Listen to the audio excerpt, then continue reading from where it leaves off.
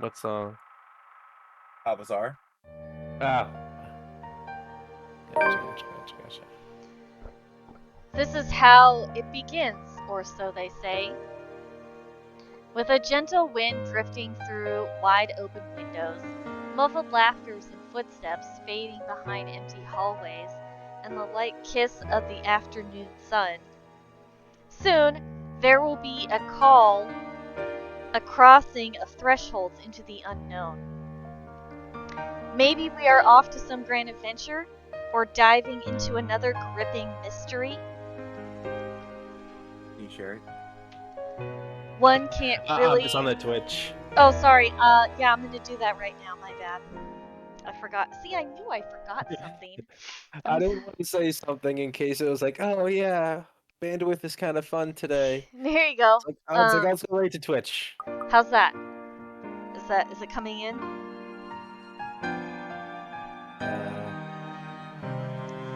One can't really tell for all I know. A hero might even come sweep me off my feet if I'm lucky. That's not exactly a bad thing when you think about it. But this is far from one, isn't it? A riveting tale, that is. The mild breeze, the faint murmurs, the warm rays painting every nook and cranny, a fiery hue. They are all as real as they can get. As much as I want to write a little tale out of this, I'm far from someone who can. Fleeting fancies, that's what these are. Merely passing thoughts to occupy an idle mind, while waiting for another busy workday to end. Then again, maybe in another life I am one. Who knows?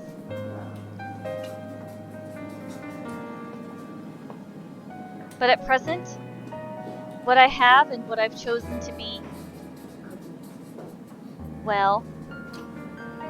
I won't last years here if I find teaching rowdy adolescents a tedious job, will I?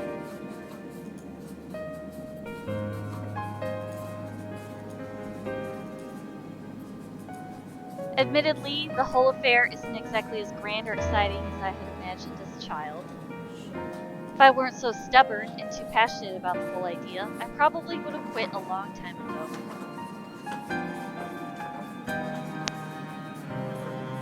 But it's always the kids that make it worthwhile, isn't it? As if in agreement, as soon as my pen slides into a neat circle against the papers I'm grading, the final bell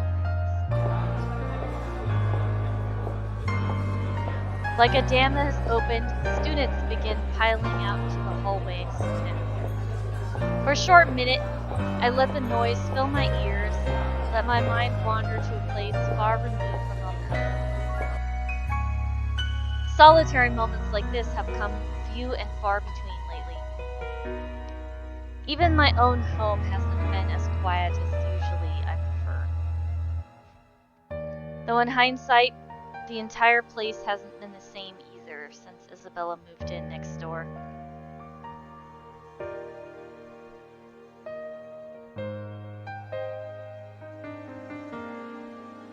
And if her fussing over a minor cold last week tells anything, I might as well throw any idea of solitude out the nearest balcony so long as she lives nearby.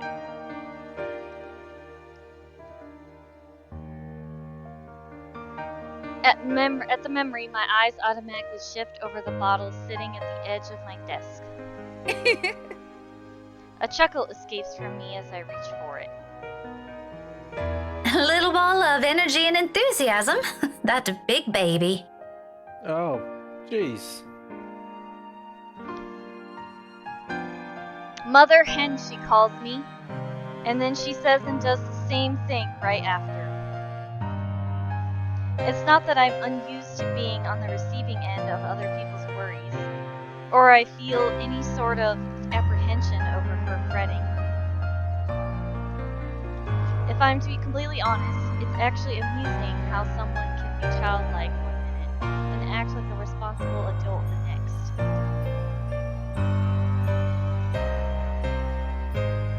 But there's a dissonance there, both in her actions and words. Although she may not look like it, may not say anything, may not lose her cheer, one way or another, I know these troubles have weighed down on her lately. Her face says it all, that big numpty.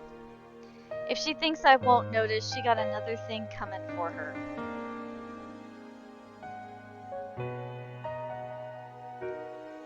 That's how she's always been. I do understand that part, loud and clear. It's just that I'd really rather not pass another burden onto her. Or become one myself. Aren't I supposed to be the one taking care of them? Though I guess that's simply one of the things that people eventually grow away from once you've started leading different lives. Not completely different, I hope. Somehow, that thought makes me feel uneasy. Thankfully, before stranger ideas can root in my head, a faint buzzing comes from my bag, and cutting through the rest of my thoughts. A small frown forms on my lips when the screen lights up and an unknown number flashes. For a long second, my thumb hovers over the answer button. Even the voice that responds, once I do accept the call, is wholly unfamiliar. Hello? Oh, goodness. Finally, it connects. Hello? Is this Miss Gales? Rebecca Gales? Yes, Yes, speaking. Who is this? Oh, sorry. Rose Cooper, Briar Realty Corporation. Briar Realty? My frown deepens as I straighten from my chair. Something in her tone, despite sounding remarkably friendly and light, doesn't sit quite right well with me. The rigid pause that follows doesn't help ease the tension that suddenly descended either. Miss Cooper? Yes. Things are a bit busy on my end. I apologize. I'm not certain if Isabella has mentioned anything before, but we're working together on a property at the moment, and... The Armengard Mansion, yes. She said something about that earlier. Is there a problem? This is about Isabella, actually. She wastes no time relaying everything. The details she provided are admittedly a bit vague, but enough for me to get a gist of what happened. It isn't the bad sort I'm expecting, though still worrying, especially with words panic attack and pale, looking a bit sickly, woven together in one foreboding sentence. But as quickly as it surfaced, I stomped down the urge to demand answers right then and there. Now isn't the time for useless questions. I'll find out soon enough regardless. To Miss Cooper's credit, she neither hesitates nor falters throughout.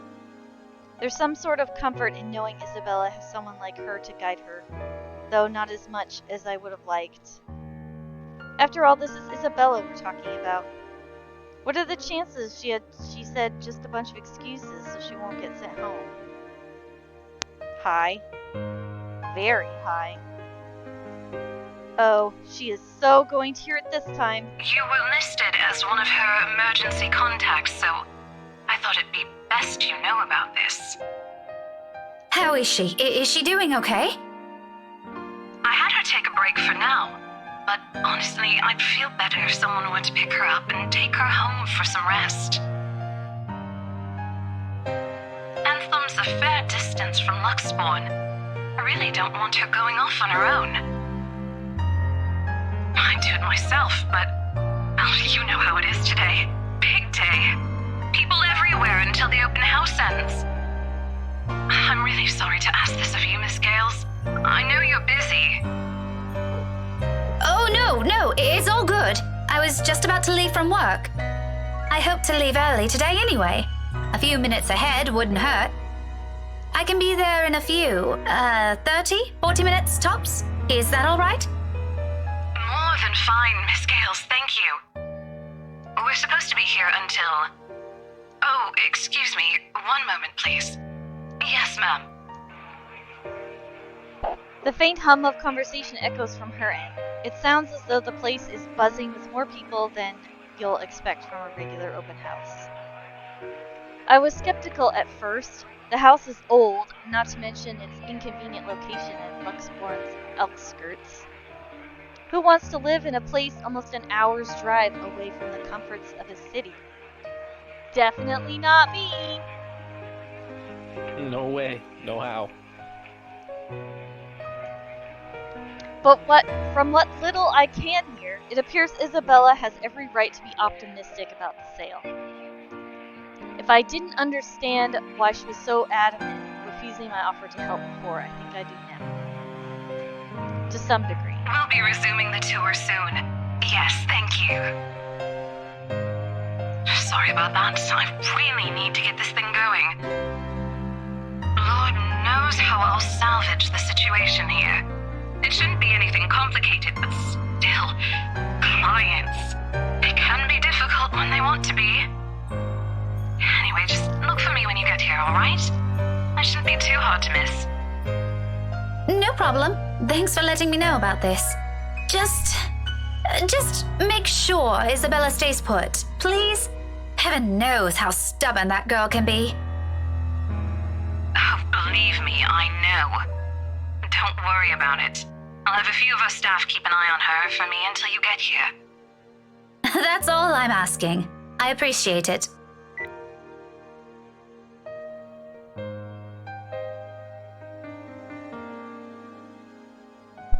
Sorry, I thought I had enough time to eat candy. The whole thing ends on a surprisingly pleasant note. If one thing can be said for the news she brought, I allow a brief minute to pass to ease whatever tension has latched itself firmly to my nerves.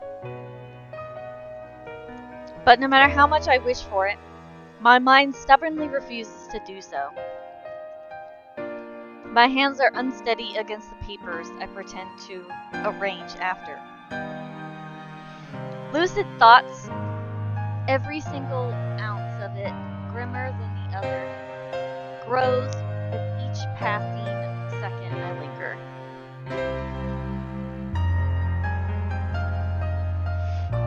Something about this whole thing, along with the sudden unease and nagging worry, screams off. Wrong. This isn't the riveting tale I've hoped to step into today.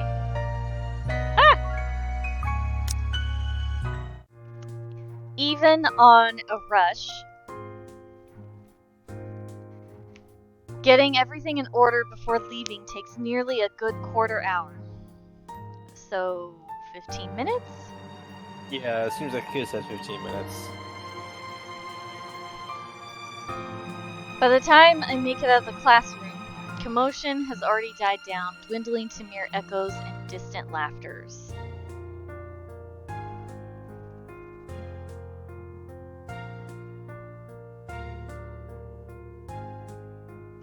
From a nearby room, melodies from rehearsing band drift freely into the air, filling the almost empty hallway with their warm, lively tunes.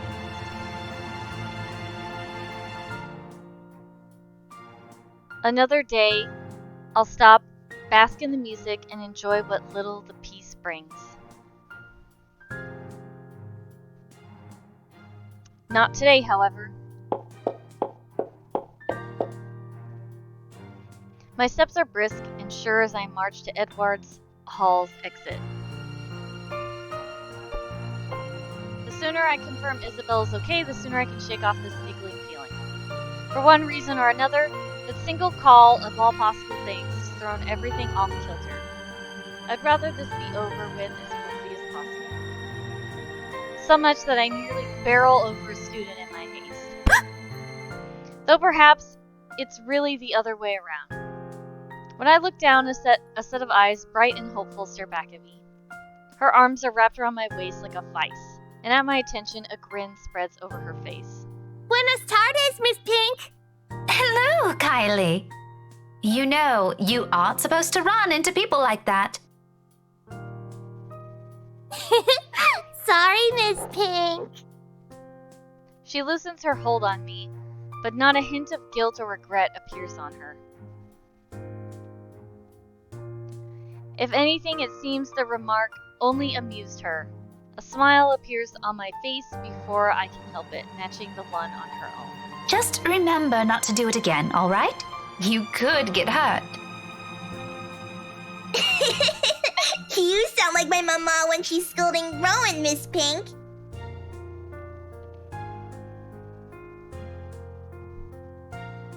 I'm sure your mama only means well. I know she'll be worried sick if one of you were to get hurt. Where's your brother anyway? Aren't you two supposed to be heading home now? Rowan said he's got some stuff he needs to do before we go. I think he's taking too long. But he promised to buy me jelly babies today if I keep what he's doing a secret from Mama and Papa. Any chance you'll tell Miss Pink about it? She shakes her head, both her hands going to her mouth as if to keep a precious secret from spilling out.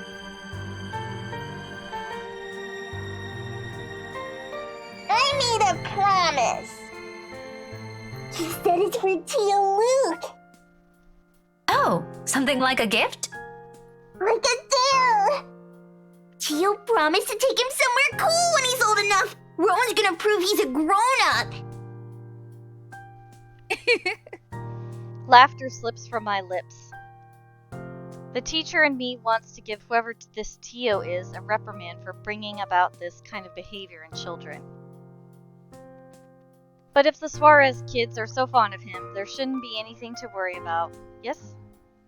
At any rate, they're nothing but well-behaved, both Kylie and her brother. Rowan, the eldest, may have an occasional odd streak in and out of class, but their parents taught them well. I see no reason to cast any suspicious behavior or suspicion of bad behavior on them. As long as it isn't anything dangerous, all right? It's not. Cross my heart. My drawings are a lot prettier than what he's doing anyway. Tio said so. Do you want to see? I drew one earlier at class. Is that why you're here? Not really. I was gonna show it to my friend first. But since it's you, I'm sure she wouldn't mind if you see it before she does. Oh no. I can't stay right now, Kylie. Her face falls immediately after the words are out. A small part of me feels responsible for that crestfallen look as much as I want to stay a little longer. There's another place I need to be right now. And frankly, another child to look after. Taking both of her hands, I kneel in front of her and muster the most fruitful smile I can give. At her age, I'm quite sure she already understands what I'm about to say before they're even out. But remarkably, she doesn't look away or pout as I'm expecting her to. I'm sorry. You know what? Rowan has a class with me on Monday around this time. Why don't you drop by again next week? After class? I'll even make sure to wait for you. It's just that I absolutely must leave now. My friend had an accident earlier, and I'm the only one she has here. What about her mama and papa? Her family lives really far from here, I'm afraid. Do you remember where Asia is? The southeast part? That's where they are. Her eyes immediately light up at my question. Just like that, I know I've earned the girl's forgiveness. Oh, just like Takako. Who? My friend. She said she used to live there, only just a little higher than southeast. But she hasn't come home in a long time, so she doesn't remember much about it anymore. Melody says it's weird I talked to her, but I think she's just shy. They could be good friends too! Don't you think so, Miss Pink? Alex, did you ever get around to seeing the end of the first playthrough of this game? You talking the end of Luke's story? Yeah. Yeah. So how much do you want to bet that Takako is the creepy ghost lady? I thought it was the other name she mentioned, but I don't know who it could be. She's got a couple things going on, and given what happened with Zach's story in the park and all that, like, Yeah. she's got something going on, and not in like a good way, like a murder your face kind of way. Maybe if you introduce them properly, they will be.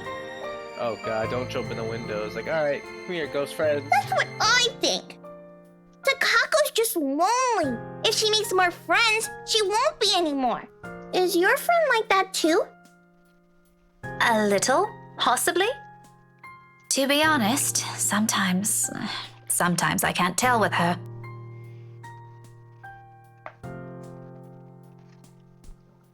After all, Isabella has always been the kind to hold a smile, even when things have taken a turn for the worse. 5 years, and one will think it's enough time to know a person. But when you consider it, come to think of it, all these years, I've never, not even once, seen her cry. Not over a trivial matter, or even when things are tough. Well, yeah, she's got like 8 siblings. There's a lot going on over there too. Okay, you can go to her. I'll just show you my drawing next time. Thank you. Remind me to buy you a huge glass of parfait, all right? No, I'll get a stomachache. Takako says so. A small one is okay. I'll remember that. Say hi to your friend for me. I will. I'm sure she'd love to meet you too. See you, Miss Pink. I'll see you later, Kylie.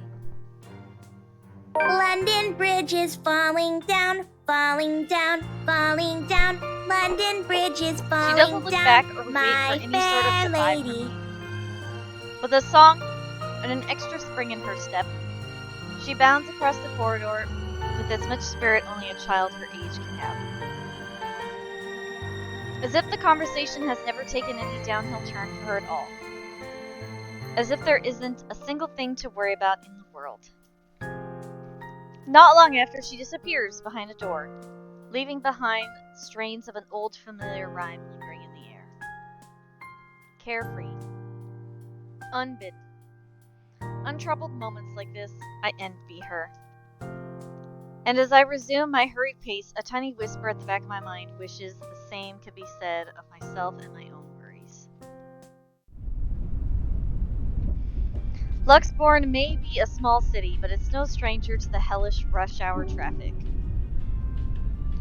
But surprisingly, getting out of the city today proves more of a breeze than a hassle. A relief considering how none of my calls to Isabella have made it through. Either the reception's really bad over there or she's ignoring them on purpose. Both does nothing to ease the disquiet in me. The rest of my drive passes without much incident as soon as I'm out the busy streets. In less than 30 minutes, the mansion looms ahead of me.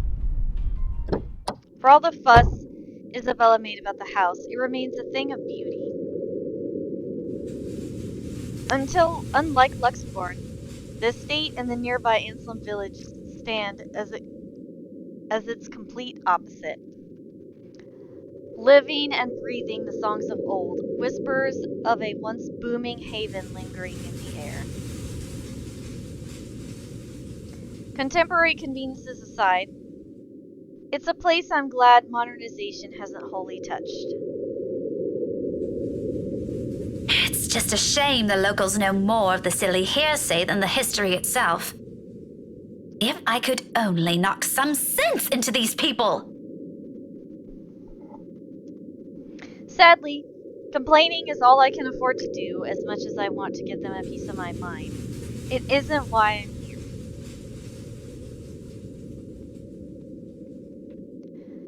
I don't think these rich types will appreciate getting a lecture from me either, as I have much business with them as they have. With a heavy sigh, I give myself one last second to take in the scenery before heading up the main entrance. Most of the guests are already heading out. Though some still linger, it's mainly to just take photos of the house's facade or its various rooms. I pause for a moment, scanning the small crowd gathered at the foyer, looking for any sign of that familiar ponytail among the sea of hats and heads. No sign of her. No sign of the other staff or Miss Cooper either. I can certainly look for Isabel on my own, but in a place this big? I'd be lucky if I didn't end up lost or find her before we need to meet with Zachary and Ash tonight. Sighing as I reach for my mobile and redial her number, the gesture familiar now after so many attempts earlier. She doesn't answer. I can still try contacting Miss Cooper. I just hope the network reception will cooperate this time. This side of the country has never been popular with tech savvy after all. To my relief, it only took 3 unsuccessful tries. At the 4th one, right as it's about to switch to another intercept message, the line finally rings. Silence follows while I wait for her to pick up, the ringing going far too long for my taste. By now, most of the visitors have already cleared out. All I have for company are the faint murmurs and an eerie calmness left in their wake. A sudden hush settles and gives way to noises louder than they're ever meant to be. Doors creaking and slamming shut in the distant part of the mansion, floorboards and groaning under the sheer weight of the house's history. In the now empty hall, they all reverberate with special clarity against the walls. Like this, those old stories seem to almost have a ring of truth to it. I don't get to stray too far into that ugly line of thought, however. Not a second later, a click from the other end. Hello? Isabella? Miss Cooper called earlier and... Well, that's lovely. Isabella? Belle? Are you alright? Without any warning, the call gets cut off. Busy notes blare sharply against the heavy silence. But above the noise cutting through the mute air remains the faint cries of a woman. From beyond the foyer. My hand falls to my side as I cast a wary look around, waiting for someone to come running. Surely I can't be the only one hearing this. There must still be some staff hanging around, checking things out, but no one does. Not even when her sobs turn more frantic and anguished. Excuse me? Hello? Who's there? Isabella? Isabella? Is that you? No answer. Growing anxious, I amble over where the cries come from, each step slow and cautious, towards a door on the other end of the room. While I'm far from someone who readily gives in to fear, or stories lacking factual basis, the vague, restless feeling I have earlier immediately returns to me. And despite myself, my heart begins to race and my breathing quickens. Belle? Belle, it's me. Miss Cooper called. Is everything okay? Abruptly, all of it stops. My whole body tenses, mouth dragging in a ragged breath, ears straining for any other sound yet to come from the other side. But nothing follows. Oh snap! Hi Binks! Welcome to the spooky stream? I don't know what I'm trying to say. Anyway, we just started Rebecca's route, so you haven't missed much. Instead, the quiet only lends itself to the heavy tension in the air, as if every small movement will disturb the fragile stillness hanging in the room. I wait for another second. Then, with a caution, I reach for the knob. My fingers barely graze the brass handle when a hand falls on my shoulder. Excuse me. I am so sorry. I didn't mean to startle you. No, it's a... Still reeling, my gaze shifts back to the door, as if any second now the cries will start again. Or whoever's inside will burst out of the room.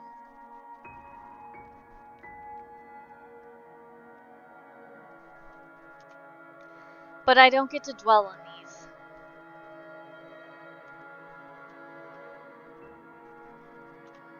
The woman's worried voice breaks through the haze in my mind again, oddly soothing in the thick of my unease.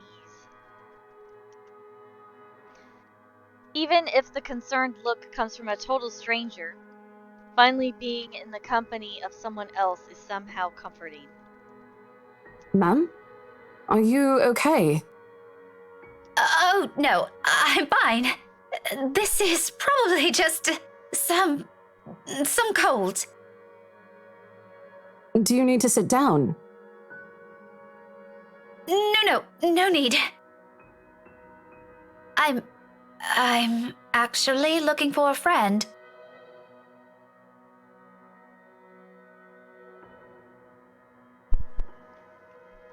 I wave the mobile in front of her, like the gesture alone explains everything. Vaguely, I note my tight grip on it, and quickly slip into my pocket before she notices. She doesn't need to know. Well, I'm not really sure if your friend would still be here. We're actually about to close the open house in a few minutes, ma'am. No worries. She's not a guest here. She works for Briar Realty. Miss Cooper called me earlier. In fact, I'm also looking for her. Recognition flashes in her eyes, and her worried expression dissolves into a smile at once.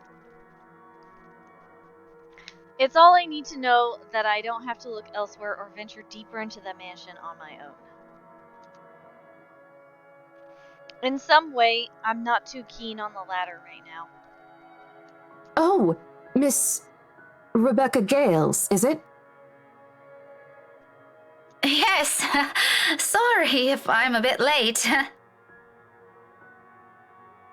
It's not a problem. I was busy with the open house and a few clients anyway. It's actually a good thing you came when you did. Let's see. Isabella should be here somewhere. I told her to stay put earlier. That girl never listened. Rose? Rosie? May I have a minute? There's just this one little thing before we go. Miss Cooper's head immediately snaps up at the voice. In a blink, a different kind of smile spreads on her face. A smile still friendly, but the kind given mainly for the sake of pleasing other people rather than making friends. Yes, ma'am. I'll be there in a few. It's an impressive thing, to say the least.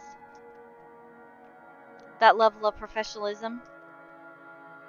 I suppose working years in this kind of business trains you enough to be able to pull that off without batting an eye.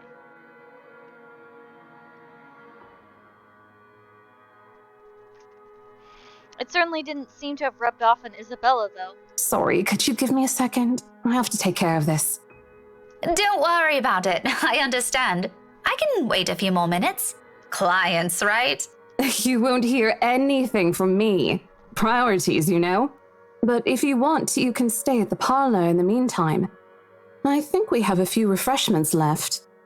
No, thank you. I'm going out with a few friends after this. Isabella's supposed to join us too. But that depends on how she's doing, of course.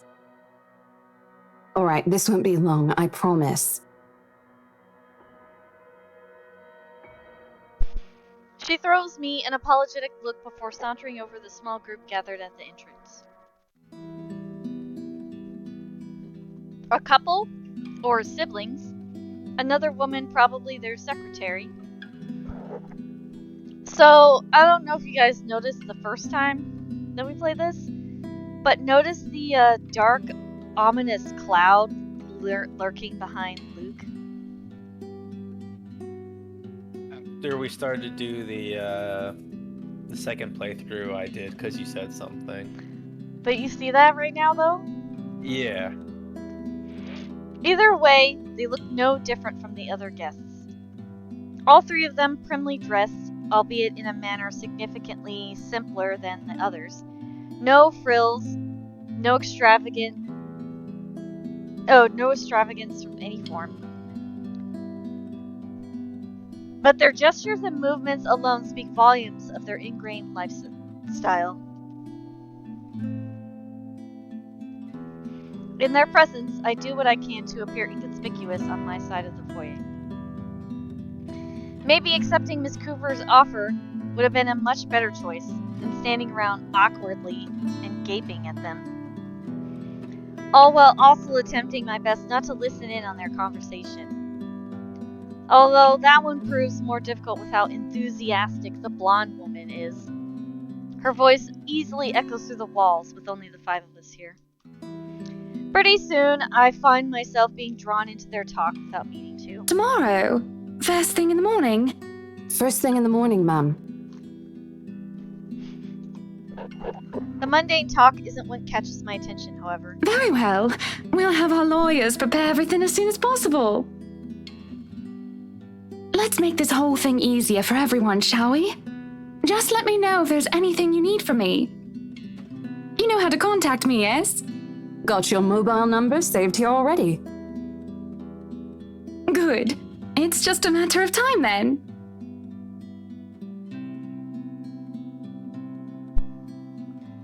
It's a brief moment, a fleeting shift of my eye.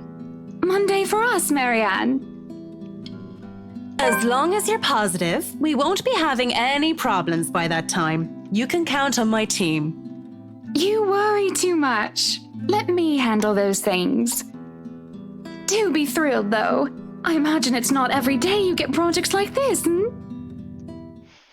In the instant I turn my gaze on him, I see it. Oh, I'm certain Mint's ecstatic, Buttercup. Aren't you, Marianne? You know, we could all celebrate this with a few drinks. Why don't we? In fact, there's this really excellent Irish pub I visited a few days ago. Looming, hovering over his shoulders, drawn to him like a moth to a flame. A dark blur. No, a shadow. I think I'll pass on that, sir. I have more important matters to attend to. Heather, love, she's busy. What a shame.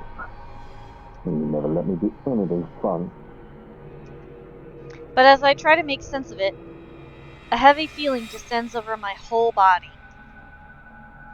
It happens without warning, forcing me to close my eyes.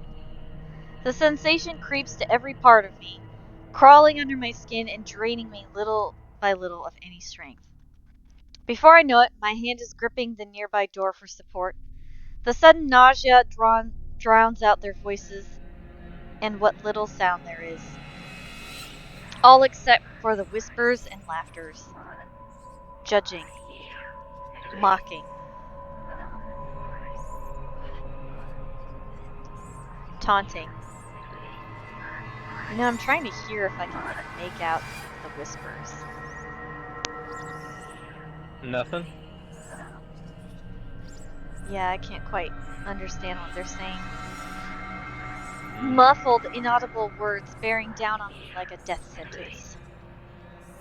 They wrap around my neck and limbs, binding tighteningly with every syllable and every utterance. And with each draw of breath I take, they drag me down slowly, almost painfully, into a bottomless abyss. On, and on, and on. Till the sounds turn into mere distant echoes. Until suddenly it shatters. Well, what are we waiting for? Are we done here? His voice rips through the fog like a sharp blade and my eyes snap open. When I look to them, it's gone. You can head back to the car first if you want, Luke. I hope that settles everything, Rose. I don't know what Isabel's problem is, but please make sure she doesn't hurt herself. Anyway, we're looking forward to seeing you tomorrow. Likewise, ma'am. No shadows or dark clouds.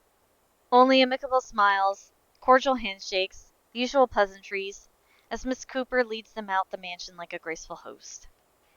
None of the group seems to have noticed it, and even as I force my breathing to calm down and keep my eyes trained on their backs and wait for something to happen, it doesn't come back. She returns a moment later. Gently, she closes the great doors behind her, but there's a smile on her lips and an extra skip in her step when she walks back to me. Whatever she was discussing with the group had put her in a good mood. She even appears to have not observed anything odd. Was I just seeing things? Glad that was over. It's been a long day. I thought for sure we were going to... Hey, are you sure you're doing okay? You look a bit green. It's all good. I'm actually still recovering from a cold. Weather's been crazy lately. That must be it. The weather. The stupid cold and the friendly warnings I'm too stubborn to listen to. As much as I hate to admit it, Isabella's right. I was and still am a little feverish when she visited me at the school this morning. The medicine helped, of course, but only some. Although it's not like I can't function. It did get better after lunch, and I was able to go through my schedule like usual. Now I'm not so sure. However, I can't keep acting like I've seen some sort of apparition when it's anything but. I simply must have listened to too many times to Isabella last week. My fever-muddled mind has started to confuse things.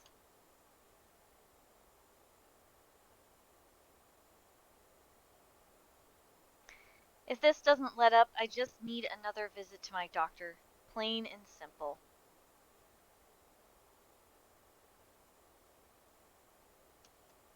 Sorry, I thought I noticed like a subtle dark fog floating on the screen, but I think I'm just seeing things. I'm going crazy, y'all.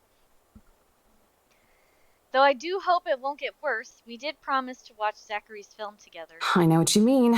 I've been complaining to Isabel. It doesn't seem to affect her much, though. Must be because she grew up in the tropics. Anyway, shall we? She's probably hanging out with the rest of the catering staff. Oh, I wouldn't be surprised she's there. She eats like 10 hungry men when she isn't feeling well. Lead the way.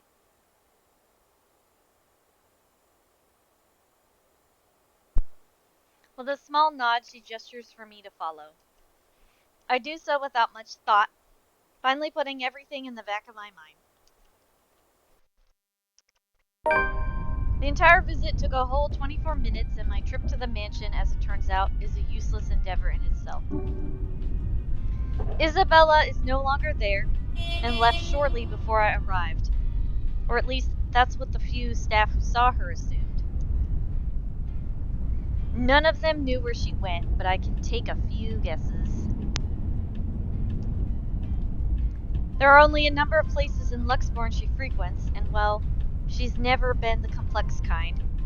It doesn't really take a genius to figure it out. Still, it's odd that she left on her own. She could have at least waited for Miss Cooper.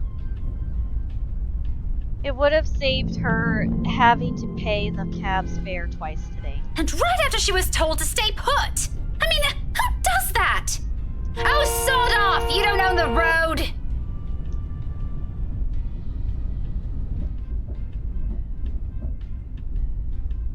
In the end, all Miss Cooper could give me were a string of apologies for my trouble and a request to let her know when I find Isabella.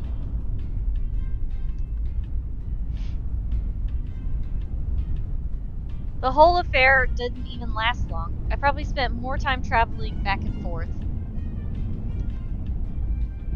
Soon enough, I'm weaving my way back to downtown Luxembourg, worried sick, and on top of that, maybe even a little annoyed.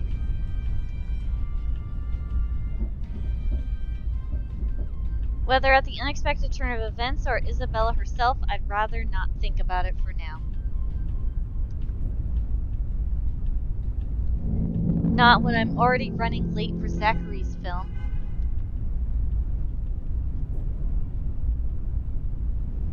Besides, I'm perfectly sure that's where I'll find her. As one would expect, people are already gathered at the movie house when I get to it.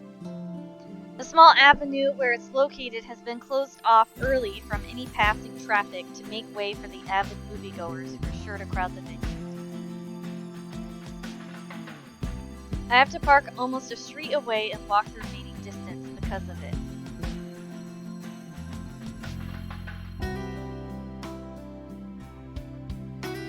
Looking for them has taken a while in a crowd this big, but I eventually spot them near the entrance.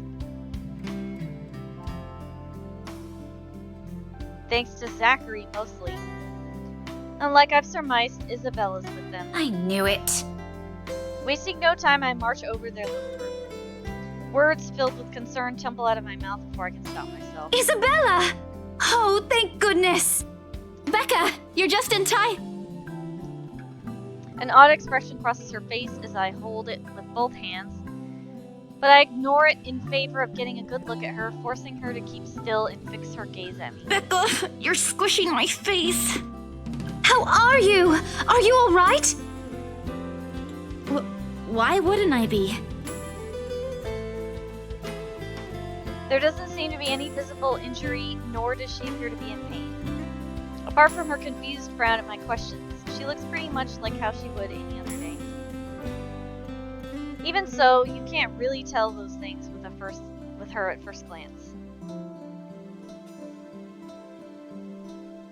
Last time she got sick, she never bothered to call anyone, even me who lives right next door.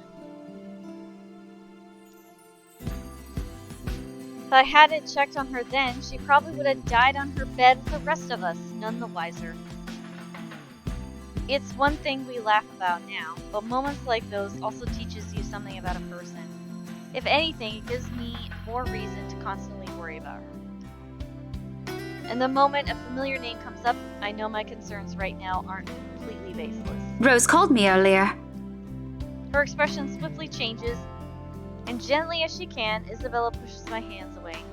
Yet even before she says anything, I already have a hunch how this whole thing will play out. Oh, no, everything's good. Rose covered for me at work today. That's not what I'm talking about. How's your head?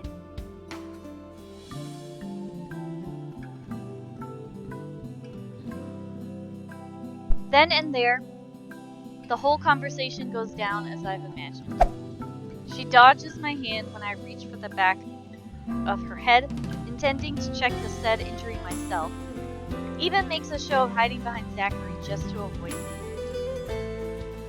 Instantly, what's supposed to be a simple inquiry dissolves into a shameless game of tag. Shouting and chasing like none of us can be bothered to act like the full-grown adults we're all supposed to be.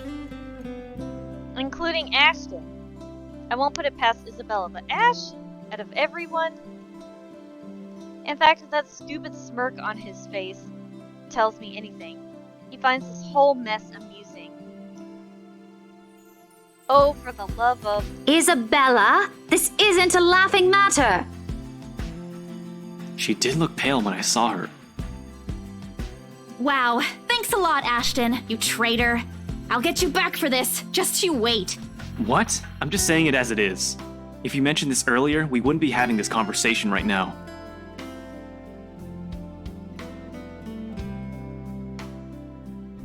There's a moment's pause. My hand stills mid-air as my attention shifts to Ashton, the words he leaves hanging between the four of us. He doesn't meet my eye. I don't think he's even aware of what he said. But the meaning in each syllable alone is clear. And they echo. They sting. They purr. I'm sorry. Saw her? Yeah, they arrived together. Bella looked fine to me then. I don't know. Of course. Of course! Why else would Isabella leave on her own after being told to stay put? After that little chat about money this morning, something close to silence falls when I mull over their words. Both what's already been said and what's left unspoken. When I do find my voice, it only reeks with nothing but bitter, unpleasant thoughts. Thoughts I quickly stamp out before they surface. Thoughts I hide the best I can in the deepest parts of my mind, locking it away for no one to see. Oh, that's good. At least she didn't have to travel alone, right? At least. Good.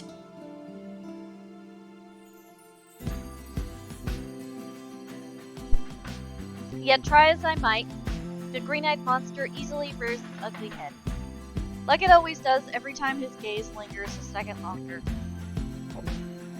Every time he smiles in a manner far too gentle, far too sincere whenever he thinks no one can see.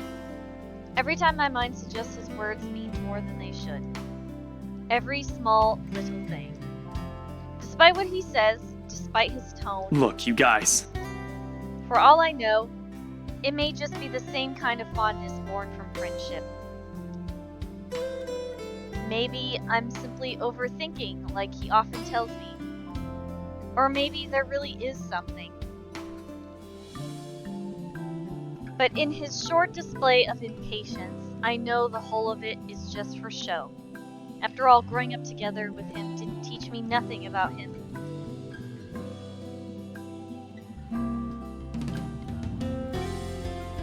For whose sake is it this time, though? For him? For Zachary? For her? Or me? That I can't tell. If she says she's okay, then there's nothing we can do about it. It's not like we can stop her either. Besides, she's still acting like the same old Isabella to me, if she can still run around like that. Why are you taking her side? I'm not. But if she wants to watch Zach's movie with us, I'm not going to stop her. She's probably the one looking forward to it the most. Ash, that's... You, of all people, should know... Tell you what, if I notice something amiss with her, I'll take her to the nearest hospital myself. Is that good enough for you? My mouth opens, then snaps shut almost as quickly, forming a thin, hard line instead. I can't respond, not because there's nothing to say. On the contrary, there's plenty to say. So many things I can use to reason and get him to agree. But because he speaks with much certainty and with much reassurance, it feels like there isn't even a choice. All I can give is a long, deep breath and a reluctant nod in the face of it. Before I can get a grip of myself and my own weakness, the mood immediately shifts and I'm being tackled into a hug. Thanks, Becca. It's always been you with him, isn't it? Did you say something? Me? Nothing. Don't mind me.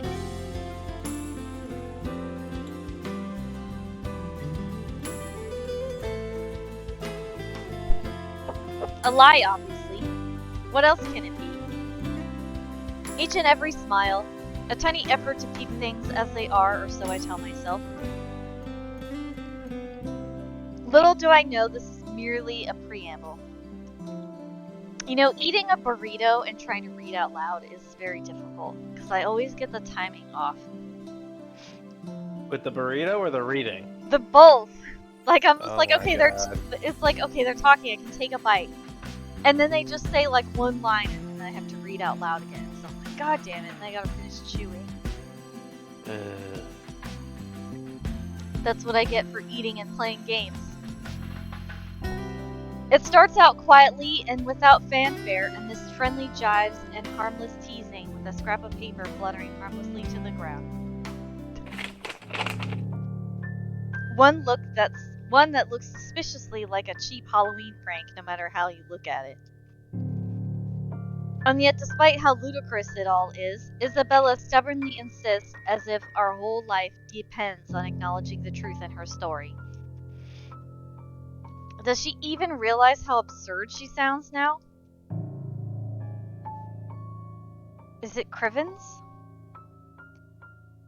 Even my students wouldn't fall for this. Isabella, aren't you taking this a bit too far? She doesn't even give me the time to regret, nor think over my choice of words. From there, it escalates, grows into an argument too petty for even our standards as adults. Before we know it, one after another, harsh, scathing words are being spoken. It's not a joke! Will you guys listen to me first? I saw something in the house earlier. It stood right in front of me. If I hadn't gotten away, that thing might have... Right. And in broad daylight, Isabella. Even someone gullible would find the logic in that screwed up. There's also no way in hell that this supernatural shit is true. But it's real! What do you think I saw? A hallucination? A delusion? Didn't you say you fell down some stairs? So maybe Rebecca's right. It happened after, when I was trying to get away. I almost got stuck in the same room with that thing. We're all in danger. I thought you were my friends. Why don't you believe me?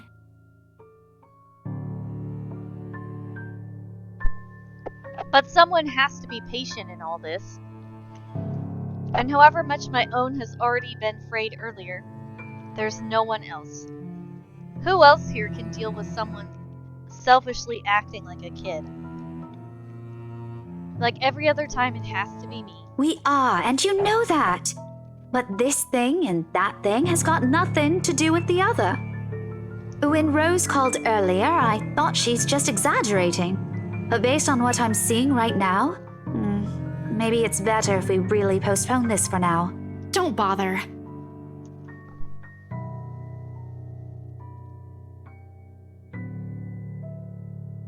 Just like that, she cuts us off, slams the door right on our faces while my own temper flares before I can stop it.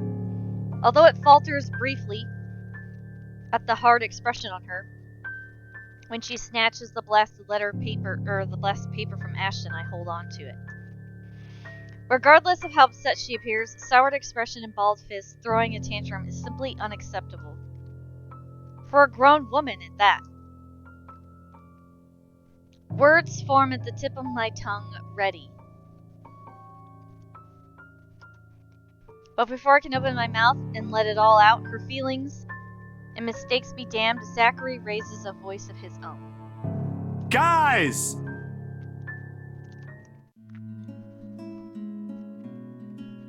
A warning underneath the warm and hopeful beat in his voice.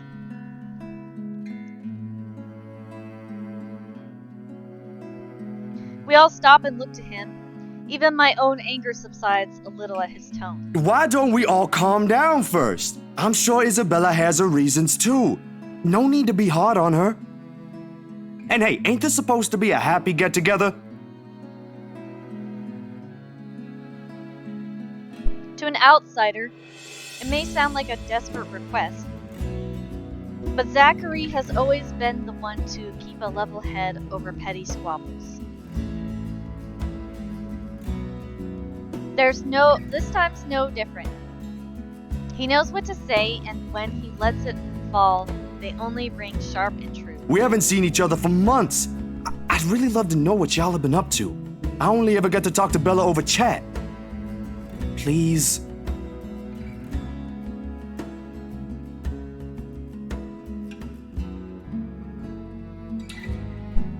And as careful as he is with his own tone, it does make me feel ashamed.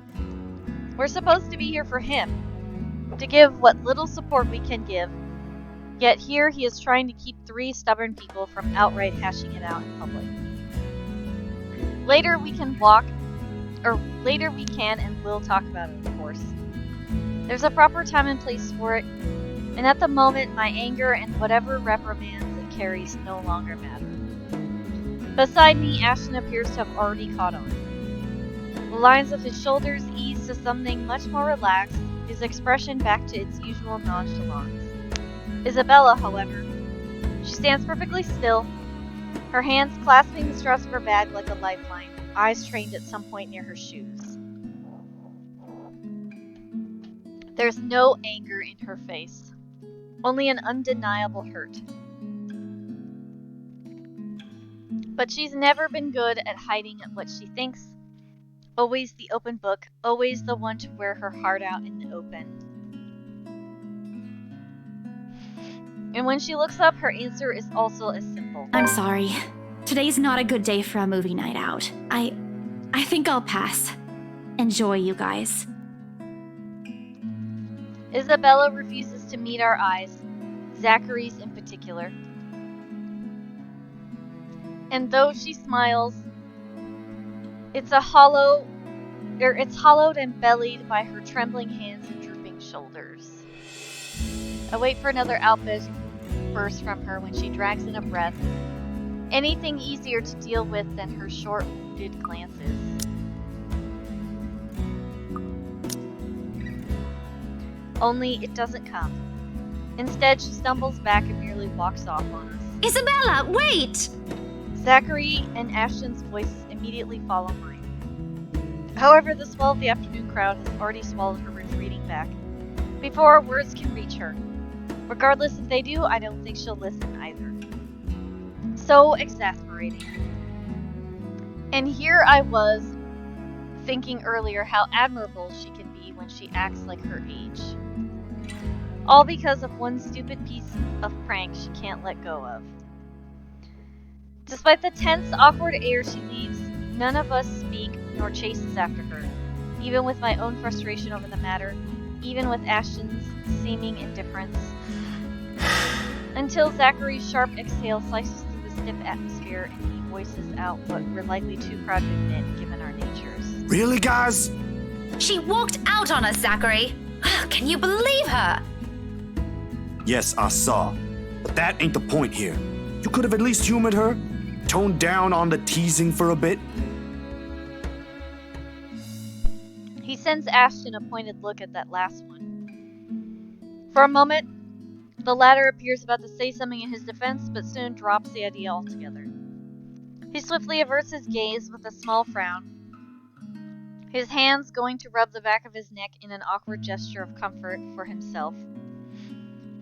He knows Zachary's right in more ways than one, and this is the closest we can get to him admitting he's in the wrong, but... You can't just tolerate that. If this is her idea of a joke, I fail to see what's so funny about it. She went overboard, Zachary. And then she goes home all upset, like we're the ones at fault here? Cut her some slack, please. We're all aware how she felt about the mansion in the first place, yeah? You don't really believe what's written on that paper, do you? No, but come on, Ash. You're the detective here. You must have noticed something we didn't. Hey, Zach, keyword detective. Police? Dealing with supernatural shit isn't in our training manual, if that's what you're trying to get at. I ain't. All I'm trying to say is, we all have our bad days. Give her the benefit of the doubt, okay? She was behaving like a child, Zachary. Ain't we all? Look, let's just hear her out next time, aight? Talk about it properly, preferably without anyone blowing a fuse. She won't be making a big deal out of this if she's in a better mood in the first place. Something else must have ticked her off at work. Just snowballed from there. Probably not something. A shadow passes over Ashton's eyes, his eyebrows furrowing in deep thought. But he tucks it away before Zachary notices or I can ask about it. Catching that look on him, however, brief as it is, leaves me unsettled for some reason. But something I'm not used to seeing in him. Someone, though.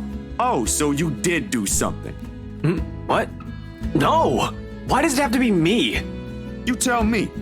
You used to be so friendly with each other. Now, every time you're in the same room, all you two seem to do is ruffle each other's feathers. What exactly happened, Ash? Nothing. All right, and you're a much better cook than Sis. I didn't do anything. Really. You might be right, though. Something must have happened during the open house. There was a crowd, you know? It could have easily been one of their guests. Anyway, we should stop wasting time here. What's done is done. Let's just head inside. The movie's going to start soon. Ashton doesn't even wait as he shuffles inside, leaving Zachary and I staring after him. A diversion if I've ever seen one. Frankly, I don't know what to make of that. Moments like this one often blur the lines between those he prefers to keep at a distance and those he has opened up to.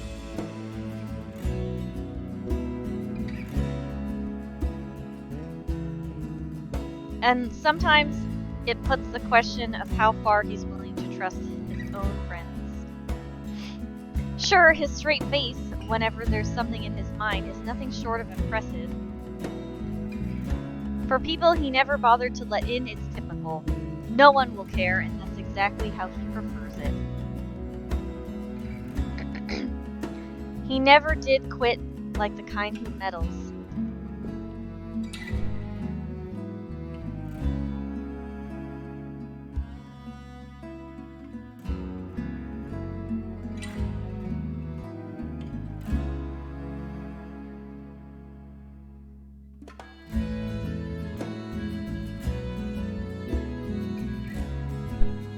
But for those who know him well, those he allows to get close, are bound to catch on, bound to grow concerned, regardless of the things he wants to keep to himself.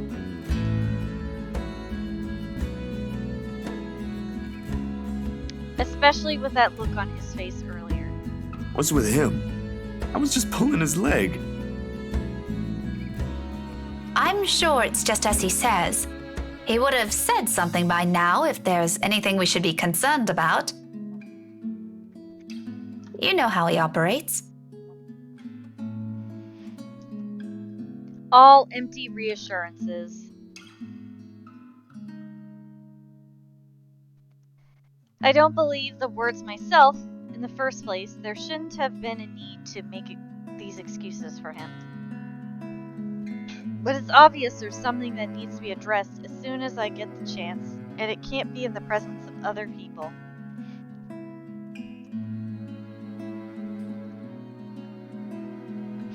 Including Zachary. Oh, all 13 of my locks know exactly how.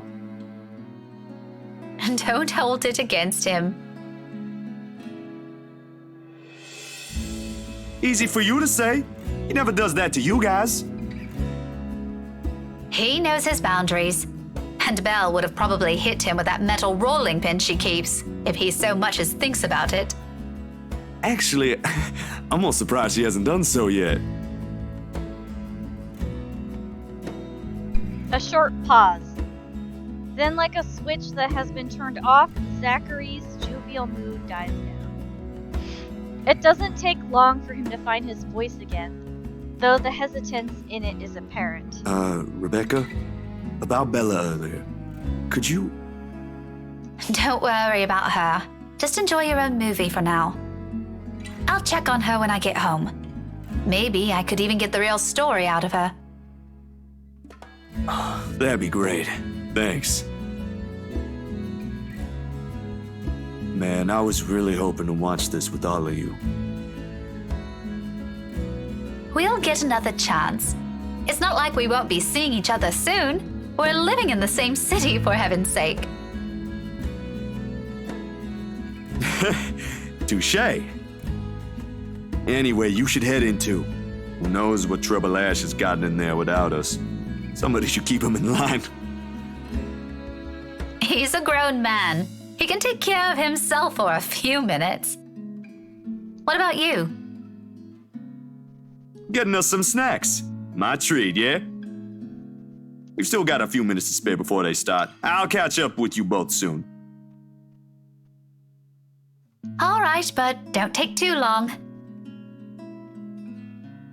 Just bottled water for me, if you're planning to get some drinks too. Right, gotcha.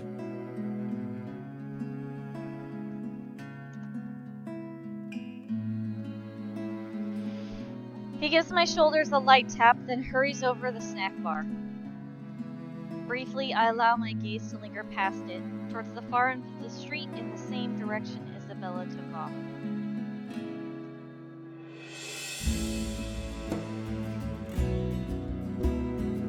searching, hoping, expecting she'll simply be standing among the passing crowd, that everything's just a bluff.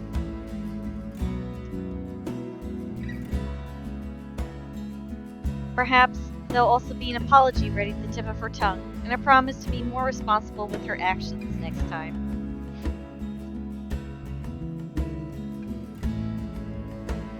But, much as I will it, there's no sign of her.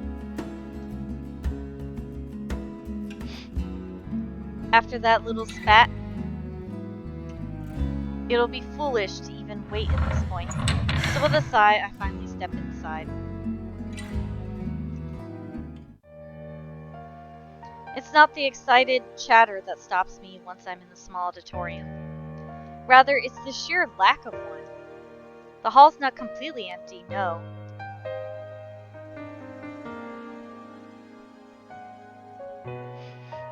From where I'm standing, I can still spot a couple of heads dotting the seats, some nodding, mostly engaged in cheerful conversation before the film starts.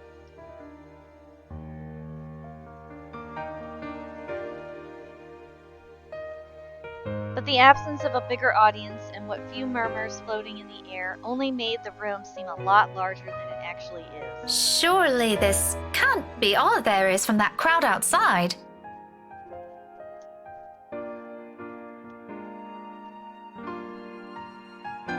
They had to close a whole street for this, didn't they?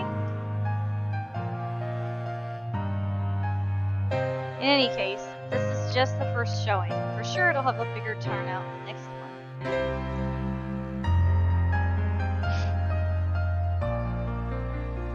However, despite these reassurances, a pang of worry still hits me as I stride down the aisle, passing by rows of empty seats in search of Ash.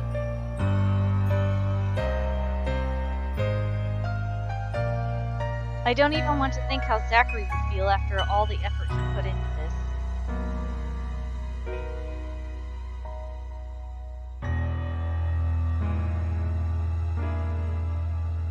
Though, if there's any comfort to find here, it's that there'll be less chances of loud interruptions, particularly from theater-goers lacking manners. The fact I'll be spending the evening with a friend, Anne Ashton, a familiar warmth, one I've harbored longer than anything, immediately unfurls in my stomach. In spite of myself, in spite of the reasons I've convinced myself of for the being here. Naturally, those are not lies. They never are. I'm here to give what little morale boost I can lend as a friend. I won't deny Ashton has been a part of it too.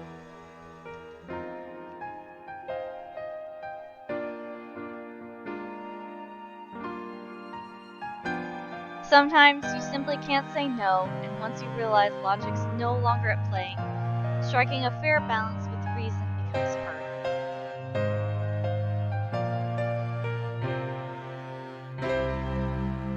Trickier.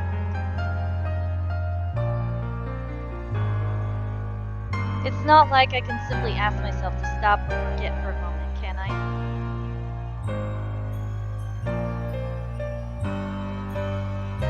It doesn't work that way.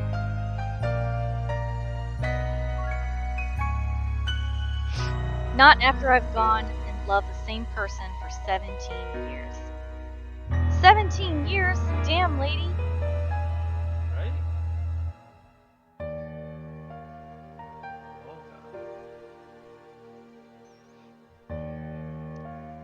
Not. Oh, wait. If only he'd look this way for once. Hey, you know what you could do? You could tell him that you like him. That might help things move along. Not this bot. You know, just a thought. Even for a short, fleeting second.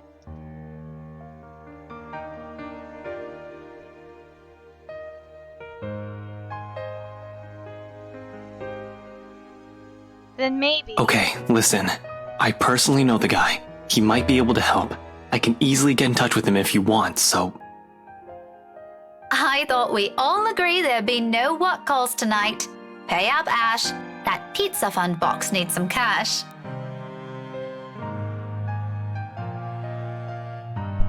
All he gives for an answer is a glance and a small smile. Yet it still sends the heat swirling in my stomach, rising up to my cheeks.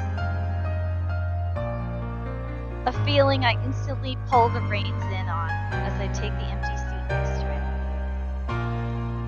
him. Traitorous little thing, that smile.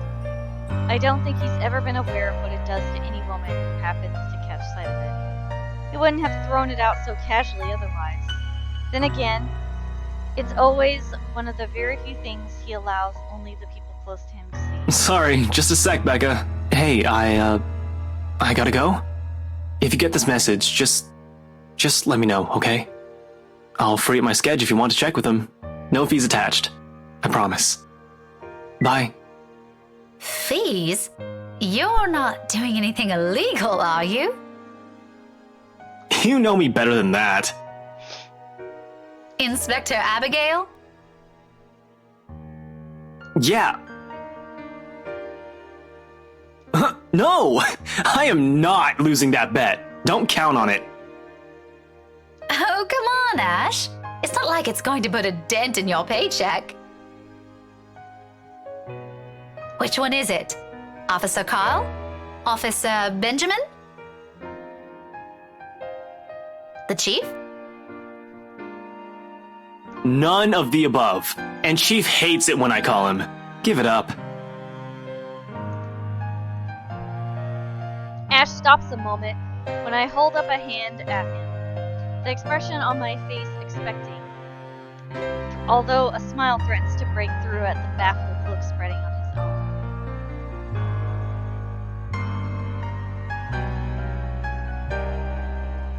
own. He resembles a lost child like this. Sometimes I forget we're the same age. What? Mobile. And why? Evidence. What else? You always preach they don't lie. Put your money where your mouth is. Show. He blinks once and then sighs, rather loudly at that, with every intention to let the whole auditorium know how tedious he finds this little back and forth.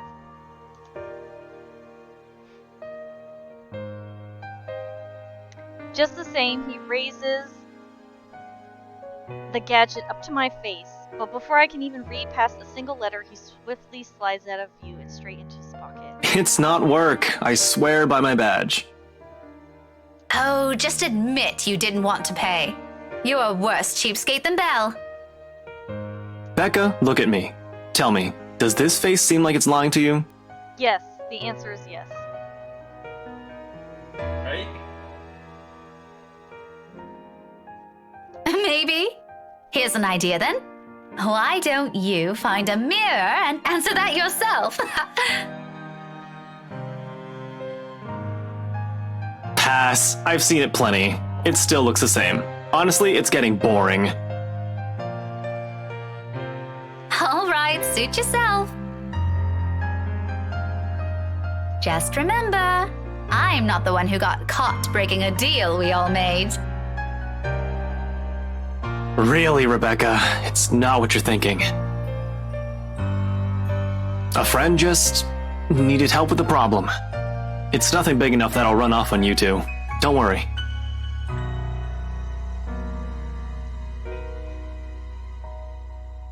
It's a sign. Time to end this little banter. As fun as this chat has been, some lines he simply doesn't allow me to cross, regardless of the years we've spent growing up together. Especially with the sort of work he does.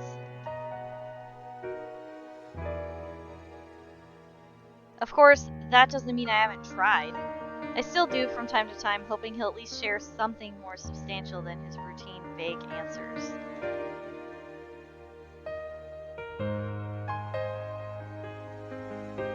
Occasionally he'll talk about it if we ask, but never in full detail, only the stuff we need to know. In any case, we need to look for his dead body, he joked one time.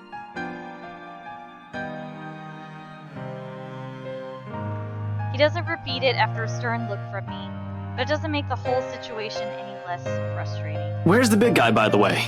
He can't be missing from his own premiere. Food.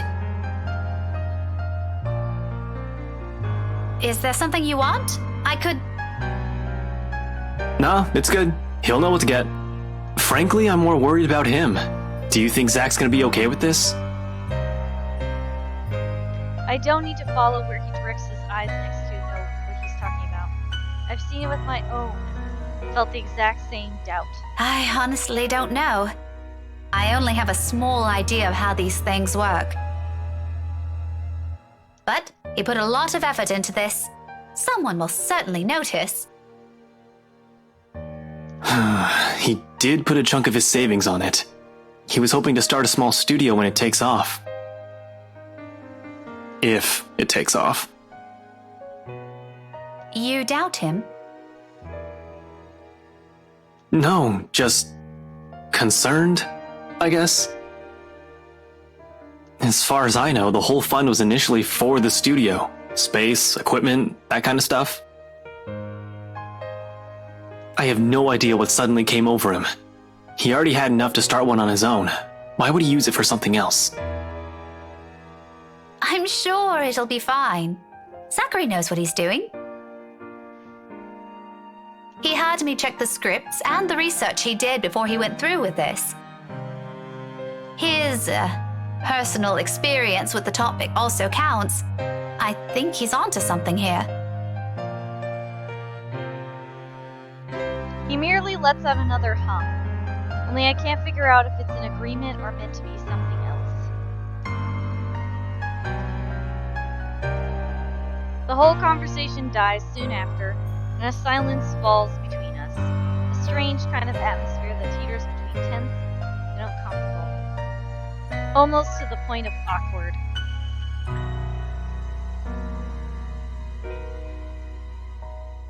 Between the two of us, this rarely ever happens. We've already gone past this point as children. Yet Ashton can't seem to sit still, discreetly checking his phone every few seconds, glancing back at the entrance when he thinks no one is paying attention. Even when people have started to trickle into the room and fill some vacant seats. It makes the wait for Zachary all the more longer than it should be. In the thick of it, I find myself grasping for something else to talk about.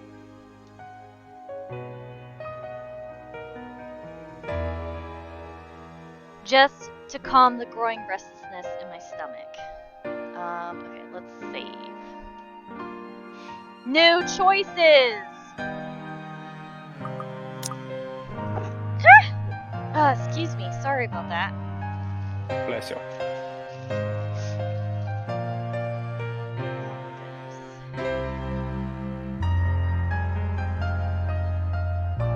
Okay, we'll use this one. So let's save.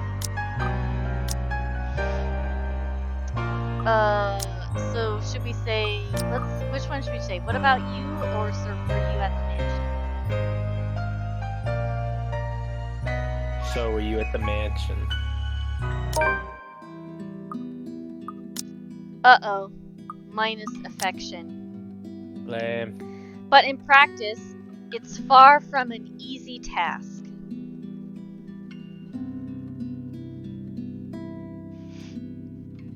Not that there's a great lack of things to chat about. Quite the opposite, in fact. And getting in a conversation with him is a breeze when you're already familiar with him.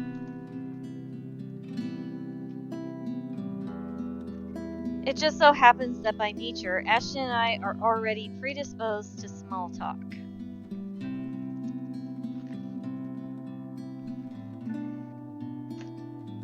He'll stick to his music, and I'll keep to books as if living in a world of our own. There's a sort of understanding in it, a solitude's appeal that only the two of us appear to grasp.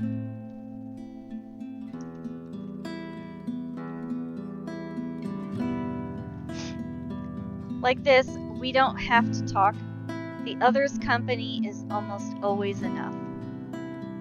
That's what I believed then, anyway. Until our small bubble grew to include more than just us, and little by little we've begun to move away from that tiny, quiet sanctuary.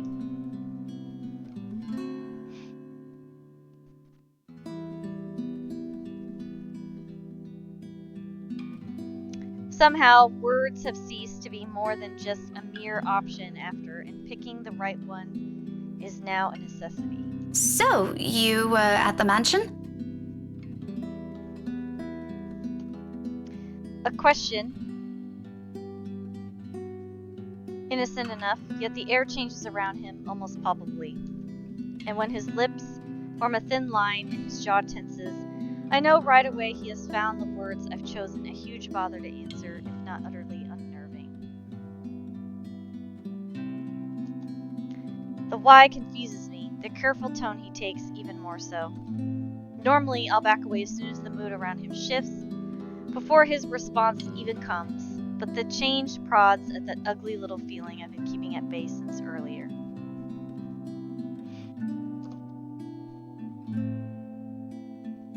Somehow, whatever his answer will be feels like it will sate something more than just my curiosity. What about it? Oh, just wondering, I guess. It simply didn't cross my mind you'd be there, is all.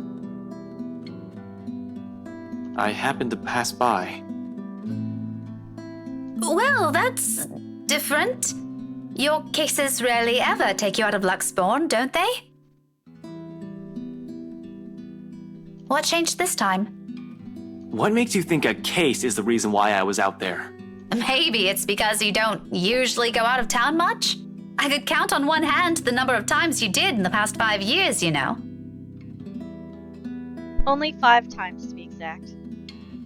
Once on a trip to a nearby county where his father lives. Twice to stay with Zachary's grandparents for the weekend upon their invitation, and another to attend 2 of his mom's concert performances overseas. Basically, if he thinks it doesn't concern him, he won't budge from where he's already made himself comfortable. That, and he hates going on long drives. Much less on trips taking him away from the city, if he ever gives the impression of a lazy guy at first glance. Well, that's exactly what he is. His little detour today, though, if it isn't for a case, then what else can it be? Really, he needs to give me more credit than that.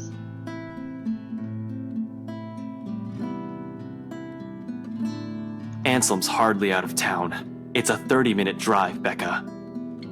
True, but I know you. You most certainly aren't there for a stroll or the view. Did it even occur to you I might be checking the open house? You hate gatherings like that. I like them well enough when I have to. Don't kid yourself. Why would you even need a mansion that big? You barely stay in your own flat. Shirley needs a fancy garage? Will you quit the sass? And I doubt Belle even invited your ass over there. You're the last person she'd ever want to see while hosting an open house. You do annoy her sometimes. Rebecca, Christ, why do I always have to spell everything out? I already said it. I just happened to pass by. It was after I finished some work. No one invited anyone. Isabella has got nothing to do with it. I invited myself. End of story. There's no anger in his tone. It's merely the sound of finality, of wanting to be done with this whole dumb exchange. But the weight it carries snaps the last line, keeping that awful feeling in my own temper in check. It snowballs from there. My mouth moves before any other rational thought catches up to it. So there is a case. You don't have to keep those things from me. Just say you have one. I'm not asking you to explain anything.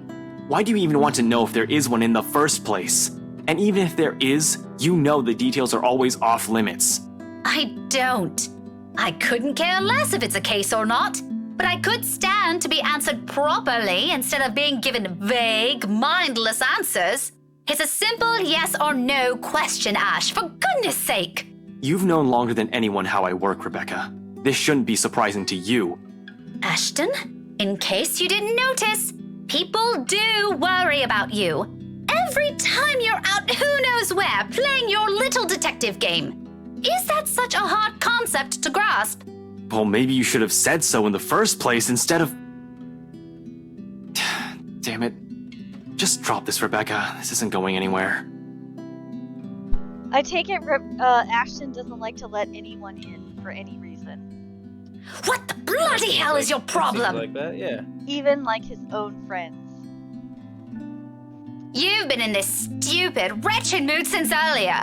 At least try to hold an actual conversation if you can't be bothered to tell why you're in such a black mood.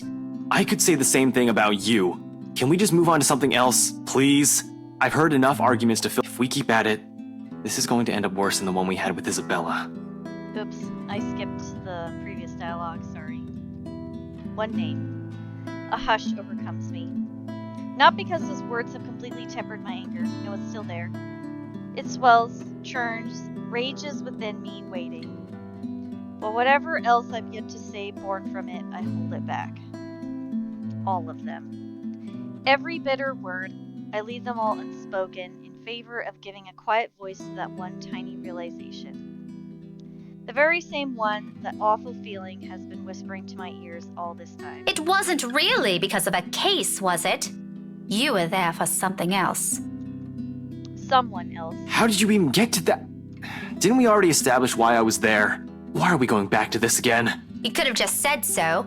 It's not like it would make a difference. In the end, she's not even here. Wait, what the hell are you going on about this time? I could have easily answered that one. Perhaps the good serving of the anger that has been stewing inside me, seasoned with more venom that I'm accustomed to showing him. He's lucky Zachary chooses that moment to show up, carrying bags of popcorn on both arms and totally oblivious to what occurred. I couldn't have asked for a better moment for someone to interfere. Sorry, Ash, they ran out of... Am I interrupting something? A smile is the only answer I give him before I stand up and gesture for him to take the seat I vacated. When I start speaking again, my tone is as casual as I can manage, above the struggle with my own frustration. No harm done. We were just talking. Really? Just talking?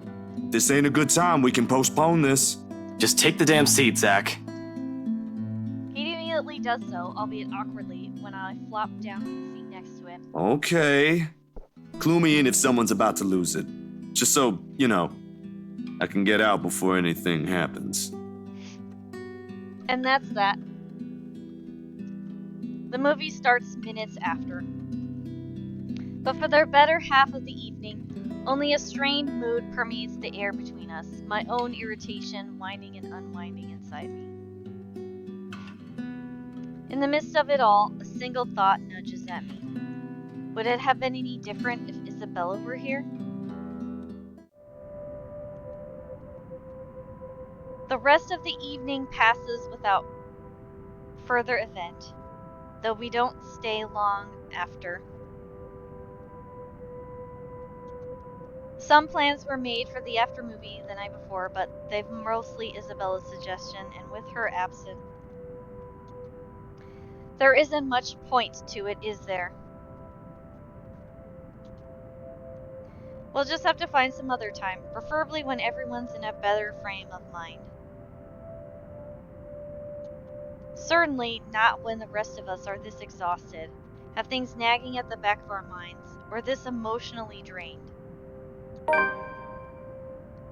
The little disagreement with Ashton feels like a warning sign already, and it's not a line I'm willing to test tonight. Sometimes there are things you can't simply force.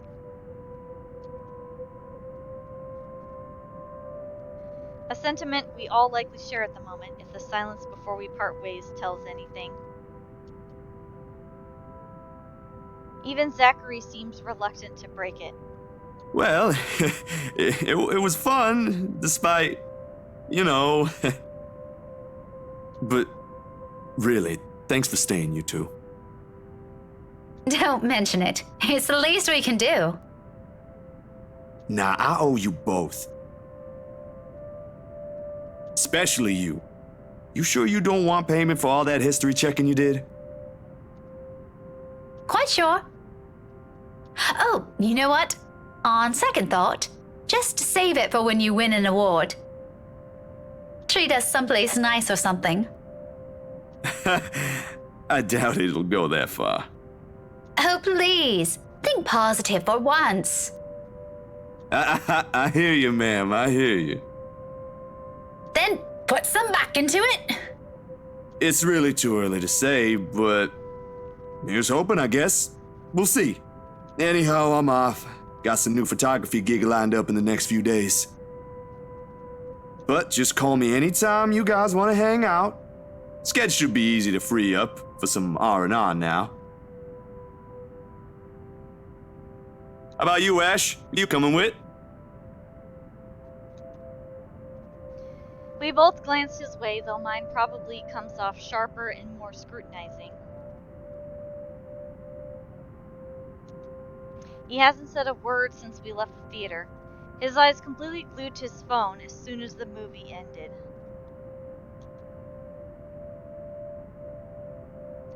Typical. He doesn't even spare me a look when he slides his phone back into his pocket and answers. Oh, yeah. I need to double check something with the guys at the precinct. Same way then. You gonna be fine on your own, Rebecca? My car's parked just a block away from here. It should be an easy walk. But both of you should get going if you're in a hurry. Right. Drop us a message when you get home. And that thing with Isabella too when you get a chance to see her. See ya. Yeah, I will. Be careful, you two. Bye. They leave without a backward glance.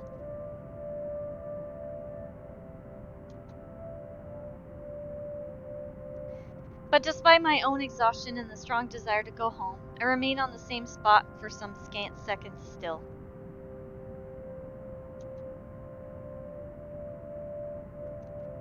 Watching them trying to figure out where to go from here, as if the answer can be found in their retreating backs.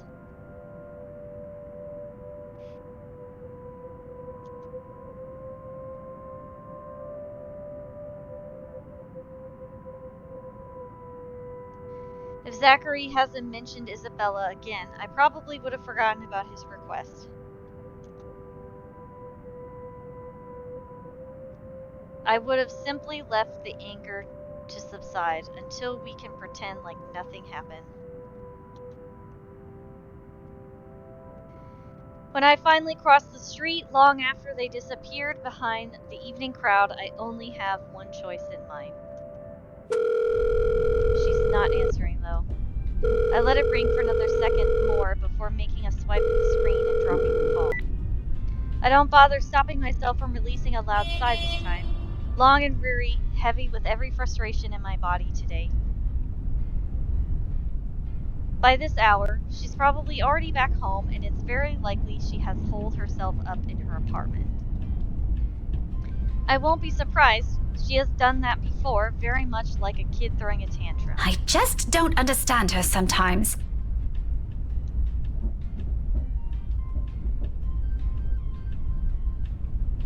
I don't understand why she can't take a hint. Why she doesn't think she's being ridiculous. Why, of all people, we're the ones she has to play some dumb Halloween prank on.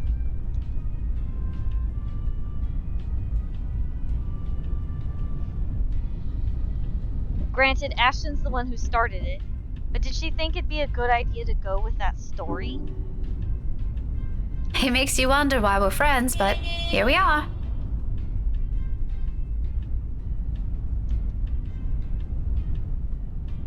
Now I'm left to fix things after her.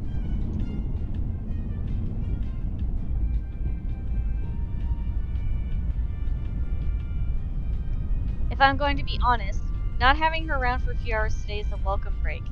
Peace and quiet is one thing you'll rarely get around her. Wow, way to be a dick about your friend.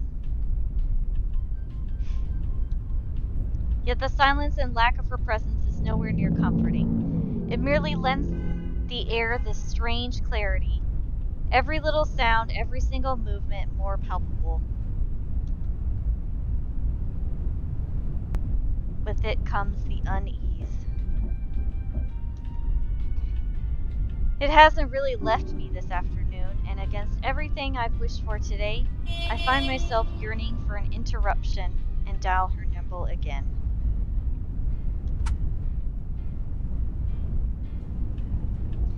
As frustrating as today is, I can only use a friendly voice. It rings for a good minute or two. Until just when I'm beginning to think she's not going to answer this either, the line picks up. Belle, hey! Just checking on you. I'm on my way home. Is there something you want me to pick up for you? You probably skipped dinner, didn't you? Don't worry, that diner a block away is still open. Want me to buy you anything from there? Isabella?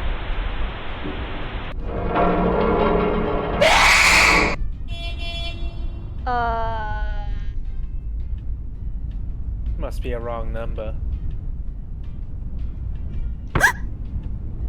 A jolt of surprise hits me, and in the resulting panic, I accidentally dislodge my mobile from its seat on the dashboard. Soon I'm scrambling blindly for it with my other hand while keeping a steady eye on the road ahead. Although muffled heavily by the surface, a voice still crackles from the loudspeakers before I can put it back.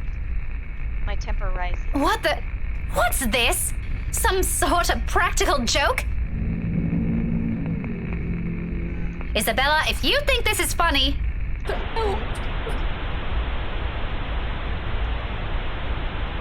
My hand stops dead for a moment. I spare the device a minute and glance away. Seconds pass. Nothing happens.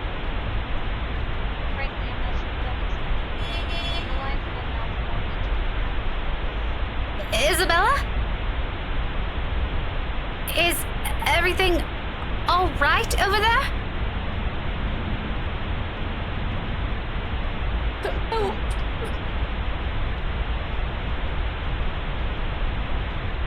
I have to make the conscious effort not to panic right then and there. Although my tight hold on the steering wheel tells a different story altogether. Isabella? Belle? Hey, Belle. What happened? Only a burst of static answers and Help me.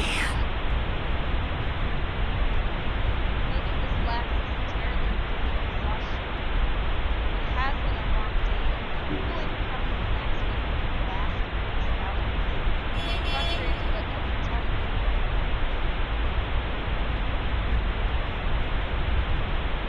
Though perhaps, had I paid closer attention to it, had I not been so occupied with other thoughts, I probably would have noticed her earlier.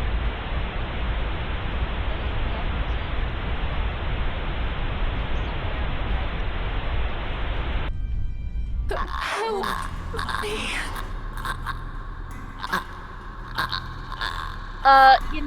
I would really not like to help you. Like, I'm sorry that you're struggling, but hard Where pass. to, man? I'm in God Mansion. I'll take you there, lickety split. Yeah, that's Just reverse Uno. Be like, oh, I'm your Uber tonight. A lot of poltergeists around the area. time slows to a crawl. Looking up into space, the first thing I see is its face. A ghastly shape, every inch battered, bruised, and bloodied. Even in the darkness and the world passing by in the blur of lights, I can still make out the... Okay, so this new graphics card is making her face look extra creepy. Like... That's perfect. There's just so much more detail that I can see. And I'm just like, oh, I don't like this. Like, I don't like this at all. Nice. Blood still oozes from it. the little trails of crimson running down his face, glistening under what little light there is. But it is the gleam in his eyes that catches mine. The quiet plea, the anguish, the desperation in them, more than its hideous features and the awful stench of gore now soaking the air. And try as I might, I can't bring myself to look away. Even as his lips contort into a horrific smile. Ugh, guys, I have goosebumps. I hate this. Even as a sharp noise pierces the air and the silence around us. Against everything I've been taught, I've constantly reminded myself I close my eyes. It's a brief moment, a short, vivid second of muscle memory and instinct completely taking over. And if I didn't allow it, if my hands didn't move or my feet didn't hit the brakes in that exact second, I might have... No. I shake the notion away before I lose myself in it. Right now, it's an ugly line of thought I refuse to venture into. Now when breathing is a struggle and every ounce of strength has been totally drained from my body.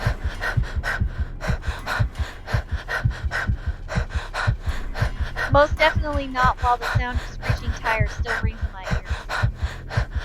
I'm alive, I'm safe. That's all that matters. But it is not my face that I look for when I finally open my eyes. All gone. I expected stains.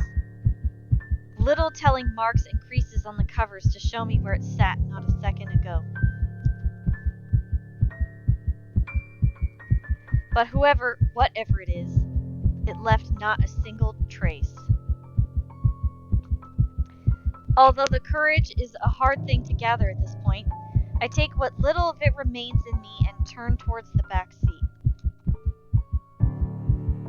Even then, there's no one.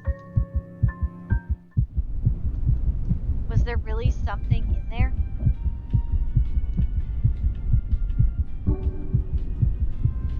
With how empty it is, I'm beginning to doubt it. The stupid flu again. I'm pretty sure the flu is not going to make you hallucinate a gory woman. Just saying. I need a long rest after this. My hands fall uselessly to my sides, numb from how taut my grip on the wheel has gone, yet still trembling from the unexpected rush of adrenaline.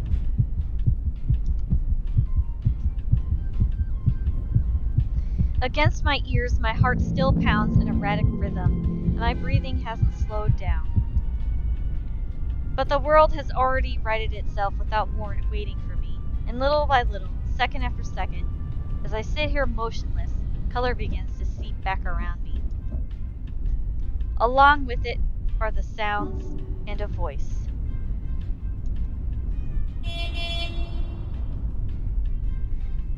No longer indistinct as it was earlier.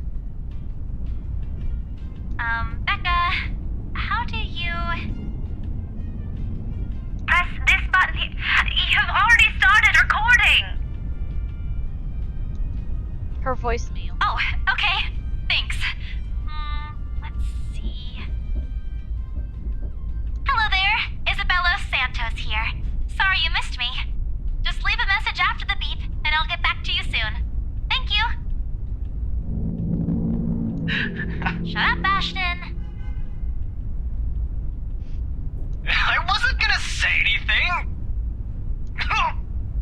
I can hear you thinking about it. Zach, Ash's... Alright, kids, settle down before you break anything!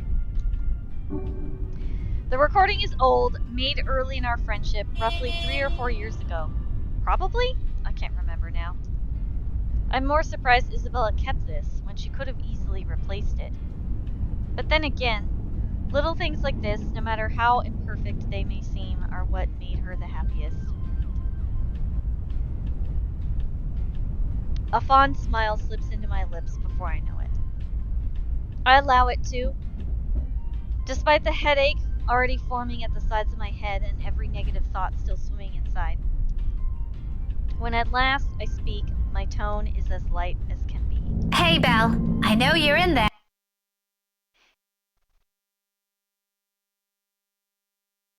I'm on my way home. If you need anything, send me a message ASAP. I'll see if I can still get it for you. You've got 15 minutes. And, if there's something you want to talk about, let me know, okay? Bye.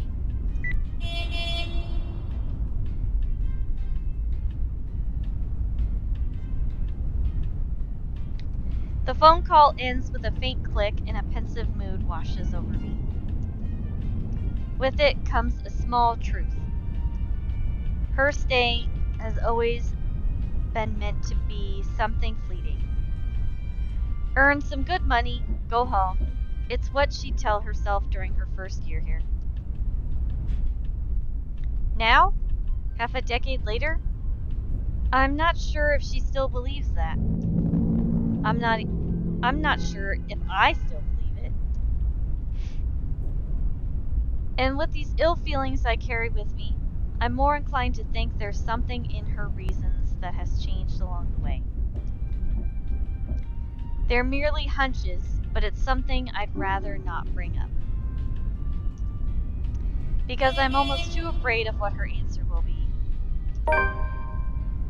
The silence is far from a pleasant company for the rest of my drive. But it's a respite all the same from an overactive imagination, playing tricks on a flu-addled mind from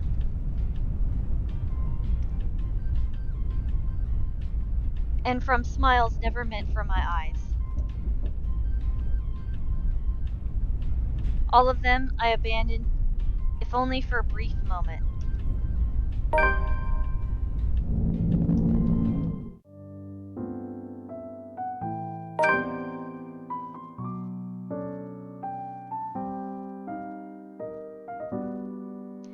It begins routinely enough.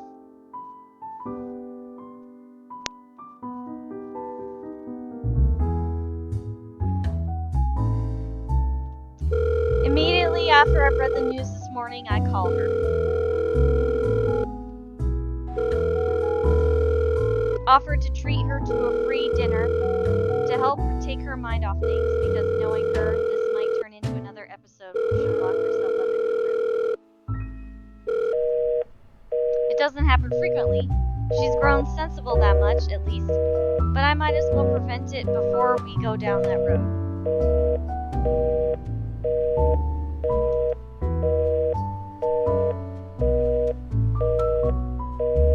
The last time it did, less than 5 years ago, after the incident at Devlin Court, it took Ashton of all people to coax her out of sulking.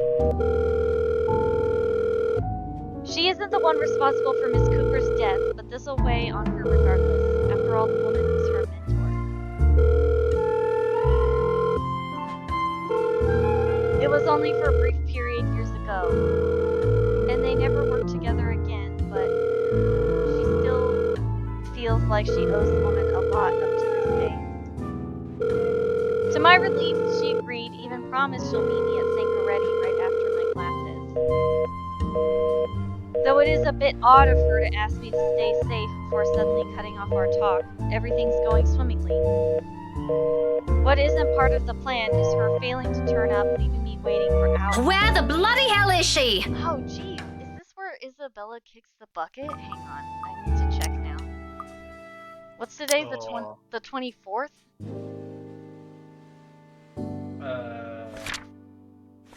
Maybe? Okay, it doesn't look like Isabella's gone yet.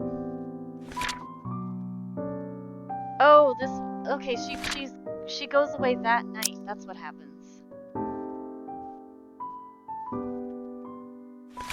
Cause look, the next day they're at the hospital. Okay. 4 hours from the time we agreed on and still counting.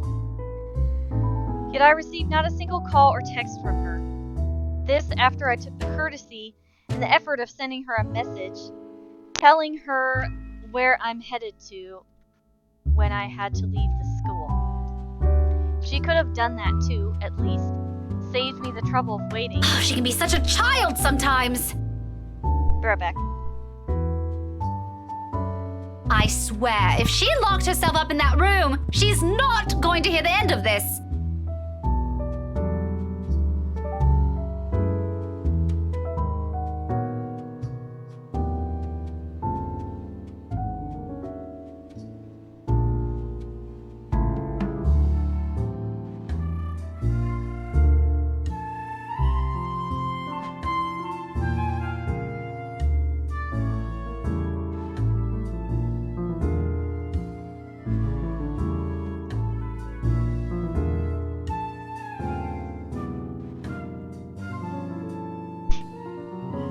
Okay, I was worried for nothing.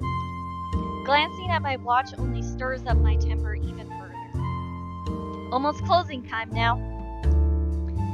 With the exception of a few still in line for some late night coffee and snack, or those simply finishing their food, the small crowd inside has started to thin out.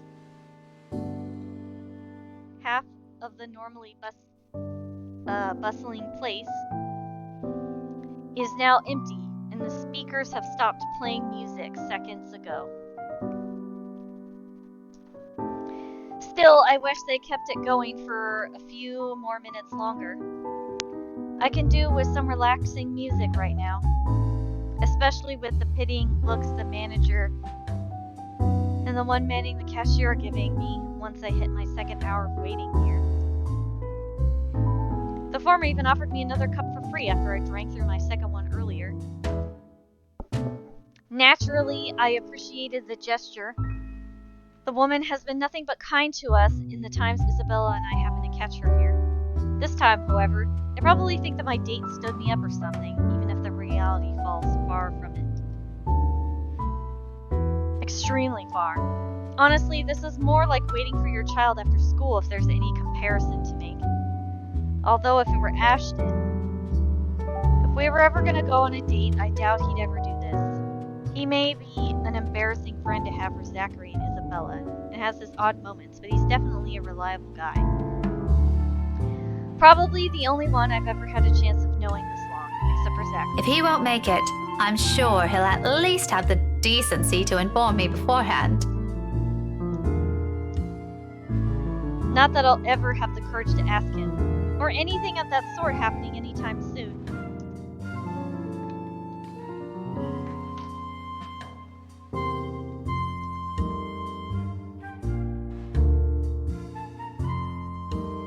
I wrote a short letter for him then, only for it to end up unread and hidden away someplace.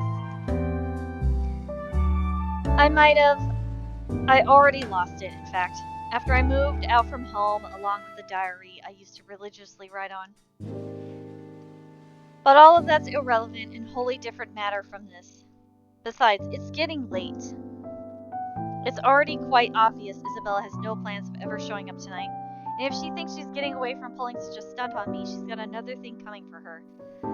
Sorry to break it to you, Becca, but Isabella got hit by a car, so she's definitely not coming. Or did she? When I called her this morning, I genuinely believed that she's better than that childish part of her. But this simply proves things otherwise, doesn't it? She should be thankful. It's only because of my own stubbornness and good faith in her that I stayed here beyond the bounds of what my own patience allows me. And look where that got me. I might as well leave now, too.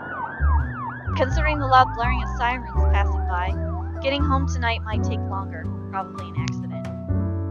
They rarely happen here in Luxborn, but not entirely unheard of.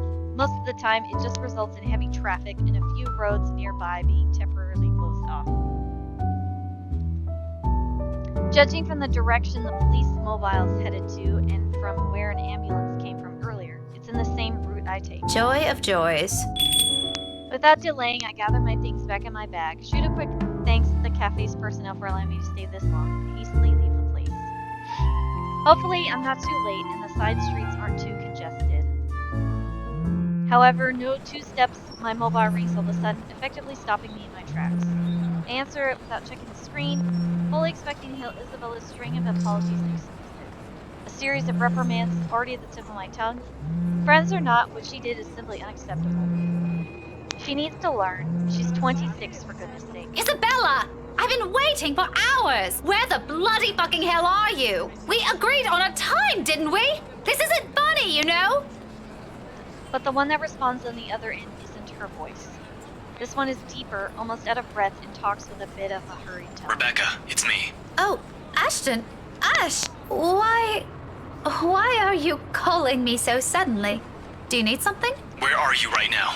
Salemwell? No, but I'm about to head home. I was supposed to meet with Isabella after school. She never showed up, though. Why? Ashton doesn't immediately answer, however. In place of his reply, I find myself focusing instead on the noise coming from his side. People shouting orders from afar, a few curses flying off and about, and someone yelling at the phone corridor. There's also a low murmur of appears to be a small voice. Farther back, I strain my ears to have more music than this. He must have been assigned another case, called to another crime scene. They'll probably end up spending time there until the investigations last. Likely until tomorrow, without even getting shut-eye or shit. My lips press tight at that. Doesn't see any chance to cough at me. The best I can do at the minute is keep convincing myself how much I miss him. Even if I'm only one who shares the same. And exactly Isabella.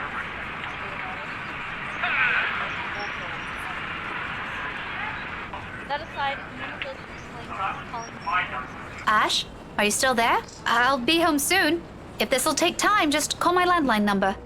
Give me about half an hour. I should be able to find a quicker route home, hopefully. No, Becca, don't go home yet. It's going to get late if I don't leave now, Ash. There seems to have been an accident along the route I take, too. I'm not sure, but I saw a couple of police mobiles rushing past a few minutes ago. You wouldn't happen to know anything about that, do you? Becca, about that. I need you to get yourself to the hospital. Hospital? Right now? Why? A hollow feeling suddenly creeps down in my stomach despite having eaten dinner mere minutes ago.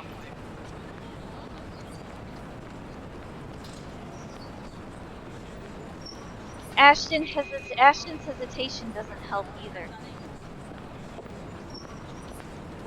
Whatever his reasons for calling, it can only be taken as unpleasant based solely on his tone. Ash, is there a problem? Wait, it isn't you, is it? Did you get hurt or something? I told you to never make a joke about that. Please tell me this isn't one of those... It's not for me. Calm down, Becca. Well, why the sudden need for a hospital visit then? I sure as hell am not sick. You know, I'm a little concerned that she doesn't immediately wonder if Isabella's okay, considering that she was left at the bar for 4 hours. Evidently, she doesn't care. Like, if I was meeting my friend, and were answering my calls, were responding to my texts, and they left me at a restaurant for like 4 hours, and a mutual friend of ours calls and tells me to go to a hospital, my first thought would be, oh my god, is the friend that I was meeting at the hospital? Like, that's what I would have thought. But that's just me. Who's it for? Silence again. If this dilly-dallying is simply his reluctance, or he's just carefully measuring the weight of his next words, I can't tell. For all his good looks, he can be brutally blunt without putting a concerted effort on it. Rebecca sucks. Within our small circle, unless we really have no other choice, no one ever trusts him with the task of delivering bad news. And this is one, isn't it? To put him up to this, the fact that he's dragging it out like this only increases my apprehension. Ashton, if you're just going to hum and haw for the next 5 minutes, we're better off... It's Isabella. Come again? Isabella. Scaredy cat. She's... Okay, listen up. You didn't hear this from me, and you're not the one who should have heard it first, but someone has to be there with her, and I can't. Hold on. What exactly happened? I was just talking to her this morning. Now you're telling me she somehow ended up in a hospital? Yeah, that accident you mentioned earlier. It's... Bloody hell, Ashton, out with it! Just a few hours ago, a car ran her over while she was crossing the street. I can't give the details yet. We're still checking on the cams, but the driver fled afterwards. She was left bleeding in the road. All at once, as though the wind had been knocked out of me, and remembering how to breathe becomes a whole different endeavor altogether. My hand makes its way over my mouth as I fight the tremors from gradually sweeping over me. Little by little, the memories of the last few hours rush back to me. Her asking me to keep myself safe, my calls going unanswered for a long period, and the passing wails of an ambulance. She was still breathing when the paramedics arrived, but I won't lie. Her condition's critical. Concussion, multiple fractures, and internal bleeding. They said she lost so much blood, and it'll be a miracle if she makes it through the night. Damn it, when I find the bastard who did this. What about Zach? Zachary, does he know already? Shouldn't we tell him about this too? No, not yet. Don't tell him anything yet. Let's just keep the circle small for now. I don't want to alarm him. I'll tell him myself tomorrow, but I need you to hurry to the hospital. Can you do that for me? You're the only one I can trust with this right now. Yeah, I'll be there. No problem. Don't worry about it. All right, okay.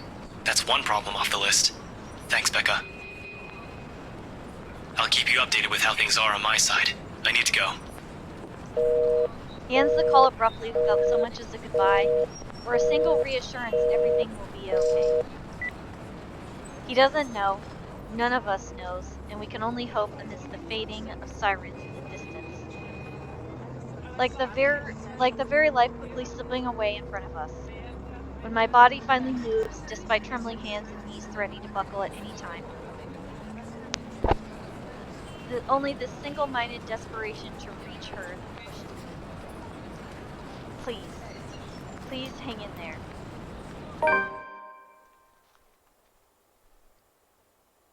The whole ward is almost too quiet when I arrive. No paramedics, no nurse or nurses zooming past. No doctors in scrubs blaring out orders, or even patients moaning and whimpering in the triaging area. She's already been taken to the trauma room according to the overhead announcements. Attention please. Adult Tier 1 trauma alert. Please respond to the trauma center, shock room 4. None of this is what I'm expecting. The lack of chaos. With the air so calm and unstirring in spite of what's taken place beyond this waiting room. So unlike what they often depict in the telly. Although it'll be foolish of me to believe any of those shows. There may be some degree of accuracy in it, true. But it's all often done for the sake of entertainment and stirring up people's emotions. Yet despite fully knowing that, I still crave for the noise, the commotion, the worried voices, or even the shouting. Anything, whatever that will temporarily take the edge off my nerves. Instead, much like everything today, all I get to have when a trauma nurse finally shows up is an impassive declaration of, "She's in critical condition, ma'am." Nothing I've not yet heard of from Ashton before. He doesn't even spare me another word, not even a single explanation of what they're doing to Isabella. In the next minute, I'm being entrusted with her belongings, everything now smeared and reeking of fresh blood. Afterwards, it's back to that silence again, longer this time. With only glass doors occasionally whizzing, as well as nearly wooden voice over the hospital's intercom for company. Paging Dr. Nicholas Vogel to Lord William Ward. Shock room 4. Please report to Trauma Center shock room 4 stat. I'm pretty sure that's Ashton's voice actor. Dr. Vogel, please. But who am I to demand for more when in some part of this bloody emergency ward, Isabella is fighting for her life? In the end, no matter what my complaints are, what I want to hear or see, they're all useless here. I'm useless here. Dr. Volgo, please report to the Trauma Center, Shock Room 4, stat. All I can do is sit down and wait. Go through every small motions to keep myself occupied. Prevent my mind from thinking of every ugly scenario this might lead to. Because as stubborn, annoying, or childish as I regard her time and again, I don't want to lose a friend to this. Not in this manner. And it's that thought I hold firmly to. As the hours go by, as the halls grow quieter and everything around me turns dimmer, bleaker, it's what I cling on.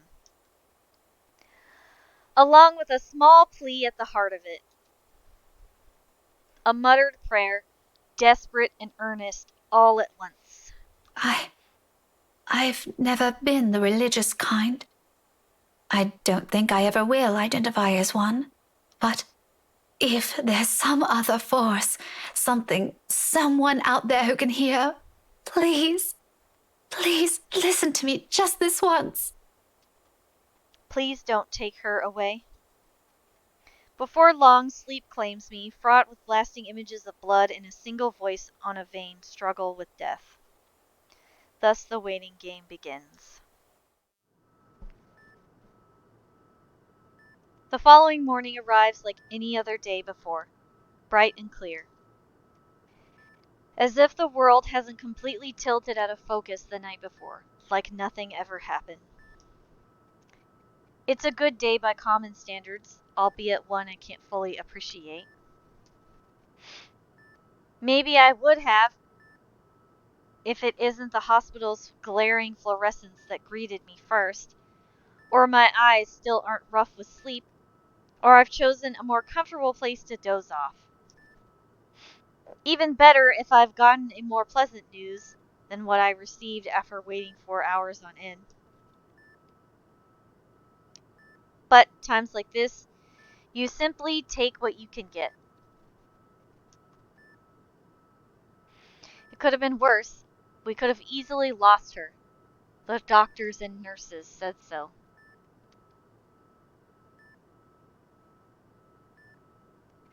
By some bull-headed miracle, we didn't.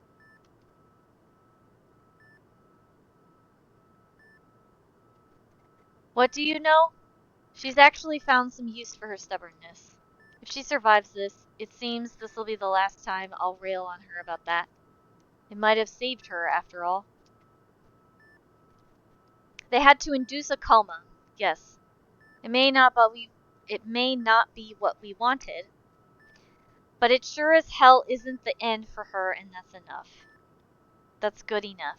We can work from there. At least, like this, we know in her own little way Isabella's still fighting and hoping isn't such a futile thing for us. Zachary thinks so. Unlike me, he never falters, not even once, since he arrived and joined me in my vigil. Even when the uncertainty starts to have its sway on me, all he has for me are reassurances. You did the right thing, Rebecca. You don't know that. What if she doesn't want this? Do you see all of these? Wires and tubes and bandages everywhere. She can't even hear us. Doesn't even know there are people here worried sick for her. The point is she's still here. Don't beat yourself up over what ifs. This ain't over for her, alright? I've seen people recover from even worse. Have some faith in her. I do have faith in her. You know what? I think this is just a lack of sleep talking. You been here since when? Last night? Go get some rest, Miss Gales. But Isabella's... I'll take care of her, don't you worry. We can do shifts if you want. But go home first. We'll talk about that later when you ain't looking like you're about to fall apart. If you keep going like this, you're the one who'll end up here next. I don't know if it's the optimism in his tone that did it, but at his words, regardless of the move around us, Some of the exhaustion finally lifts enough for a soft chuckle to slip out from me. How odd.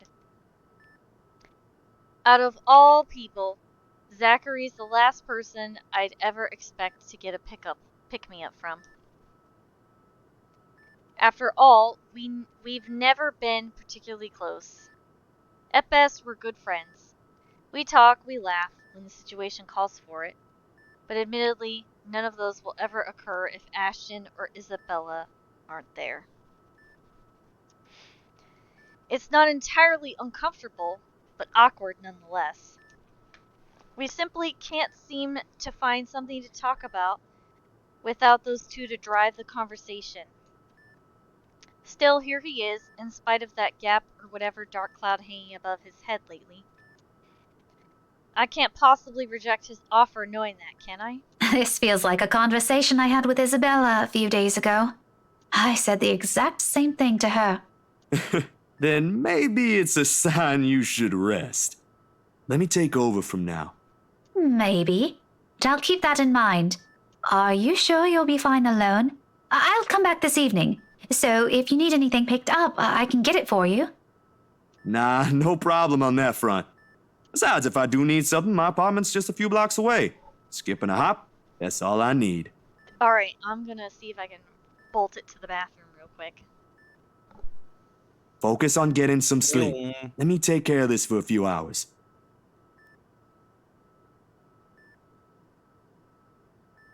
Do it for everyone's sake, hmm?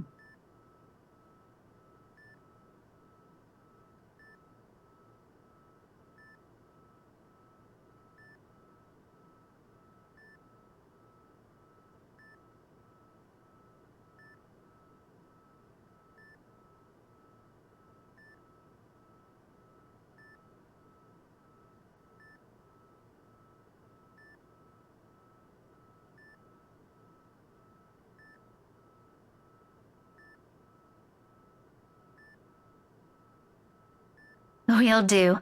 Thanks, Zachary. If something changes with her, promise me you'll call. You'll be the first one to know, ma'am. Well, if it comes to that. I hope the news I bring will be better than the one we got this morning. Crazy thing having to wake up to this. I hope so too. I'll see you later. I give him a smile before leaving. Oh, I'm back. Frankly, it's a weak and half-hearted attempt at encouragement, and whether it's intended to be for me or for him, I don't linger over it.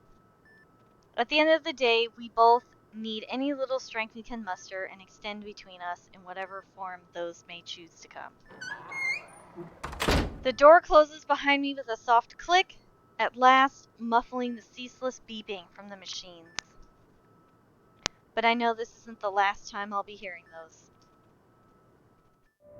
A wholly different atmosphere meets me when I step out the hallway. Sterile, placid, along with the sharp, bitter air dangling oppressively above my head as I make my way out of the ward. It stands at stark contrast to the room I came from only seconds ago. The whole place like this, Zachary's passing remark about Isabella years ago rings truer. He's right. There has always been this certain warmth she carries around her wherever she goes.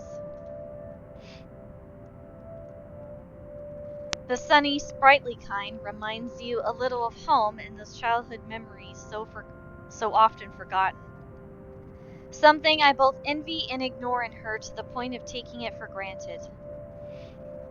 But in spite of the circumstances she's trapped in now, it remains with her in that room.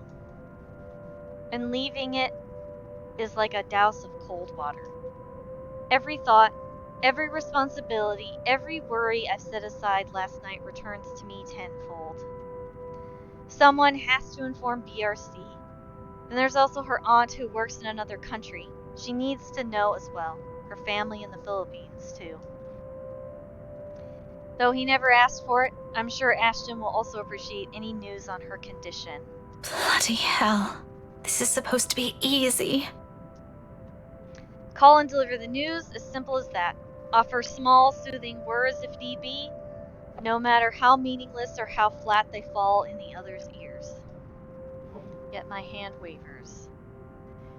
The moment I pull my phone out, my whole body freezes.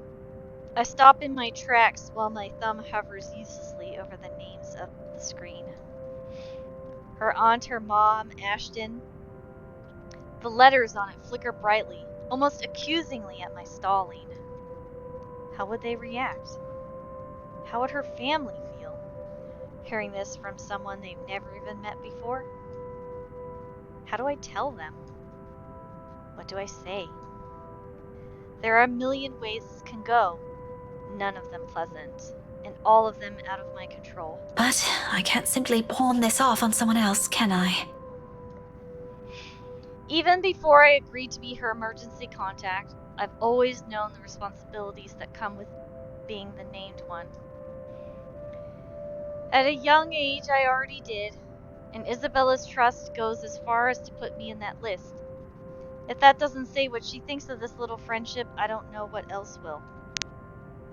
And now I balk at it? That simply isn't how the Scotswoman in my blood does things. So before I lose the sudden resolve or stumble back into another cycle of negative thoughts, I press down on the call button. Ashton first. I'll think about how I'll deal with the others later.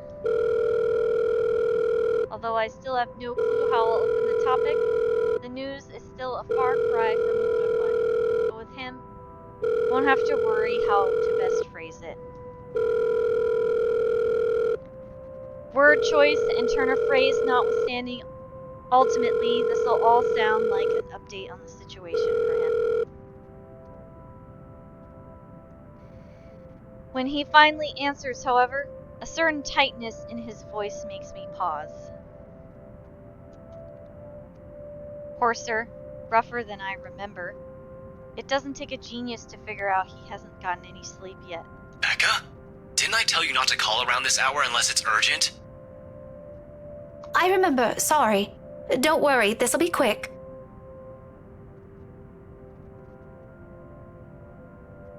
It isn't urgent, but I thought you should... You deserve to know about this as soon as possible. Can it wait? At least until lunch? It can, but I'm about to... Rebecca, I'm in the middle of something right now. I can't really talk over the phone. I'll just call you back. The shuffling of papers follows his dismissive note. He hasn't dropped the call yet, but his impatience and inattentiveness are clear.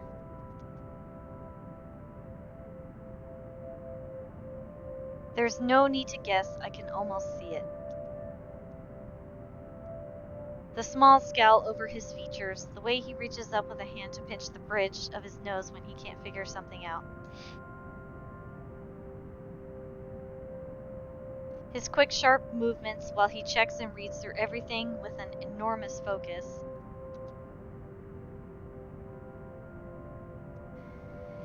Generally, I'd ignore it. I'd called him for an entirely different reason.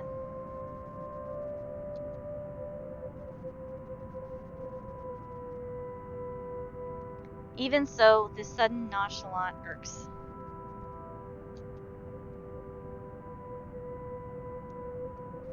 Maybe it has to do with his own exhaustion. Without a doubt, he's been at this since his call last night. That part I understand. Still, would it hurt him to pause and ask for a minute? Do I always have to spell it out for him? Yes, yes you do.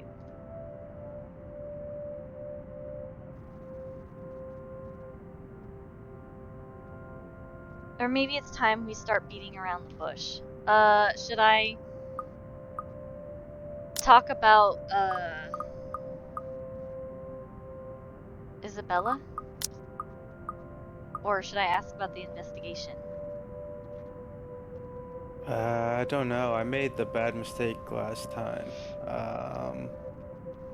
I feel like asking about her is just gonna get us in trouble. Yeah. Well, Yeah. let me save.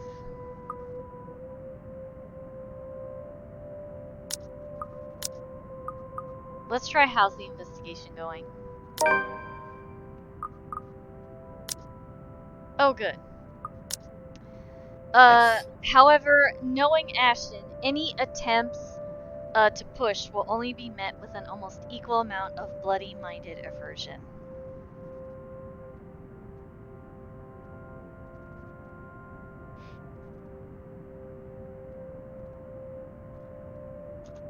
Honestly, there are a lot of things he needs to hear at the moment. But bringing all those concerns out in the open will probably make me sound more of a pure arsehole than a concerned friend. We're in the same boat after all. This is as difficult for him as it is for me. Never mind the specifics, the hows, or the whys.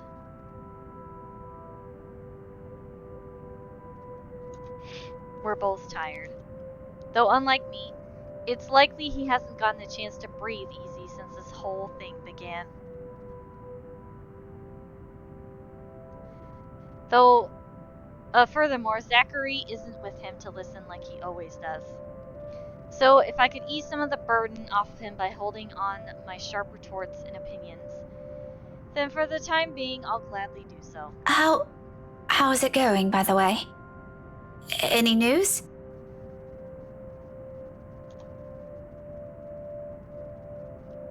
The rustling from his side abruptly stops.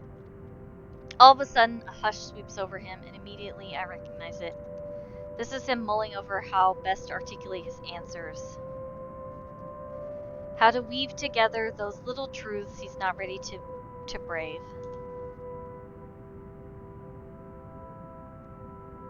Because doing so reveals too much of those fears, his weaknesses and what he believes he failed to do.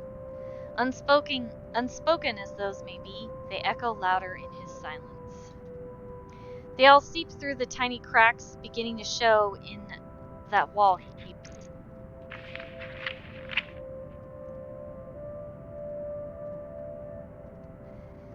It doesn't really last long enough to hold, and when he regains his bearings, the shuffling returns with it, less urgent, milder than his actions earlier.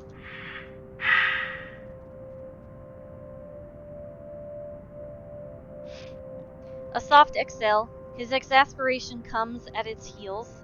Not good. Not good, as in...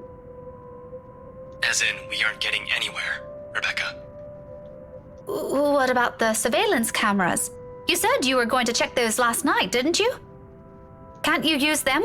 It must have caught something. Yeah, we got the footage we needed. Oh, shit. Don't talk like that. They spent a good chunk of the taxpayers' money on those, didn't they? I'd be cheesed off if you can't even find any good use for it. That's precisely what's frustrating about this. Those are top-of-the-line security cams. They're not supposed to just stop working. But that night they were all useless. The recording chose to fuck up the exact moment we needed them. How dumb is that? His voice fades, gradually swallowed by the constant din of traffic around him, along with the words and every implication they carry. If he has found other ways around this predicament, he leaves all of it unsaid and has already been lost in the hubbub around him. Ashton's disappointment is the only thing I hear when he finds his tongue. The guys at Tech have been trying to clean the footage since it was turned over. No promises from them, though. Another round of shuffling follows, papers being folded and stacked neatly together, then the sharp tapping of shoes against concrete. Soon, a car door closes behind him with a heavy thunk, effectively shutting out the noise outside. However he looks or feels at present, whatever he's bound to happen next, he won't allow the world to see. Except the lull that ensues deafens more than soothes. He's quiet for a long moment, with only his breathing breaking through the dense air every now and then. Although the line hasn't cut off yet, I dare not speak. I've seen him like this before, and right now, even with the distance between us, forming a clear picture of him in my mind is easy. His head leaning against the steering wheel, hands gripping it like a lifeline, and his eyes shut tight in an effort to compose himself. He's angry. Not at what's happening around him. Frankly, we can't move like this. We can't even find any witnesses. Those recordings are the only thing we've got. And if tech can't fix those, if we can't even get anything out of it, without those, you've got no other leads. And this case is going to get dropped faster than a badly written police report. But at himself. If that happens, frankly, I've got no other choice but to let go of this. There's only so much I can do for her with all the red tape. Damn it. No consolations, no words of encouragement. I don't offer him any, whether he's waiting for those or not. Those aren't what he wants to hear at the moment, despite himself. Sure enough, another bout of silence and skirting around the topic, he finally asks. In a tense, small voice, too afraid of the answers lying ahead of one question, too wary of what people will see behind those walls already coming apart at the seams. But he permits me to see beyond it, if only for a short second. How is she doing, by the way? After all that, the least I can give him is a plain spoken answer. Comatose. Medically induced. She's on life support. They had no other choice. Surgery was stopped after a few hours because continuing would have been more fatal for her. They were losing their options, and her chances were slim from the moment they brought her in. That she managed to make it this far is already a miracle. That's a little too optimistic. Is that how they phrased it? No, not exactly like that. Just give it to me straight. The doctors said... The doctors, they were... Last night was a miracle. But they said we shouldn't hope for another with how things are looking.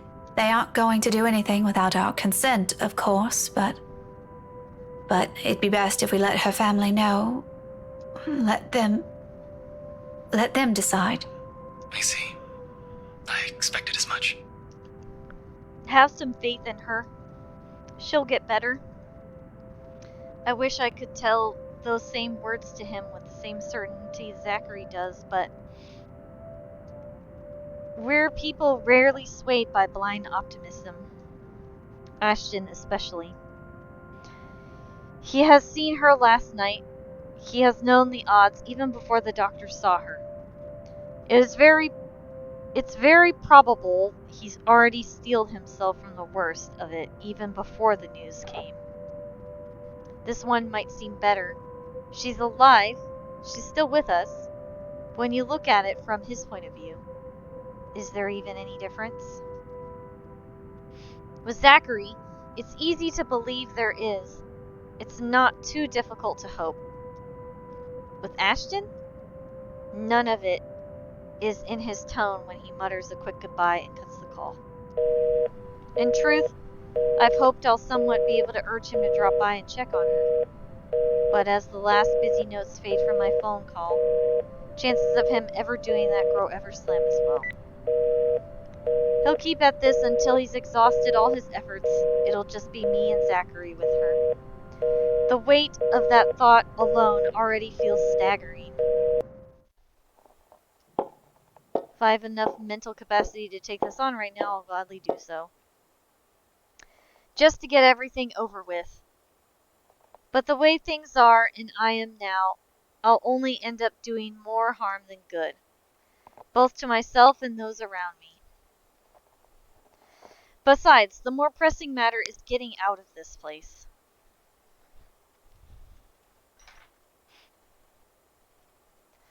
Because when I look up from my phone and finally take in my surroundings, only an unfamiliar hallway greets me.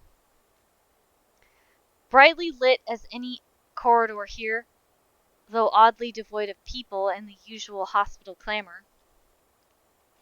No voices announcing over the intercom, no beeping from the machines inside the rooms, not even a single patient waiting, or the occasional doctor or nurse on their rounds. I must have taken a wrong turn somewhere while I'm busy worrying about those phone calls earlier.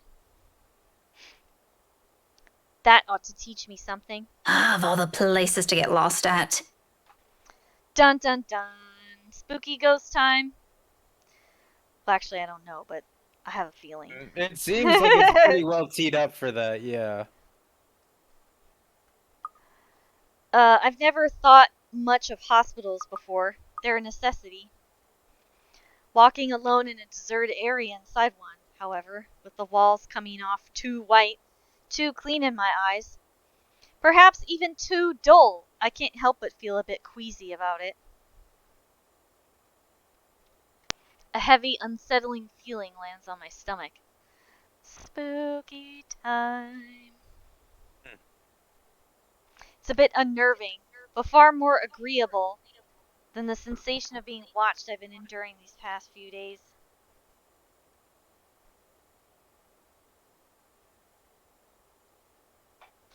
I know I shouldn't do this here, but... Hello? Anyone here?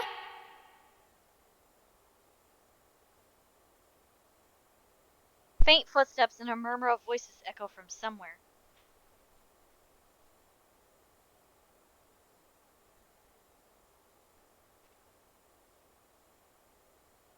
Still, no one responds to my call.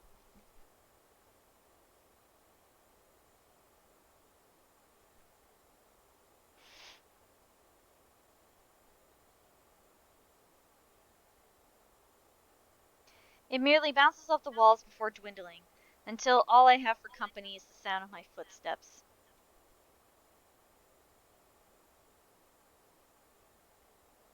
Admittedly, this is a little disconcerting.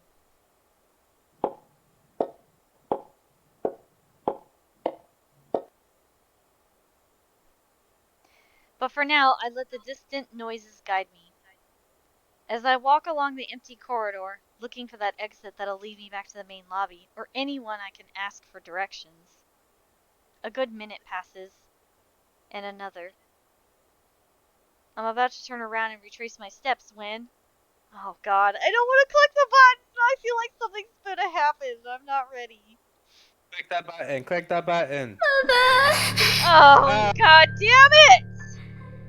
Maybe it's that girl that we saw that was like, hey, you want to see this totally legit picture I drew? It's me murdering half my class. I don't. Oh, all right.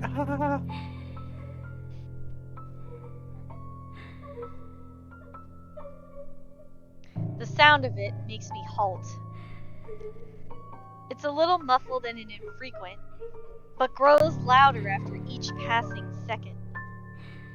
With the hallway devoid of people, I don't have to strain my ears to pinpoint where it's coming from. Not too far ahead, in fact.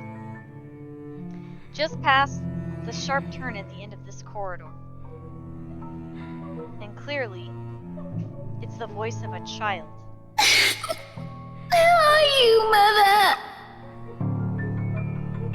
On a normal day, I won't concern myself with this, considering where I am.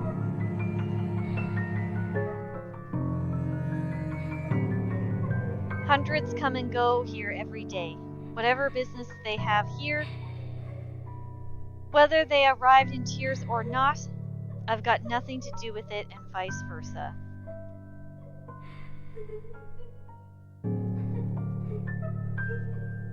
Personally, I don't think a stranger's worry would do much when there are nurses and doctors already attending to them.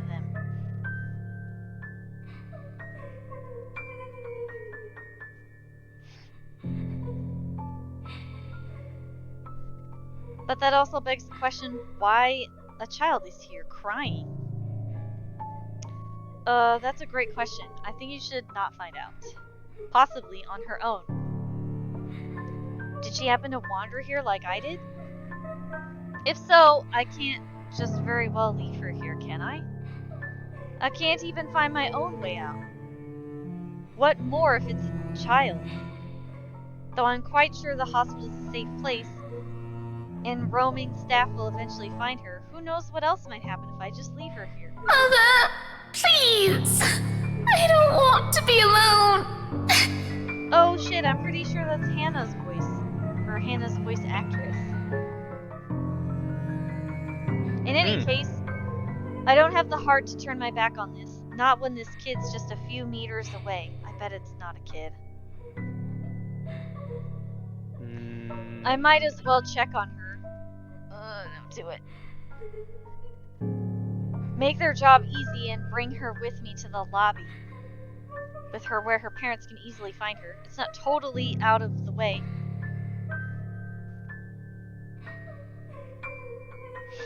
So gingerly, I seek her out. Taking light, mindful steps as I approach where her sobs come from, hoping not to startle her. My caution, however, is ineffectual. The closer I get, the more frantic her sobs become. I try to ease her fears by calling out to her, but... Hey! Hello there? Can you hear me? Mother, please! She's here! She's here, Mother! She's going to take me! I'm not going to hurt you. Are you lost? She won't leave, Mother! I'm heading back to the lobby. Do you want to come with me? Your mom could easily find you if we go there. Mother! I don't want to go with her. Tell her to go away. All right. Why don't we just find someone who can... Suddenly she cries out, and in a flash her stifled sobs grow louder and more violent, fraught with fear and dread. It doesn't take too long for a little fact to register. I'm not the one she's talking to from the beginning. Whoever it is, she doesn't want the person with her in there. Mother, she's here! Help! I don't think twice. With all the haste I can gather, despite the weariness of my bones, I break into a run before panic sets in. Damn my own safety, but if something happens to that kid not more than a few hours after Isabella's accident at that, I won't forgive myself. I may not have been able to do anything for Belle, but this one's right in front of me. She's going to hurt me! Help me! I won't just sit this one out like a useless person. Another scream ripples through the air as I near the bend. However, this time, her sobs died down along with it. A wave of cold creeps through my whole body as the entire corridor goes wholly silent. Oh, Quiet. It's about to get spooky. I know! I'm like so nervous I can't like keep reading. Quiet has never been a good thing in situations like this. In 3 more steps, I make it around the corner, bag ready in my hand. Oh, what the fuck. Oh, I've seen that painting before. Only to be greeted by a wall the moment I turn into the adjoining hall. A dead end. It takes me a few slow moments to take it all in, despite the adrenaline coursing through my veins. No sign of the girl or whoever's with her. Just an empty alcove and a single painting sitting on a bare wall. Where did they... A quick scan of the area reveals nothing. Not even a hint of a scuffle. I feel like that painting's gonna like reach out for me. It's definitely got a hidden door behind it. The only way out of here would have been the sliding doors standing adjacent to me, but even that looks untouched, bolted shut to boot. The corridor I've just passed through seems to be the only way to get here apart from that door. I would have met them if they tried to leave. I'm far from having Ashton's keen observation, but that certainly didn't sound like a simple tantrum you could shove under the rug and forget about. Anyone making a desperate cry like that would have left things in disarray. Especially a child. Yet I'm the only one standing here. In the presence of a painting that looks to be mocking me at the absurdity of my actions. Although to be fair, the real Lady Charlotte Ermengarde probably won't be doing any of that sort. Local history has constantly written and spoken of the woman fondly, endeared to everyone much like her parents. The beloved child and heir up until she took her own life. A pity, but that's a lesson for another day. Above, I'm not gonna lie, when the painting just disappeared, I jumped a little bit because I thought something was gonna happen. Soon. Above my worries over what I heard in finding that child, I've yet to find a proper way out of here. Thankfully, I don't have to fret over it longer. Soon, another voice calls out from the opposite end of the hall, one of the custodial staff from what little I could glean of his uniform at this distance. He doesn't bother hiding the annoyance in his tone. And the sound of it, this doesn't appear to be the first time someone unconsciously ended up here. You there! What are you doing? I'm sorry. I think I took a wrong turn somewhere. Well, wherever it is you want to go, it isn't there. I'm really sorry. I heard someone crying here and I thought... Lady, this place is off limits to the public. Has been since a month ago. Closed off for renovations. Didn't you see the signs back there? Next time, learn to read. Dude. It won't happen again. Whatever. Get out of here, lady. Exit's back there, second turn on your right. Don't let me catch you here again. Strange, though. He doesn't wait around for me to leave and walks off after saying his piece. I'm not certain if it's because he's simply tired of having to fend off unauthorized personnel from roaming in here, or he's just gotten to the point that he no longer cares anymore. Shaking my head, I step back from the alcove and prepare to head out, but not before taking a glance at it again. I'm not even sure anymore what I'm expecting to see before me. Must be the wind. Ah, Jesus.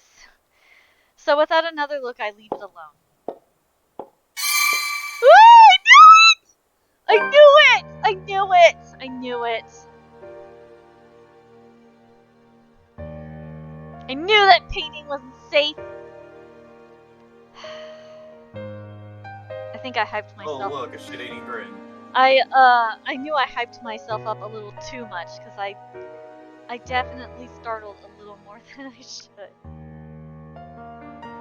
Coming home feels like a lame attempt at normalcy.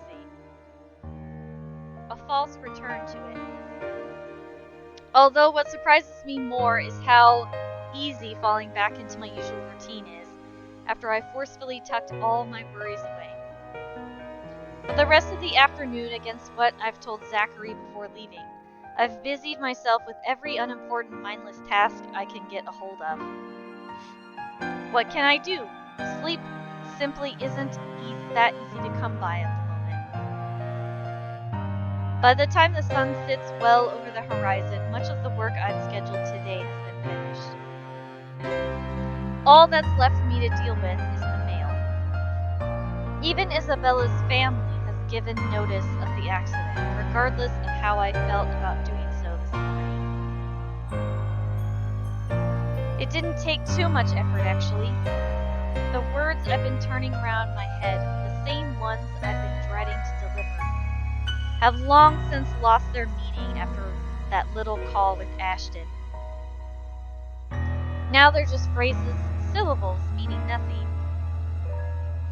Her mom took it well, in spite of that, but if there's more to the unruffled reaction she gave, it's the one that she doesn't let show. So very much like Isabella.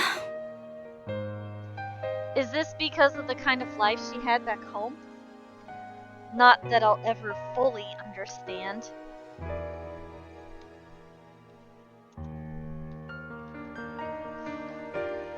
I'm my parents' only child. We aren't well off, but so far, I've lived a relatively easy life. I didn't have to think about bills or food for the next day, or paying for any siblings' tuition on top of my own, or supporting a sick father's medication. All I have to worry about were my grades, if it'd get Mum and Da's approval, or what we'd be having for dinner.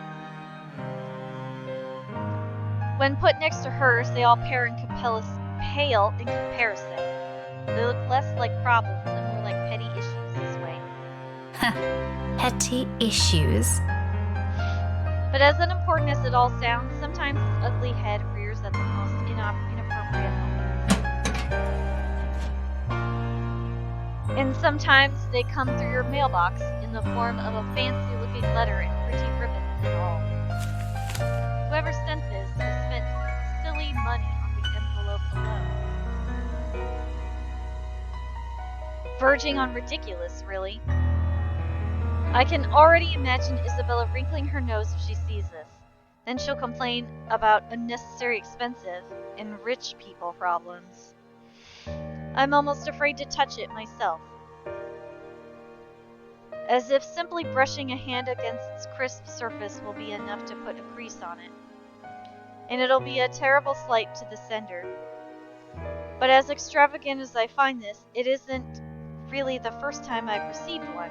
Most of the time, it's not even for me, so who am I to complain?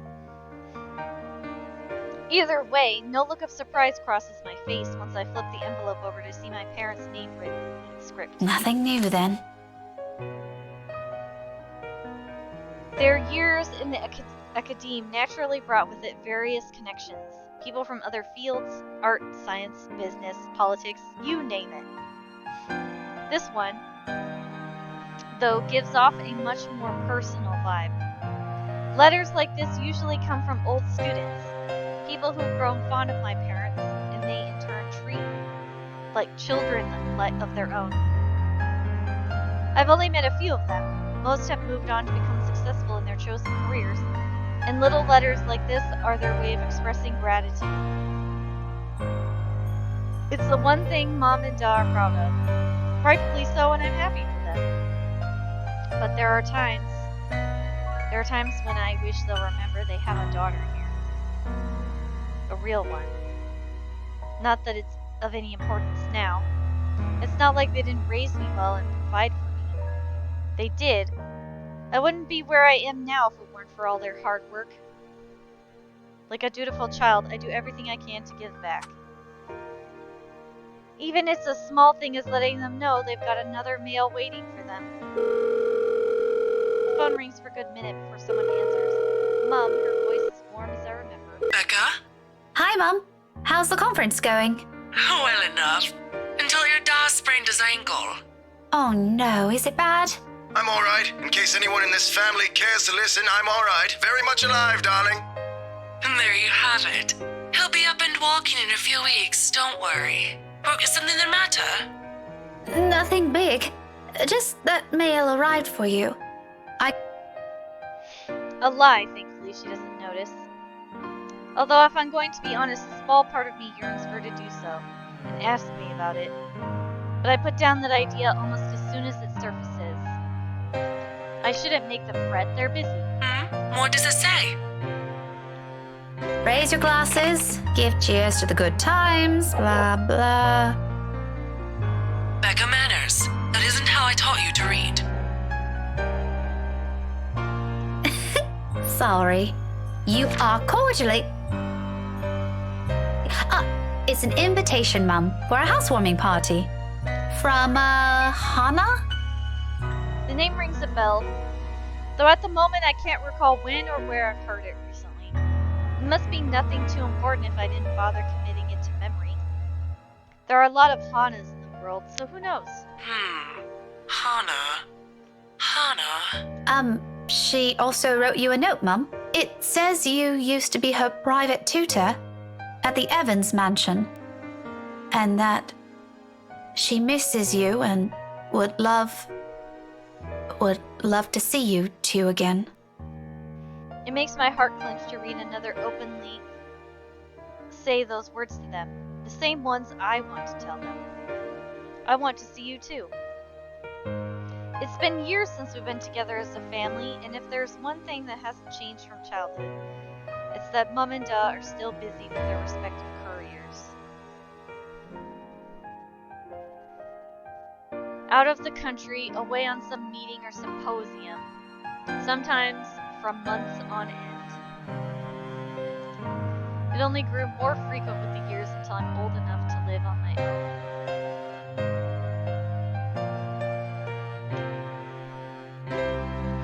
I'd like to think that that's how I've become independent at such an early age. They've always praised me for that. At times, I wish they didn't. Evans? I remember now. Honey, it's Hana! Hana Evans. Remember? Bright girl, 2 years older than Becca? Didn't she get married a few years ago? 7 now, I think. But, they grow up so fast, these kids. Yeah, she invited us to that too. Fonte de Medici. But we missed that one because you had to present your paper in Singapore. We did send her a note after. Still a shame we couldn't attend, though. What is it about this time? She sent another invite for a housewarming party. Becca, when is it? This Friday, Mum. Oh, that's too bad. We'd love to be there, but Da's not in a condition to go walking around. I guess we'd have to decline again. I really miss that girl. I could go in your place. I let it slip without thinking. Personally, I've never been fond of gatherings regardless of how simple people make it seem. But if there's one thing I hate hearing, that disappointed note in Mom's voice always ranks first. Whether it's directed at me or some other thing, doesn't matter. Are you sure? Don't you have work this Friday? The event will be in the evening, Mum. It shouldn't take anything away from my schedule. It's all right. The invite's for 2 people. I can bring someone with me so things don't get boring. I see. Maybe you can also invite Ashton?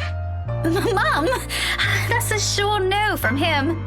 He hates attending parties. But I'll see what I can do. If not, I can always bring... I can always go alone. I'm a big girl now. I can handle these things. This isn't too much of a big deal.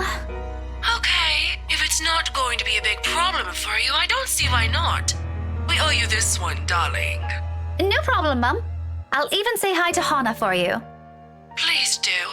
And let her know we'd love to see her once we're back in the city. Leave her our number or something. I will. But you know, the 2 of you would have become really good friends. Don't you remember? You met with her once. If my memory serves me right, you were 12 then? This too, I can't recall. It's probably one of those meetings where we only talked a bit before going our ways. If she did leave an impression, I'm pretty sure I would have written about it somewhere, or at least recognized her name. As it is, the only few people I remember clearly from that time in my life is Ashton and Mandy. To some extent. Mum must have sensed my confusion because she laughs. Don't push yourself too hard, darling. Really? It felt like having 2 daughters back then. Sometimes I wish they didn't send her away to boarding school. But, well, you know how often that goes with them. Still, try talking to her while you're there. Oh, we'll see. I'll let you know what happens after. I'm looking forward to it, darling. Take care of yourself. Will do. You too, Mum. Bye. Tell Da to be careful next time. She chuckles then. A hearty one, tender, and always light on my ears. She may be a stern teacher, but this is the part of her I love the most. The sound of it still echoes even as our call comes to an abrupt end, and bringing with it a memory from so many years ago. When life and responsibilities that accompany adulthood are things far from our minds. If given the chance, I'd love to go back to those. I don't dwell on it though, shaking it away almost as soon as the memory forms a clear picture in my head. I've always wondered how Isabella can easily pretend everything's normal over a phone call, then bounce back to her usual self immediately afterward. I've seen her do it plenty of times. For me, it just drains whatever energy I have. Soon the exhaustion I've been keeping at bay since last night rushes over me, creeping to my tired bones and weighing heavily on my sore muscles. Here and now, I'll allow it. With another night I'm about to spend at her bedside, watching over her, waiting for that tiny bit of miracle to happen. I can't afford to stay like this. Bloody hell, Zachary. Or bloody hell, Zachary will know in a heartbeat if I don't follow up on this. So with another sigh, I put everything in the back of my mind and try back to my room. A long night waits ahead. 4 hours later, I'm heading back out after a short nap and dressed for a different waiting game at the hospital.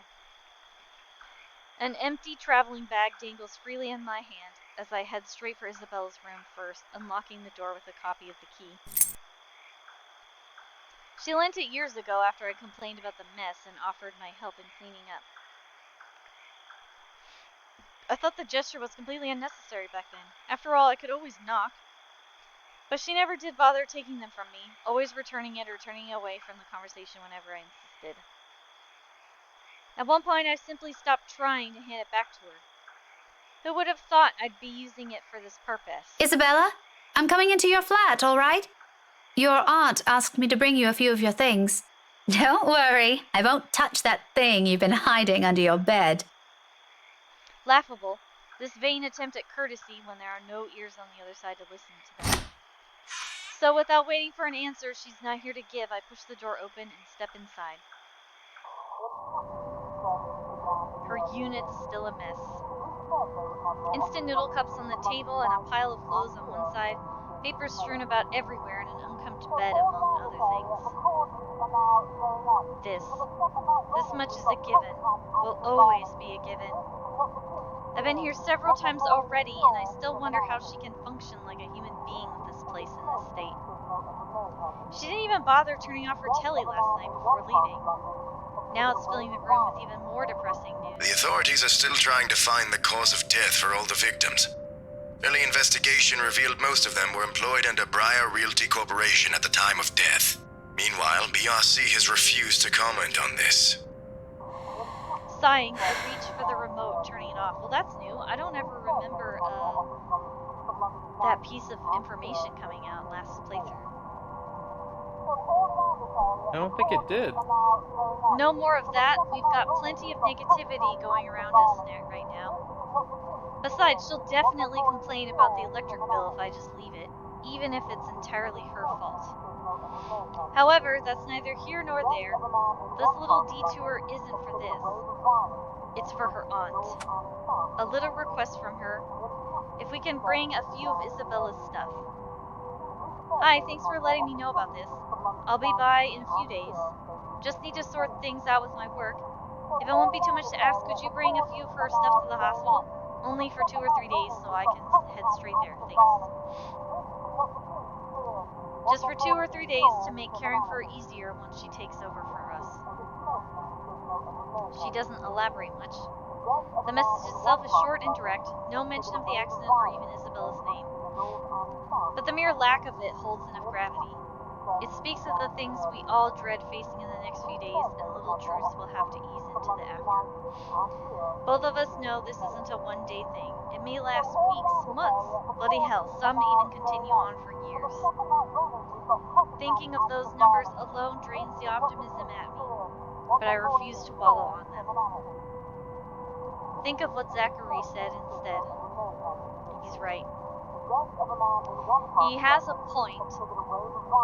We've all known her years ago. She's stubborn. And she might make it through because of it.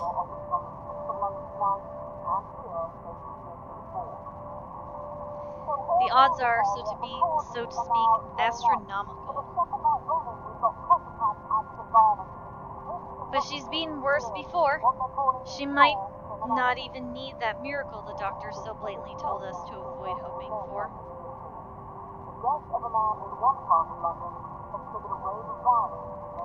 If she tries hard enough, she'll probably win over this with willpower, if nothing else. If that ever happens, as unsightly as it may seem, I will laugh in their faces. Just imagining how it might go brings a smile to my face for the first time. Somehow it calms, and the whole task of packing what little essentials she might need becomes less of a chore. In less than half an hour, I'm done. Before leaving, I spare Isabella's room one last glance, disturbingly quiet now without her in it. I'll get a chance to scold her for this mess later. Then we'll argue about it like we often do, like normal. But for the moment, my concerns are best left here.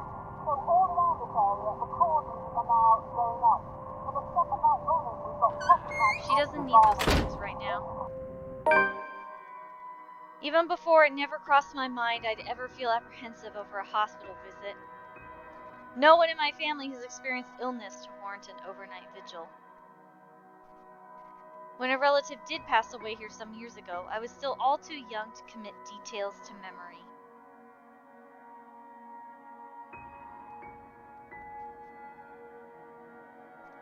I recall the tears, but the emotions simply felt too distant to stick. In truth, everything I remember of hospitals are bright lights, cozy private rooms, and the doctor's tender smiles. Until last night. Now the lights glare, shining far too brightly, intensely against my eyes. The smile from the on-duty nurse founders under every single uncertainty. The room at the end of this ward looms forebodingly ahead of me. This being the second day has thankfully dulled the edge to that. Somewhat. There's still the voice at the back of my mind, whispering, expecting the worst, while hoping to all that is good in the world, that I won't find an empty bed and an equally graver news upon my return. But I push these down as far as I can the minute I near her room. It won't do for Zachary to see me this way. He'll send me back home for sure. The latter won't do either. I'm not going to let him, when all help we can get will only be between the two of us until our aunt arrives. After that call with Ashton, with the way he sounded, I don't think he plans on showing up here. He probably thinks he'll be more useful out there. I know he's just doing his job, but it almost seems like he's using it as an excuse this way. What exactly is there to avoid here? He's so willing to face everything head on, but this? Oh my gosh, it's Butler! Welcome to the stream. You've missed a whole lot, sir. How absurd. Regardless, whatever the answers to those will have to wait, along with many others, as I give the door to Isabella's room a mild push. Hey, scaredy cat? My hand stills. My whole body freezes, stopping me almost a hair's breadth from fully opening the door. Ash? A frown soon follows my confusion. There, settled on the edge of the bed, is the last person I expected to see here no mere seconds ago. Sitting almost too comfortably at that, with a small smile gracing his face. As if last night's events haven't taken a huge toll on him. But it's obvious.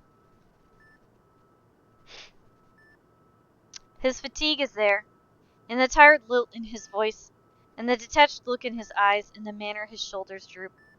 He's barely keeping himself together. Just looking at him right now makes me regret ever thinking he's simply making excuses out of his work. I should have known better. An apology immediately forms in my head, already at the tip of my tongue, although before I can even string two words together, he continues. He has yet to notice my presence, and I have yet to make myself known. But somehow, something in the way he speaks next prevents me from doing so, despite the casual note he takes. Something anyone, including me, isn't supposed to ever hear from him. Something deeply personal. Really, how long are you planning to stay like that? You've been criticizing my sleeping habits, yet look what you're doing. I hope you know Zach and Rebecca are already losing sleep over this. Ashton pauses, holding the moment, allowing his words to seep into the air. He means that as a reprimand, or I assume he does. It sounds like one from the way he has phrased it. Yet, the tone of his voice betrays their very essence, and not long into that silence he chuckles. Low, close to breathless, and if I listen closely, I'd say there might have been a hint of a long-held fondness in it. But this is how you've always been, isn't it? Clumsy, careless, a scatterbrain and a crybaby, always getting in trouble. Always getting us in trouble. He trails off. Another pause. Another held breath. Then he sighs. Always making me worry. And with it, the air inexplicably shifts to something gentler, warmer. A quiet little thing filling the room that neither seeks to stifle nor confine. Instead, it only lingers in the silence, bearing simple truths no mere words or grand gestures can express. When he finally chooses to break it, he does so with all the care in the world. Softly in hushed tones, fragile in itself. But those things. Because sometimes, all it needs is not a thunderous declaration, but a single fleeting second of small smiles, tender touches, and sincere honesty. Those things. I love those. And everything. Everything that's you. Here in this room, amidst the faint whir of machines and the soft moonlight streaming from the windows, in this little space, those words roar louder than the briefest of sighs, and that lone second forms a memory.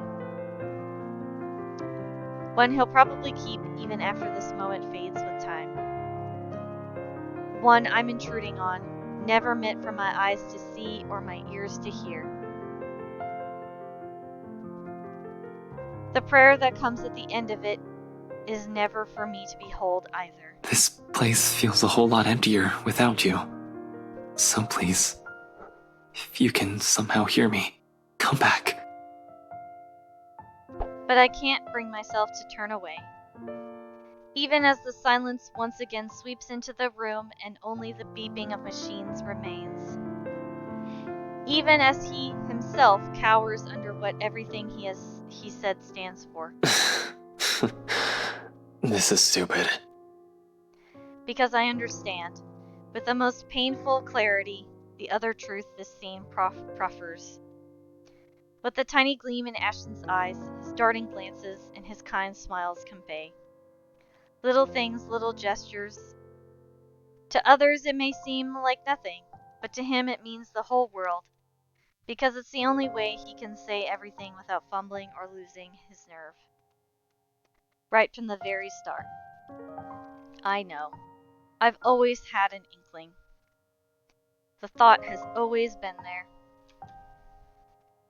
Hiding, tucked away, and neatly sealed at the back of my mind.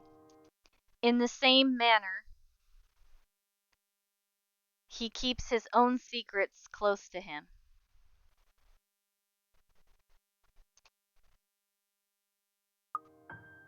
Which is why there is no jolt in me, no surprise. Just a slow, aching, burning realization of a truth long held. Of feelings never meant to be for me. Wah, wah. And yet, in the end... Whoops. I pushed the wrong button. And yet, in the end, a flash of anger still surges within me. It clenches, pierces, leaving my heart torn and numb, draining every color and noise from the world around me. The bag in my hand weightlessly, the bag in my hand hangs weightless in my hand as the magnitude of those words gradually closes in on me. You didn't want to hear this. You didn't want to see this. I shouldn't be here. I shouldn't have gone here. But before I can move and force my feet to take the first few steps to save myself, Zachary's voice echoes from the room, deep and still rough with what's apparently sleep, utterly clueless of what has just transpired only minutes ago. How I wish I can be as oblivious to it as him right now. Hey, Ash. Everything snaps back into place as it sounds, and the veil lifts from my mind. All of my reasons for being here rushes back to me with it, no longer held by that familiar bitter feeling slowly consuming my thoughts. But it's still there, coiled in a tight knot in my chest, simply waiting for another chance to unfurl itself. How long have you been here? Just came in a few seconds ago. Lies. Oh, sorry. I didn't hear you. Figures. It's not a problem. You probably need to rest anyway. You're the one talking. You look like shit. So I've been told. Seriously, how long have you been up? 18, 20 hours or so? It doesn't matter. I'll get some shut-eye later. Where's Rebecca? Funny how he remembers me now. Not a few moments ago, he's unknowingly taken that one little thing I hold dear and allowed the burden of his bloody sentiments to crush it. After all these years, I'm the one that becomes the afterthought. But I take this mention of my name as my cue to compose myself and hide all of these somewhere safe, preferably somewhere no one else will find. Just like how it has always been. Ultimately, this isn't what I came here for. I sent her home early, but she'll be back too. At the light rap I give the door, Zachary breaks off mid-sentence at once. Their eyes are on me when I slide into the room, though their attention doesn't really stay. Soon the bag I'm carrying catches their eye and they're both shooting me bewildered looks. Zachary in particular appears about to say something but can't quite place how he'll articulate it. A swift glance at Ashton tells me the same thing. The question in his eyes comes off more passive, muted.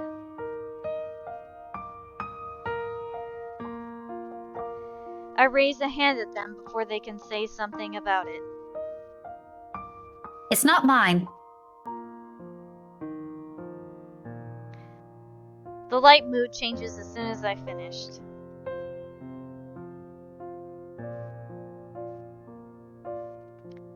They know. I don't have to spell it out for them. I don't think they want me to when that reality is just lying a few inches away from us. Either way, the atmosphere doesn't last. The world isn't done rendering my heart useless, as it turns out. Even Zachary, cluelessly as he is, gapes at me with a worried crease on his forehead. He has the right to be. The bitter tone my voice takes once the conversation turns elsewhere surprises me too. No, I'll take it from here. You don't have to do that. Zachary and I can handle this for a few days.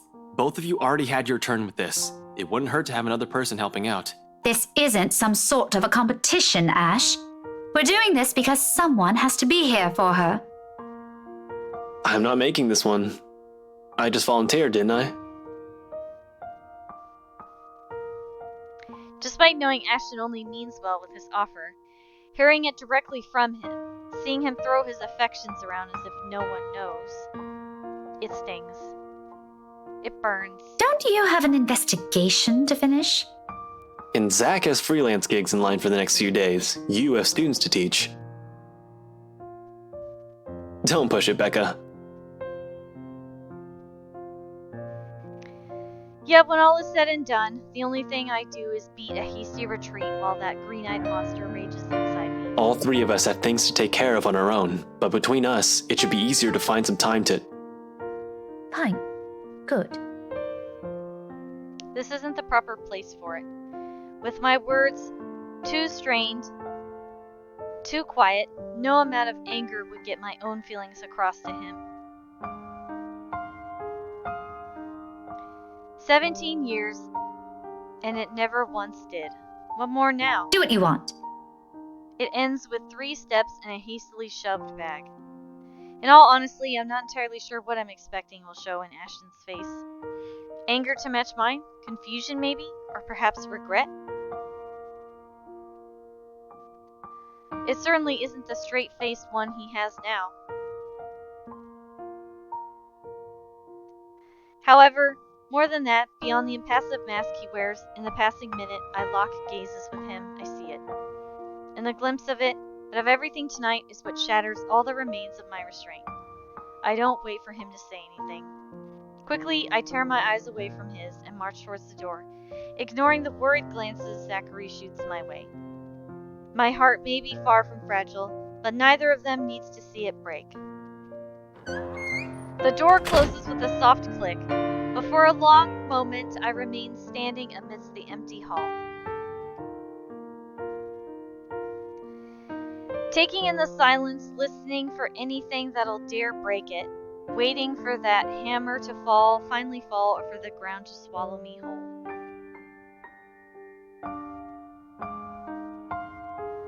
None of it happens, of course, and for what's perhaps the 100th time in the span of a second, I'm left to recall what I saw in Ashton. I'm not hearing the thoughtfully worded admission of his own feelings that did it, nor seeing those unguarded, yearning glances he gave her.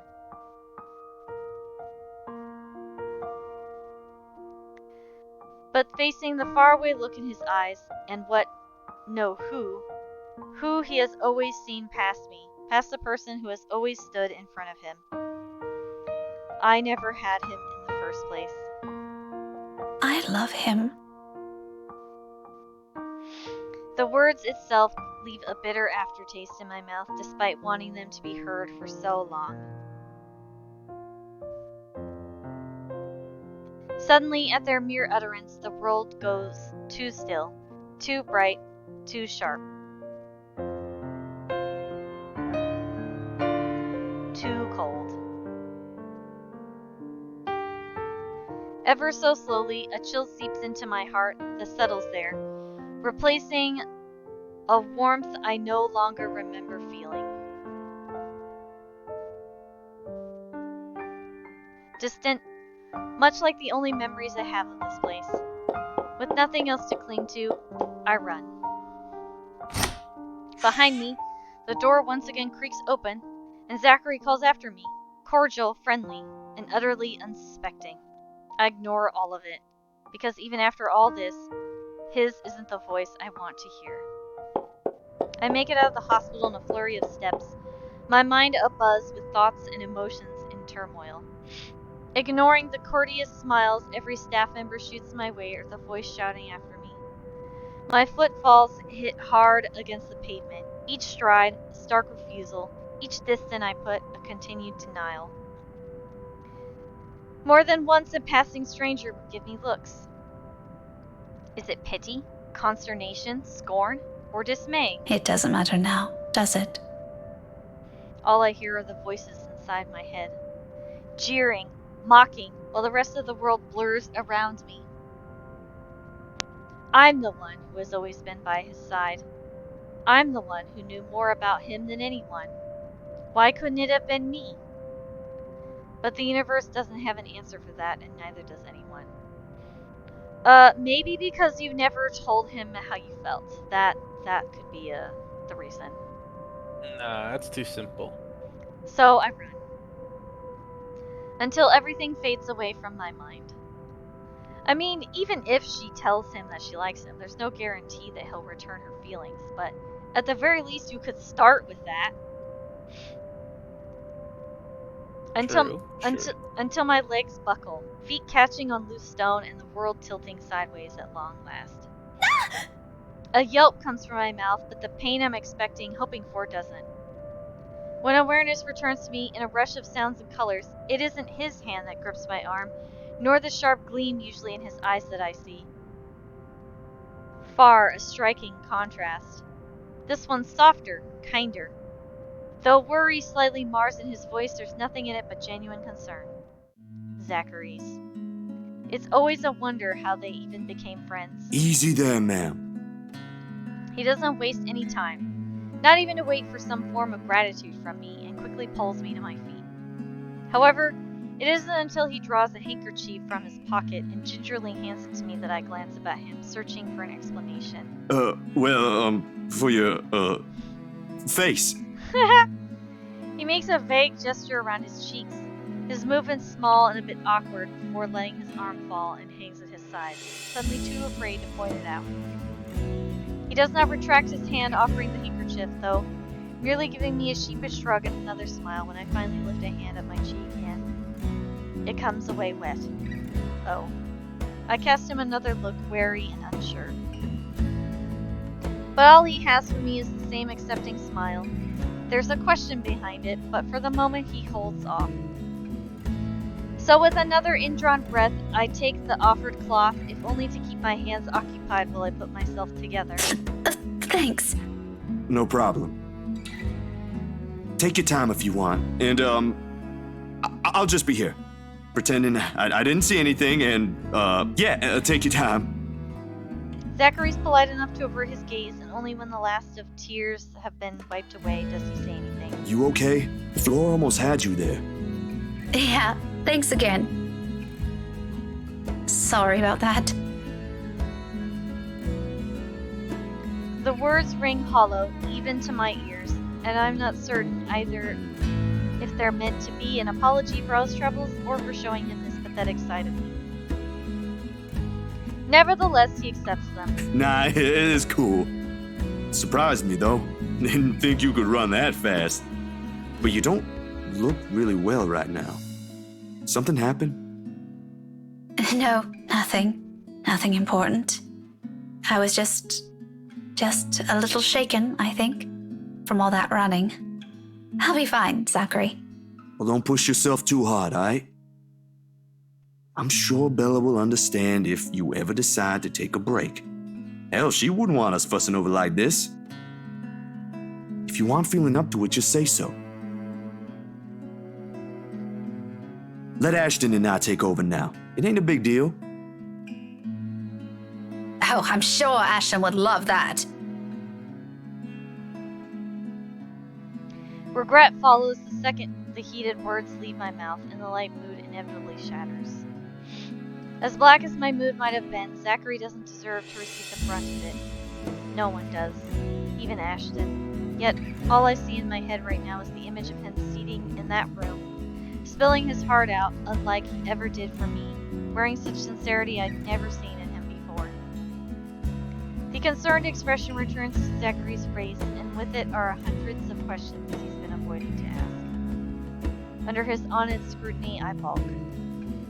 I look away before he can see past this and catch a glimpse of an ugly side of me.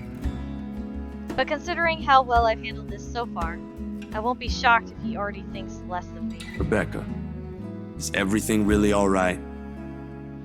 I bet he already knows the answer to that. Regardless of appearances, Zach can be quite as perceptive as Ashton. It's part of the reason why they became friends in the first place. Frankly, I don't understand why he's still making an effort to ask. For the sake of being polite? Responding to that will only open a whole different can of worms. He should also know that. What a mess. The best thing to do now is to simply end this. Alright, let's save. I feel like saying I didn't mean that is the appropriate answer. Yeah, that seems like the better one of the two.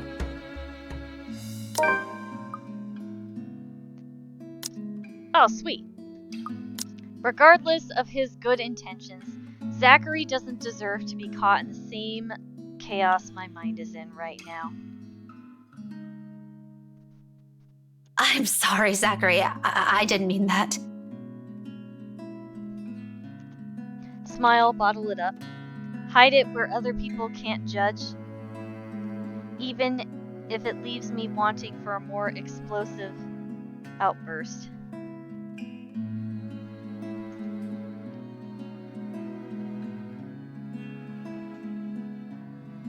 At least this way there's no guilt apart from the one I have to suffer myself. I know you don't. Oops. You're actually scarier than that when you mean it. Am I? Really? Only a bit. A wee bit. Don't take that personally, please. I mean, you're a really nice person, but you also have to deal with Ash and Bella sometimes. That takes a lot of patience, especially Ash.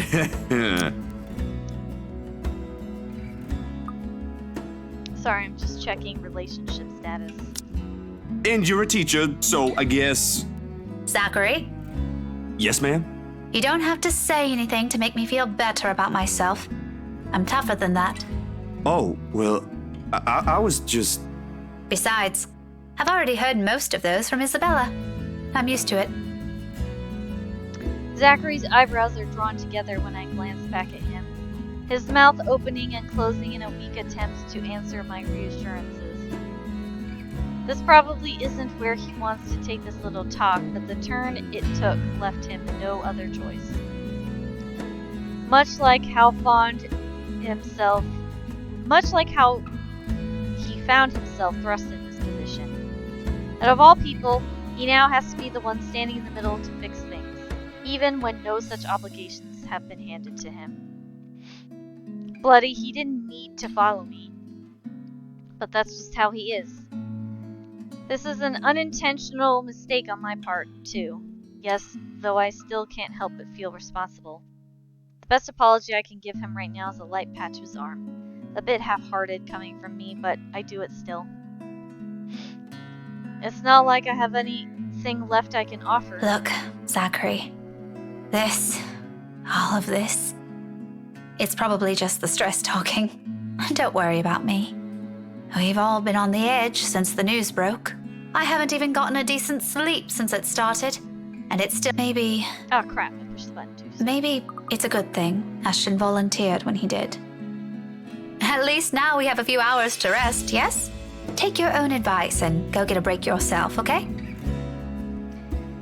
I throw in another smile at him for good measure, but it falters the second my eyes meet his. It's that look again. The one too honest. If I hold it for a moment longer, I'll probably end up saying things I shouldn't. More than what I'm willing to disclose at the moment. Because, despite wanting to get these feelings across, there are also ones I've harbored longer than any. If Ashton won't hear them, won't have them, then neither has the world any right to do so. I'm more than happy to cling to these if it'll keep the misery at bay. I've already done so before. It won't change a damn thing. So without bothering a goodbye, I walk away. Zachary doesn't stop me, doesn't reach out a hand or call out my name. This is as far as he'll allow himself to cross. For all his concerns, between the two of us, he's more familiar with this line we keep between us than I am. He won't intrude far from what those boundaries will allow. When his voice rings out again, above the dim traffic around us, in a last attempt to reach me, it does exactly what he's been reluctant to do. Hey, Rebecca! About Ashton. I stop and turn and look at him nonetheless. Even with half a mind to bolt, caught between the small urge to hide until this simply blows over, and my own curiosity. Frankly, I don't really understand what happened back there. I ain't gonna pretend I get the gist of it. I ain't sure if this'll help either, but look, he might be the smartest guy I know, but there are times when things go straight over his head. Way over his head. No malice, no ill will in it. Their words are not meant to hurt, just another truth because apparently we've got heaps of those to throw around today. So, I think you should talk to him, at least. You don't have to do it, of course. That's just my 2 cents. Ashton can be a bit dense. Sometimes things really work better if you just say it to him. Zachary ends with a shrug, as casual and nonchalant as he can manage. The nervous lines of his shoulders tell a different story, however. He wants to say more, but this is all what those metaphorical boundaries we keep will allow. What I will allow for now. In the end, he simply settles for a smile of his own, reluctant, unwilling to leave things here, but with no expectations of it being returned. He's the one who departs first, seconds later, leaving the ghosts of what he said hanging over me. And perhaps it's exactly the fear of being left with these thoughts that leads me to the cafe instead. Less time to think about these things as I'm moving and in the company of other people. At this hour, the cafe is usually filled to the brim with people. That's the reason Isabella and I rarely ever go here during the evenings. It's simply too much of a hassle when we prepare food ourselves in the comfort of our homes, and there really isn't much reason to eat out lately.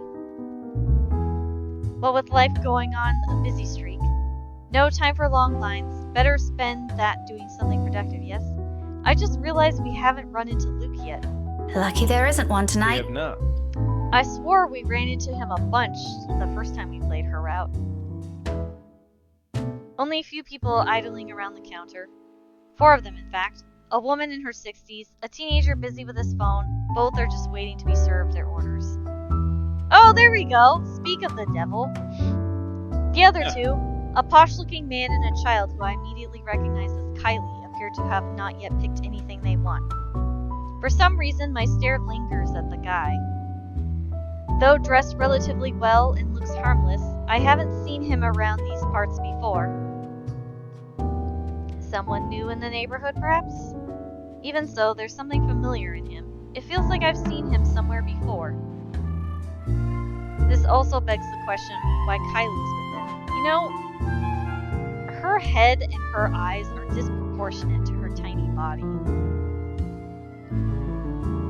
A little bit. Of course, the girl easily takes a liking to anyone who buys her sweets, so it's a bit both worrisome and unsurprising. The blonde bloke doesn't look particularly thrilled with the company, though. I tear my eyes away from them soon enough, once the guy at the counter appears ready to take my order. That, and I'd also hate to be accused of ogling strangers. Irish stew. Just for one person. He quickly... Call it for the night. Good playing with you. Best luck with the rest of the chapter.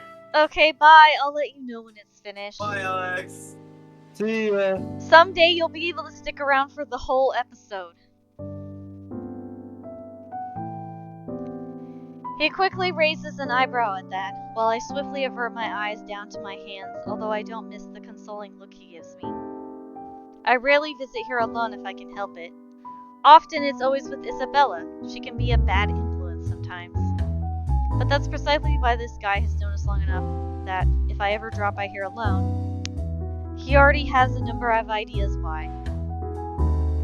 Doubtless he's already heard what happened in the news. No need to bring it up in something as casual as ordering food. There's a proper time and place for grief and empty sympathies.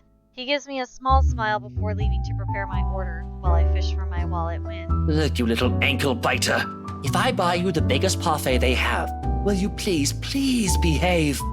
I would just like 10 minutes of peace and quiet. You said you'll get me some bread pudding this time. Yeah, well, darling, they said they ran out of it. Just pick another one so we can be on our way. Their parfait doesn't look as cute as the one my mom bought me. Parfait is just ice cream, sweetheart. It'll melt no matter how dainty it appears. In the end, it'll all look like an ugly puddle. Wow! Now come on, just pick one. It could even be the most expensive one on that list. I don't give a shit. I don't care. Oh, what I would give for someone to buy you off my hands right now. Jeez, Luke. Why have to be such a douche? My whole attention instantly snaps back to them in their conversation. Jumping to conclusions isn't something I'm particularly fond of, especially when all I have are baseless assumptions. But you can't really trust a stranger these days. No one around the cafe seems to have noticed his words either. Very suspicious words. Still, I don't move. Yet. But my hand has already shifted from my wallet to the book I'm carrying. A hardbound textbook. Looks harmless, but if a situation calls for it, it might be a good, deadly weapon. Might. I haven't gotten the chance to try it anywhere so far. Today could be the day. But you promised! Look, if you don't want a parfait, how about a Bonifay pie?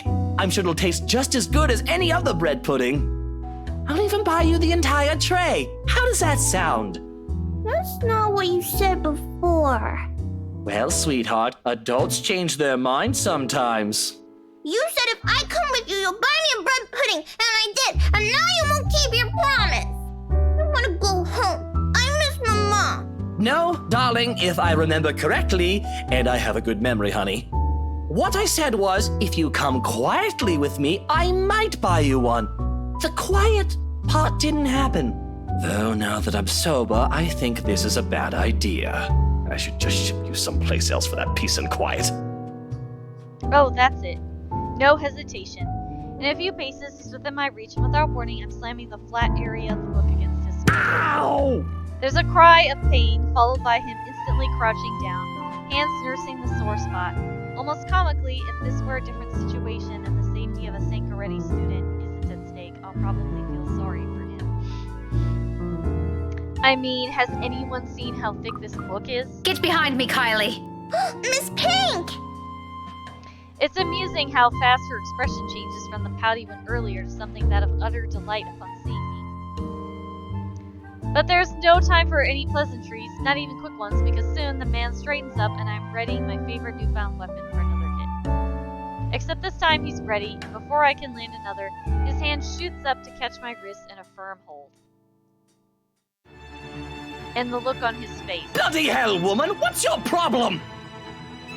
To say he's pissed would be a complete understatement. Had I been the weak-willed sort, I'd probably cower under his sharp gaze. But that simply isn't how I roll. If he thinks he can scare me and do as he pleases, just because I'm a woman or whatever his reasons may be, he's got another thing coming for it. So instead, I return it to him with the same intensity, the same venom. What's my problem? You're the one who has a problem here. Rotten bowbags like you don't deserve the freedom to run this town. What are you doing to this girl? And why is that any of your business, pray tell? Oh, I love how his name changed to Kidnapper. That's funny. Oh, it's my business if I make it to be. Now, release me or I'll call the police. Oh, you think that scares me, Daisy? I have a name, you sleazy douchebag. Oh, I'm sure. His grip on my hand only tightens when I attempt to shake it off. It changed to sleazy douche. I know, I love that. His tone may be dripping with anger and sarcasm, but the gleam in his eyes says it all. He's getting a kick out of this. Riling people up, getting on their nerves, invading their personal space. He knows exactly what and which buttons to push. Holy crap, I pushed the wrong button. The nerve of this person. The nerve of this arsehole. If he thinks I'm going to give in to his goading, please, he might as well just kiss his sorry ass behind. In fact, why not do the most sensible thing right now and teach him a tough lesson? I can't remember which one is the correct one.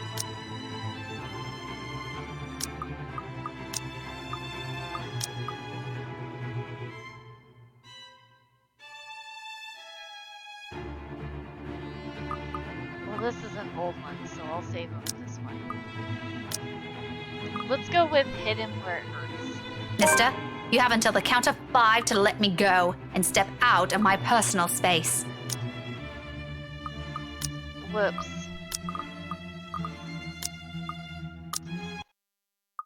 Let's go with shout for help. Let me go, you uncouth lout! Uncouth lout? Or else what? I'll scream.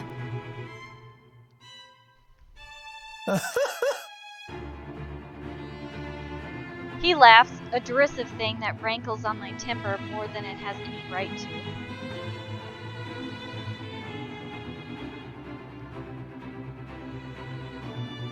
It is as if he knows I can't do anything, or he's above any authority that exists in this city, confident he can get away with anything.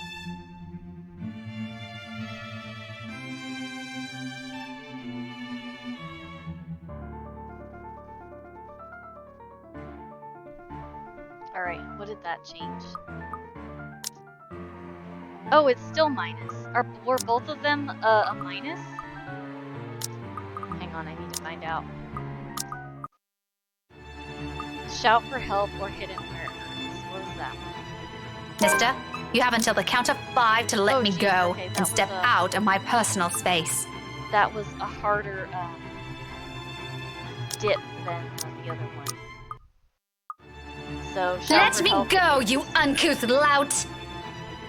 Or else what? I'll scream.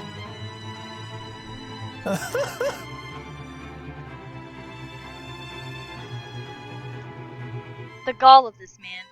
I'd like to punch him right now if I can. Nice try, lady. Why don't you drop the book first? You could kill people with that, you know. Fat chance. Oh no, that attitude won't do, Daisy. Here, let's try that again, like the proper adults we both are. Drop the bloody fucking book. And then what? If you're assuming I'm... Then we'll have a nice conversation over a cuppa. Establish why you're attacking a poor, innocent stranger with a deadly weapon. And maybe weave in an apology or two for the offended party afterwards. I'm the offended party here, by the way. My brain hasn't returned to its rightful place yet, in case you're wondering. Innocent! Don't play dumb! I heard what you were trying to do with that girl. just because she isn't my student yet doesn't mean I don't have a role in protecting that child's innocence. Protecting the what of who? Why would you? Oh no. In the span of a second, the expression on his face changes faster than anyone is capable of. From pure confusion to sudden realization before finally deciding on a face of utter mortification. He's quick to drop his hold on my hand afterwards, like he's been holding a piping hot object and has just realized it's in his hands all along. He's far from a decent person, but he actually might make good money doing comedy. The look on his face when he starts babbling his excuses is almost priceless. No, this kid's... Alright, lady, look, it's all a misunderstanding. My tone can't go any flatter than the one I have now. Right. Somebody help me! He places a hand on my mouth before I spill the rest of it, and all at once I've been caught between trying to stop him from smothering me and keeping his dirty hands off me. But even as my nails dig deeper into his wrists, he doesn't appear to have any intention of letting me go. Being loud works, however. Soon the attention of practically every customer seated in the small establishment is on us. I shoot each of them an imploring look, hoping one of them will have the sense to help. The sleaze, however, is fast enough to flash them all in embarrassment. Haha! This lady's having such a bad day! Poor girl's just been through so much today! Nothing to see here, go on with your dinner. Bad day? Even if this were a friendly chat, I wouldn't touch you with a 10-foot pole, much less share any problems with you. Blighter, you are my problem. I want to blurt it out, but with a hand covering my hand and my lungs rapidly losing air, I bite down on his hand, hard. It works. Ow! He yowls and jerks his hand away from my face, stepping back to put as much distance as he can between us while nursing his injured hand against his chest and muttering a string of very creative set of expletives. Tears have formed at the corners of his eyes from the pain, and a small laughter escapes me. To be frank, he gives the impression of a kicked puppy with the glare he shoots me. A puppy I'm less inclined to feel sorry about. You mad woman! I warned you, you ass! Why, this is harassment, I'm telling you! Harassment! Then why don't you tell that to the police once they get here, You despicable! Whatever you're assuming I am, I'll have you know it's all in your head. None of it's true. You best have that pretty brain of yours checked before that gets worse. What is wrong with you? Is this the face of someone who'd do anything suspicious? Yes it is. Oh? You don't think a stranger luring an innocent child with promises of sweets before whisking them away from their parents doesn't warrant any suspicion? You have a very funny definition of suspicious, asshole. Maybe you're the one who should have that head of yours checked. The kid asked me to buy her sweets. You're the one who's suspicious here. I'll have you know, I have a wife. That much at least appears to have a slither of truth to it. He even makes a show of brandishing his left hand to my face with much flourish. Sure enough, a wedding ring is there, though all that earned him is an unimpressed glare from me. Immediately, a small part of me starts to feel sorry for whoever and whatever poor woman married this sod. I don't understand why he has to bring her up, either, as if the mention of her alone will magically present a solution to his problem. She must truly be a remarkable woman if she can handle a dirtbag like him. And even my wife of all people in this bloody city, has never, I'm telling you, accused me of such a scandalous thing! You crazy woman! Married or not, you're still a sleaze. Honestly, I feel... Miss Pink, why are you fighting with my teal? Whatever words still left to be said here dies on my tongue. The same thing goes for the sleaze. Besides us stands Kylie, gawking at us with the same curious stare she often brings with her. I know that look all too well. A precocious child through and through. She doesn't say anything further, her gaze simply moves between us, eyeing us both carefully and clearly anticipating an answer. From my experience, when it gets like this with children her age, it's a sure sign they won't leave you until you've given them an answer they're satisfied with. Lying won't do either. It has dissolved into shouting match, for heaven's sake. And did she say Tio? Something falls straight to the pit of my stomach at that. But my tone is gentle when I finally address her, void of any apprehensive and what might be the first hints of embarrassment. I pointedly ignored the latter. It can very well be just the hunger speaking. Kylie, sweetie, do you know this oaf? Yeah, he's Tio Luke. Right at that moment, my brain stops. Every line of thought, every argument I still have against the man beside me dissipates in a haze. Amidst all of it, one memory gets triggered from a few days ago. Tio? The one you mentioned before? The uncle? The guy Rowan wanted to impress? Or was that a dare? I'm sorry, I can't recall. Is it the one who promised he'll take Big Brother someplace cool? Yeah, the one and the same! Don't you know who he is? I sure as hell don't, darling. Because if I do, I wouldn't have let everything I've said earlier come out of my mouth. He's my Tio Luke! Gazillionaire extraordinaire and the fairy godfather! He's your godfather. That's nice. The one and only. Did I get that right, Tio? More than right, sweetheart. I'm sure Miss Pink here understood everything you said quite perfectly. I'm sorry, I just want to slap that smirk off his face. Whatever it is that landed at the bottom of my stomach prior has shot straight up to my face and stayed there. The heat from it slowly spreading to my cheeks, coloring my face somewhat the same shade as my hair. If only the earth would swallow me whole here and now. His eyes are on me, I can feel them, jeering, mocking. I can't even bring myself to look at him. What's in there? Amusement? I doubt it. He's probably having the time of his life right now. But I know, I can hear the sneer in his tone alone when he talks. He has that smug grin on him, which I may or may not want to punch off his face at present, just for the hell of it. But damage control. I need to do some damage control before this whole thing goes south.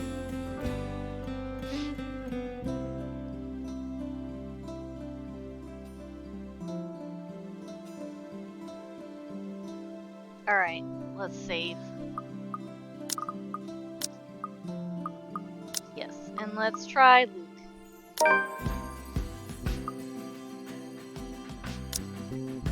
Oh, good. Though it pains me to apologize to a sleazebag like him, this is my mistake.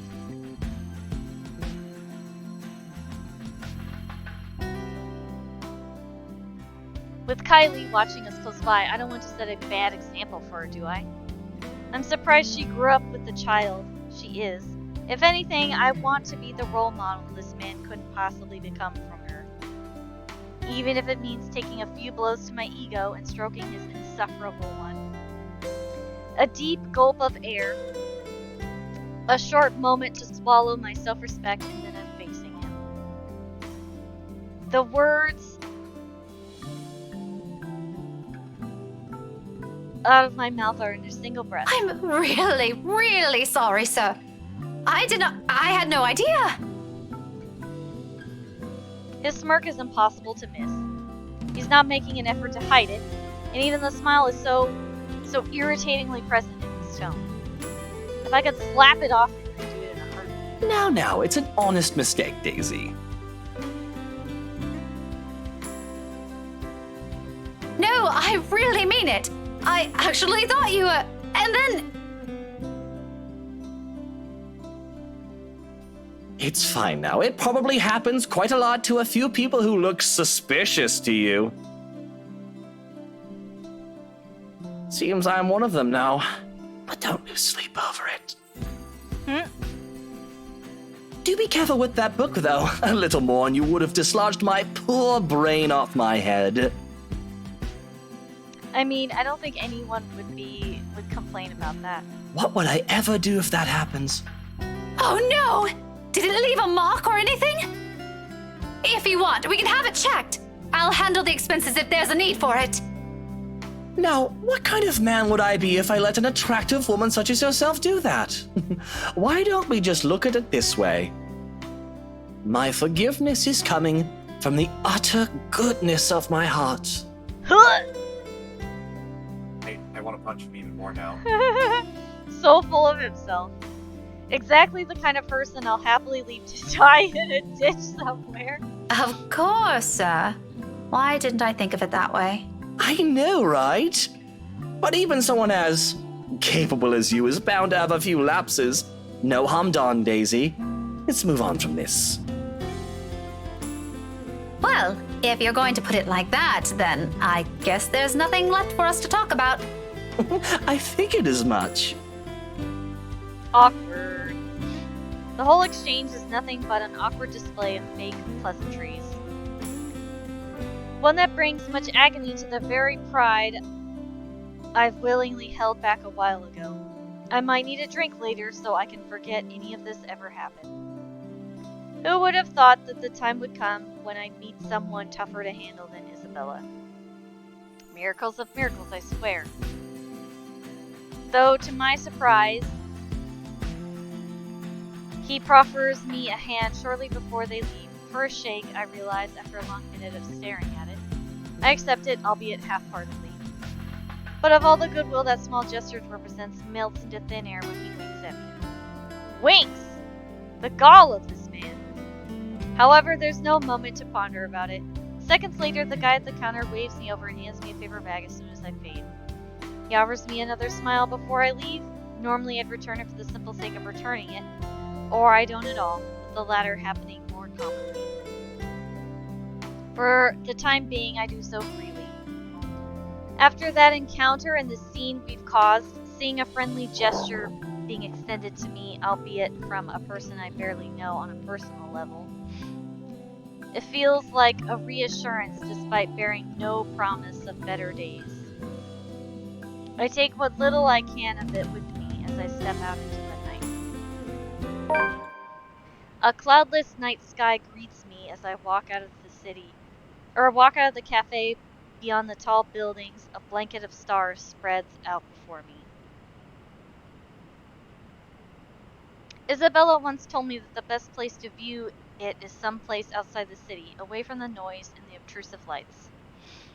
She'd seen it once in her mom's hometown and another time in a university she used to attend. Then she asked if it's possible to try it out here sometime. I agreed with her at the time, if only because she appeared excited at the mere prospect of it. We made those little plans along with Zachary and Ashton. We never got around it before. Now we may lose the chance altogether. Even so, I find myself enjoying this despite being told it's only half the experience. Little things, you know? Stuff you learn to appreciate when you're alone. Because at certain times, you get to meet people who are unfortunately born with the innate talent to ruin the mood in the scene with their mere existence alone. For example, the very driver of the car fast approaching my direction. Luckily, he doesn't notice me, but the fleeting moment we pass each other gives me a brief glance at the people he's with. Kylie's sitting on the back seat with a serving of bread pudding in her hands. And beside him, it must... no. That is most certainly not his wife. Oh. I can see her face now. Okay. We can sort of see, her face. At least it's not bloody. He takes a turn and disappears at the nearest corner. But throughout the night, the cursory glimpse of all things that bother me has left me wondering what kind of person his wife is. And more than that is a silent prayer to the universe. I hope I don't ever cross paths with that douche again. Oh, but you will. The brief lull past the 2 days has offered is nice while it lasted. Or as nice as it can get while we're playing the long waiting game, teetering between sheer optimism and despair. Her aunt's arrival this morning has dampened the edge to that somewhat, though only by some. The uncertainty is still there, unspoken throughout the brief time we talked, simply hanging stiffly above our heads. Having another person with us helps, however, I can tell the same doubts has crossed her mind the second she saw her in that room. Ashton himself doesn't look too hopeful, when he left a night ago. It was a wordless exchange, partly sullied my lingering anger and his exhaustion, but has left a sullen atmosphere in the room nonetheless. Like an ugly premonition. And as expected, just as things start to settle and a steady rhythm finally worms its way back into my routine, Thursday morning brings further disturbance to the now calm waters. With little ceremony, though, still enough to ripple through everything. In retrospect, I really should have seen this coming. Luxbourne is a small city, relatively speaking, compared to, say, London or Glasgow. It's nothing but a tiny mass of land boasting a mere population of 68,000. But those numbers alone are nothing to scoff at when standing in a busy street. And if you pay close enough attention, faces taking the crosswalk or riding the subway will soon grow familiar. How unfortunate that out of that number it has to be Tio fucking Luke I encounter more than once. Oh, you know, a few problems popping up here and there that the agents failed to tell us somehow. Nothing a few hired hands can't fix, of course. I would have preferred a place near the city and something that's new to save us all the trouble, but darling wife insisted.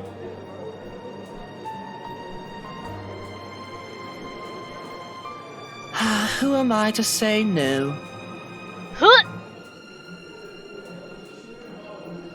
Ah, are you kidding me? His smug head is the first thing I see upon turning into the hall. In spite of the small crowd of parents and students gathered at the corridor for the primary's career day, it's not that he stands out. He's pretty unremarkable at first glance, frankly. However, it's his countenance that draws people's eyes to him. The manner he carries himself with, all the confidence in the world, his mere presence dwarfing everything around him.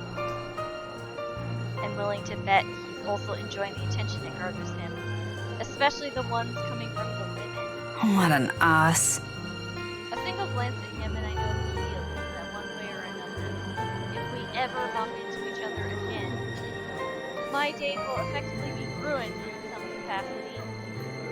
He also exudes that air.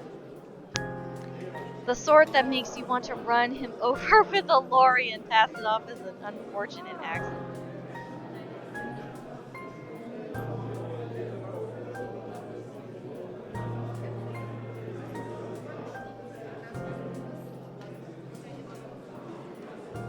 With him, it's either you want to punch him or let yourself be charmed. There is no in between. I'll gladly do the honor of the former myself, but alas, there are people around us. Now I'm stuck with having to face one of the I shouldn't have volunteered. At the time, helping out sounded like a good idea. I have no classes left today until after lunch. I could have opted to stay at the teacher's lounge and work on my lesson plan. But that means being left alone with our deputy head and his chatter. He's a good man, but craven. He can talk anyone's ears off. So the moment an opportunity arose, I jumped on it. It's a simple task to boot. Just deliver a whole box of materials and a few posters to the event and maybe stay around to assist if time will allow. I just wasn't expecting him to show up here. Out of the frying pan and into the fire. Had I known, I would have stayed and suffered through our deputy's impromptu speeches about his life crisis instead. But what's done is done. Going back is also out of the question. With how unexpectedly heavy the load I'm carrying is, I'd hate to lug this for a trip back just because my pride can't take another second of interaction. He's insufferable, alright, but I've had my fair share of dealings with teens, more or less the same temperament, all considerably younger than him, and they listened. If he wants to be difficult like last time, so be it, but he can bet his sorry English ass I'm not standing down. Left with no other choice, I brace myself, suck in a breath, mustering every bit of patience I have as I step into the hall.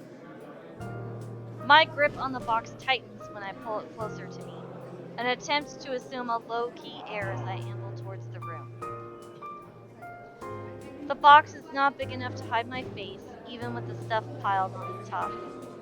But if all else fails, I can just hit him with it. Since a small prayer forms in my head. If there's even one listening out there, please grant me enough restraint. Better yet, I hope he doesn't notice me at all. That'll definitely make my life easier. Seriously, how hard can it be? He's standing a few ways from the door, and there are plenty of people between us to use for cover. If I'm careful, I can just go in, hand this to a box whoever's in charge, forget every plan of staying longer than necessary, and step out as soon as I can. Easy as pie. But as luck would have it, in the exact moment I reach the room's threshold, someone barrels toward me. She latches onto my waist before topping the sudden commotion with a gleeful squeal. I knew it's you! The force of it nearly throws me off balance, sending the items stacked atop the box tilting dangerously to the side. With the child's added weight at my waist pinning me on the spot, both of my hands occupied, watching the only thing I need. The short seconds in between slows as everything gradually slides off the box's small surface. Under different circumstances, this would have made for a funny story some other time. Comical, even. Until another set of hands reaches out and steadies the poster threatening to take a nosedive right to the floor. Oh, careful now, Daisy. Don't make a mess here. My entire body freezes. Upon hearing his voice alone, an irrational impulse to hit him immediately bubbles up. But before my limbs could catch up with what my brain is currently screaming at me, he moves to take the burden off my arms. Irritation gives way to surprise. Then confusion. It's in that moment when instinct finally kicks in and I tug the box closer to me before he can fully lift it off. What are you doing? What does it look like? You're surprisingly slow on the uptake for someone of your profession, aren't you? I like how his name still says Sleazy Douche. Bloody, doesn't this school have people for this kind of work? So much for being a center of academic excellence. I'm going to ignore that slight to my alma mater and my work, because that's not what I'm trying to get at. You know what?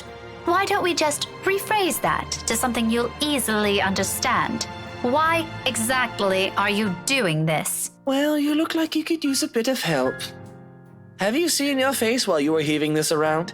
Mister, I'm pretty sure if there's ever a look on my face, it's entirely because I saw something extremely unpleasant this morning.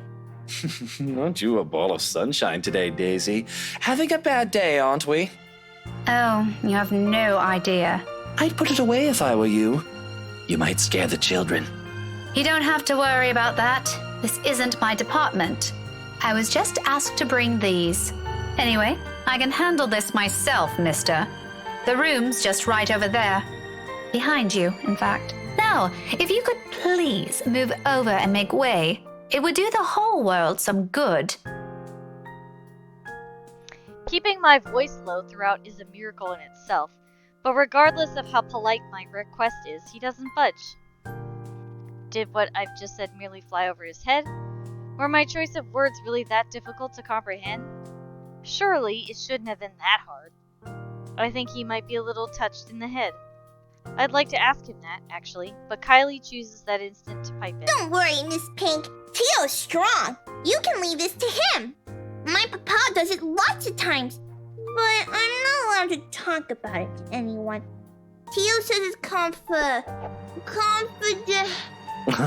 Confidential, Munchkin. That's right. Tio's smart, isn't he, Miss Pink? I'm still of the opinion that he's a piece of shit, but I must admit his goddaughter's excitement is contagious, as always. A smile makes its way to my lips. She has yet to budge from her place, though to be honest, I'm starting to lose some feeling on my stomach with how tightly she's wound her arms around. I'm sure he is, Kylie. But I'm also sure he'll find better use for it elsewhere. Like helping you out. Oh, well, that's one thing, but You heard the kid. no one's asking you. You wound me, woman. And I'm quite certain I can do more damage than that. Shall we give it a try? Again? He pales, stammers for a bit until he ultimately decides saying anything, and settles for a brief show of discomfort instead. He's probably having flashbacks from last time we met. He finally regains some of his bearings and says it all. It's nothing short of hilarious if I do say so myself. I'll have you know that threats never work on me, Daisy. Not in a million years, not ever. You're assuming it's a threat. How cute. That too. I'm not scared of you. Just because you landed a hit. Uh-huh. Do go on. Keep telling yourself that. It was a fluke, you hear? I was caught off guard and your damn book left a dent.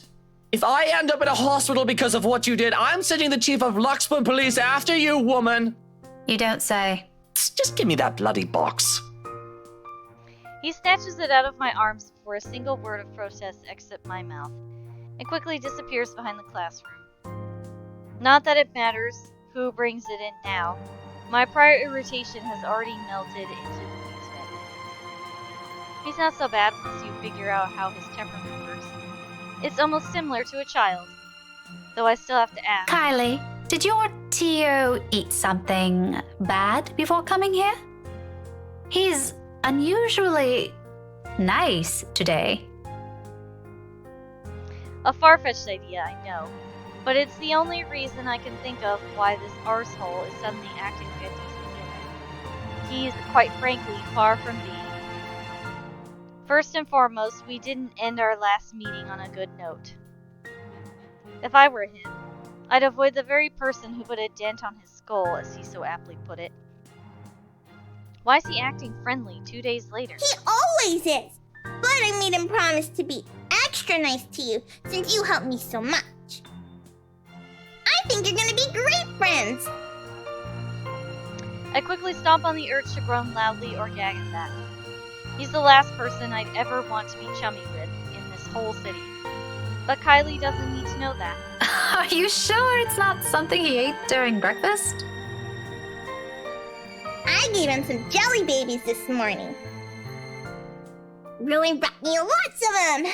Mama said I should share, so I offered half of it to Tio when he picked me up. He likes the black ones. Oh, that's probably why he's weird. Jelly baby overdose. He could have done everyone a favor and choked on them while he's at it. You want some? I've got more. I couldn't play Melody or Takanko this morning, but I'm sure he'll be fine sharing some of it with you.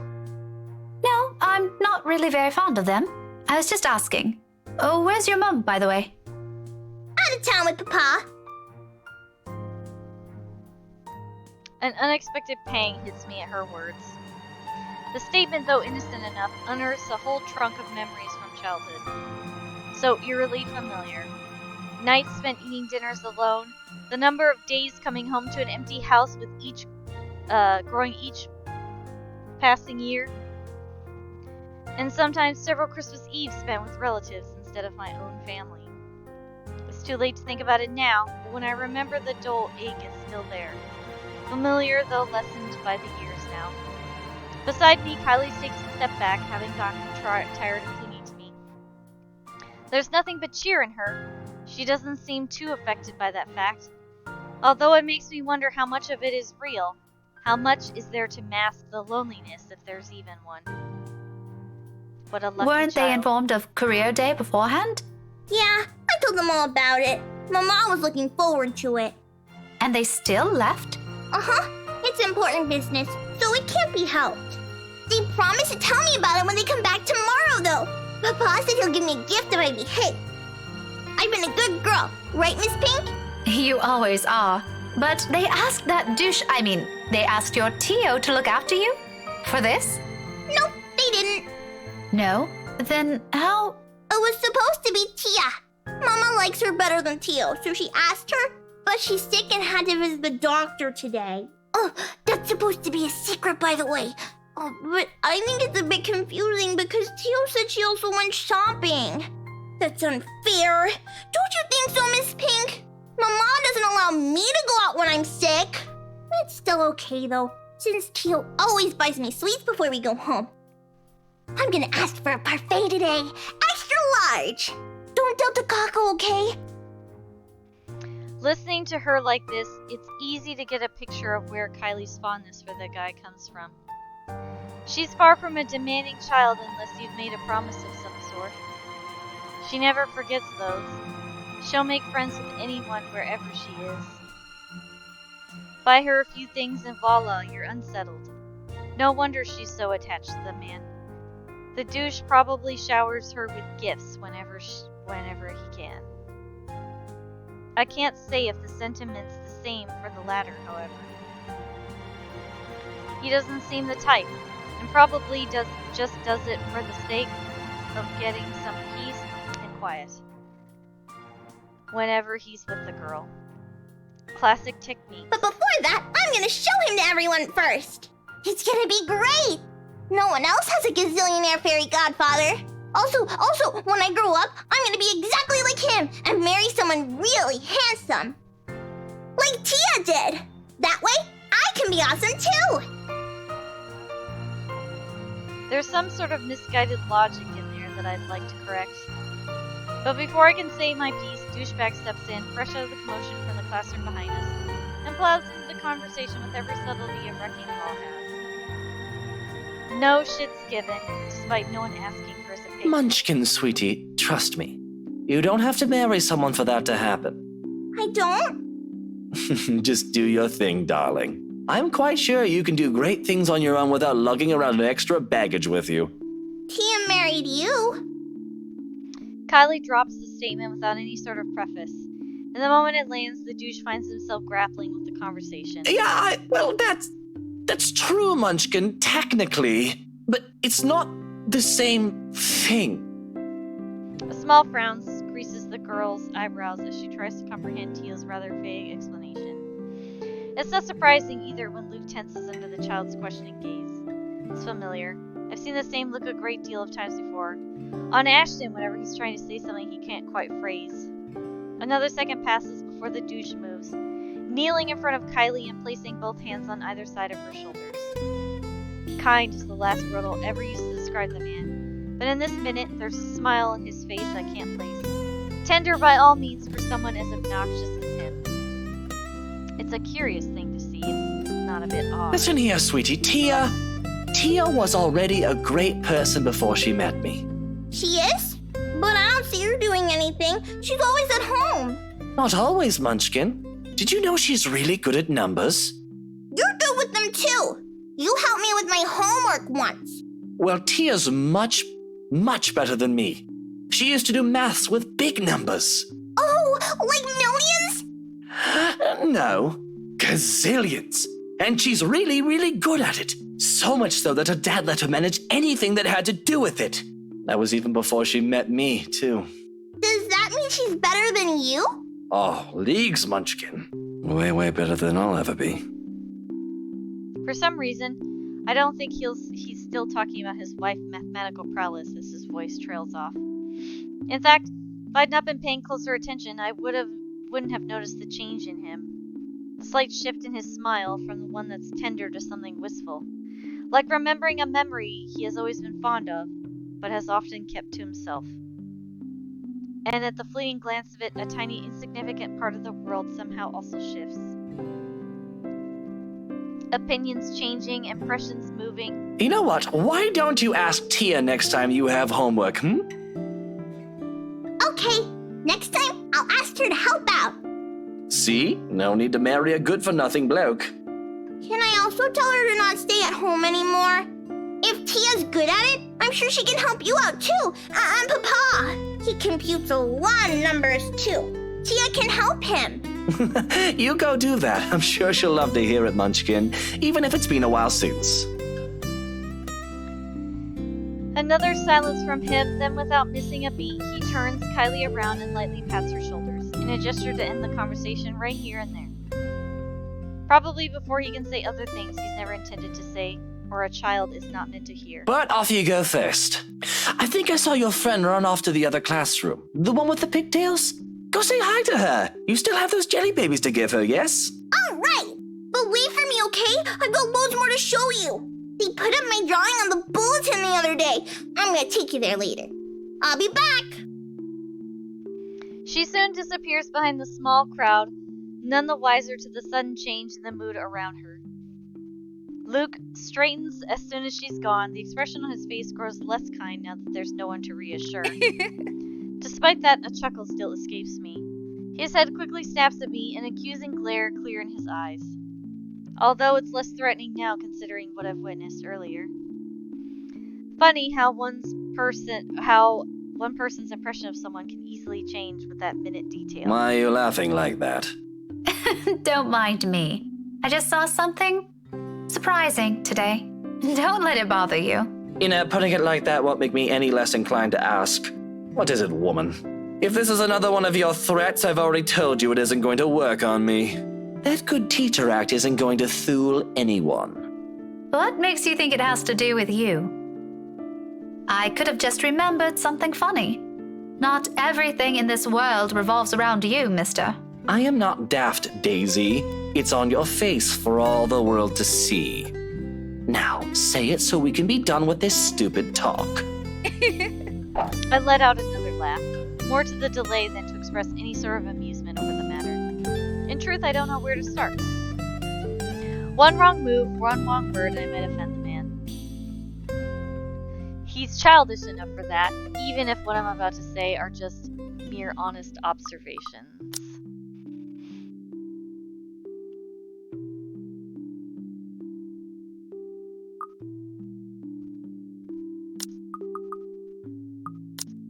So we have, you're good at handling her, and you really think that.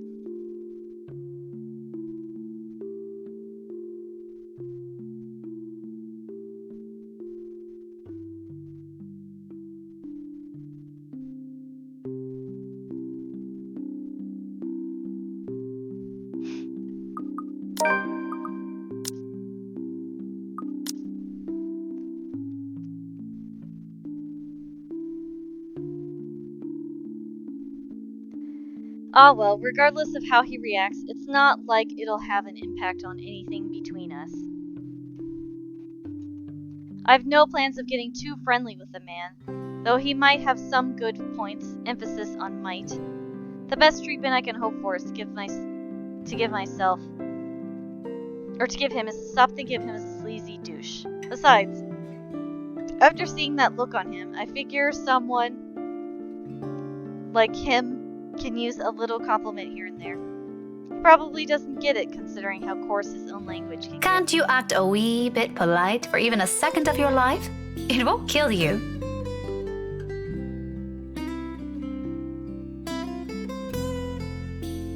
You'll easily get answers that way, you know? Instead of demanding things from people like a temperamental man-child. I'll be nice when I want to be, woman. Don't tell me what to do. And here I was just thinking how you're doing a brilliant job as Kylie's guardian. Was I mistaken? Was I mistaken? What? Sorry, I didn't catch that. Stop playing dumb. I hate to admit it, but you actually seem to be good with kids. Possibly even better than most of the teachers here. What do you know? I've expected him to just take it all in, bloat his ego more, and even brag about it. Instead, what I get from him is a sound resembling a squawk. Or maybe that's him choking on his own pride? I can't tell above the hubbub surrounding him. But when I glance at him, only a mortified expression is on his face. No. No? You should be proud of yourself. At least there's this one good thing about you. Isn't that nice to hear? Pretty sure not a lot of compliments get thrown around about you, knowing how you... There are a lot of good things about me, Daisy. My hair, for one. There's also my extraordinary good looks. Wax lyrical about those all you want. I'd be happy to hear it any day. Praise anything about me but that. What is so repulsive about it? Even Kylie likes you. Shouldn't that tell you anything about yourself? Kylie is one kid, not even my own. Trust me, you do not want to see me bring a spawn of my own into this world. This will be an abomination. Is that what you keep telling yourself? Maybe. Is it any of your business? No. But if I didn't know any better, I'd say this is because you yourself think you're a little piece of shite and somehow it'll pass on. It doesn't work like that, by the way. That last remark just came out. There might be a sliver of truth in it, but I shouldn't have phrased it like that. Even for my own standards, or the kind of person I'm talking to, it's still quite rude. An apology is already in my throat, but the minute I open my mouth, all of what I've prepared myself to say dissipates. Lost in the moment in front of me. He has turned gaze outside, staring at some point past the buildings, blocking the view of the sky, equally lost in his thoughts. He's a vexing man under so many standards. However, in this moment, the morning light streaming from the window lets his features a certain air. Softer, less severe than what he often flaunts. I might as well be looking at a different man. There's a tender note in his voice when he finds it, the words muttered under his breath, not intended for anyone but himself. Nevertheless, it reaches my ears, unintentional as it may be. You're right. She deserves someone far better than me. All that talk about self-worth makes some sense now. It isn't some profound knowledge he pulled out of his arse. It has come about because he's already been there, likely still stuck in the middle of it. Preaching about your own personal experience is easier, after all. Less room for mistakes, more for a dose of self-loathing. What a complicated man. Just when you thought you've already figured him out, he does one thing and says the other. People like him are the most difficult to gauge, far harder to understand. Yet it might be exactly for this reason why some are so easily charmed by him. It's the mystery that catches them, of wanting to find out what underneath that bravado. I won't count myself among those, yet his winning personality isn't exactly my cup of tea. But sometimes, once you get a glimpse of what's beyond the machismo, emphasizing with the man isn't such a steep hill to climb. If the comfortable silence we now share tells anything, that is. Perhaps this is as close to friendship as we can get. Several insults flung around with a few shared silences in between, and that's not exactly a bad thing. He's not exactly a bad guy either, despite the awkward start we've had. Maybe it's for this reason that I can't resist throwing in a little comment to lift his mood before leaving him. You know, Luke, you're not such a bad person. Is that supposed to make me feel better? I'm touched, Daisy. Take it how you will, but a little attitude change would help. Bollocks. Right, of course. Let me know when you're done with your lecture, ma'am. And you can probably start by not leaving your wife out while you're having some quality time with your goddaughter. Who knows? Maybe that'll help change how the child sees her.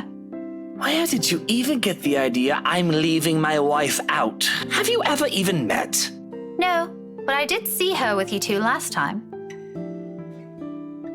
His indifferent expression quickly dissolves into confused scowl while I meet it with the matching perplexity. It has only been 2 days. Surely his memory isn't that bad. What? When was this? At the cafe. After you left. She was sitting right beside you. Kylie was at the back and you were driving. Daisy, are you sure you haven't accidentally hit yourself with your own book? Because that damn thing's quite thick, and I'm really getting worried about you. It has only been a few days, and concussions can be dangerous. I suggest you have that checked. Well, you asked. I just answered. It's pretty rude to make her wait like that, by the way. How can I make her wait when she's not even with us? What? It was just Kylie and I that night.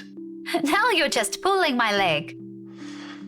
Luke exhales, long and drawn out, his impatience rapidly changing the companionable air around us. In the face of it, I tense. I've accidentally stepped into another minefield. Any chat I've had with him so far has been like this. Why this still surprises me escapes me, but above my worries of offending the man is my own bewilderment. I remember well enough what I saw that night, yet he says something completely different. Wifey was out with Kylie's mummy that night. She wasn't with us. How do you think I ended up on babysitting duty? But in the front seat. And Kylie's... Miss Pink! Kylie's sobs reaches my ears first, and then her familiar weight returns around my waist again. Hot tears seep through my blouse as she buries her face in it, her arms her arms winding tightly around me. Luke and I briefly exchange worried glances, his own lips shut tight with concern. Her cries are soft enough not to attract much attention. Most of the visitors have been ushered inside rooms by now anyway. Those that still linger, though, watch as our little group with great interest and concern. If I don't get a better handle of the situation, I have a feeling Luke will start yelling at everyone soon. Kneeling gently, I pull the girl away from me, cupping her face and wiping away tears, creating little trails on her cheeks. Her mouth is drawn in a miserable pout when she peers up at me. All right, Kylie. Calm down. What happened? It's my friend! That's a little too vague, Munchkin. Let her speak, Luke. Who is it, Kylie? Melody? Or was it the other one? Yeah. Did the two of you fight? She nods and immediately clams up, letting her sobs communicate the story instead, or as much as her shaking shoulders can tell me. Right behind me, Luke gives a nervous huff while he shifts on his feet. He must not be used to handling children crying. What a wuss. Sweetie, I won't be able to help you if you don't tell me what happened. Seconds pass before she responds again. The tears are already gone when she finally musters the strength to talk, and her cries subsiding to mere sniffles. I wanted to give her the rest of the jelly babies, but she won't come out.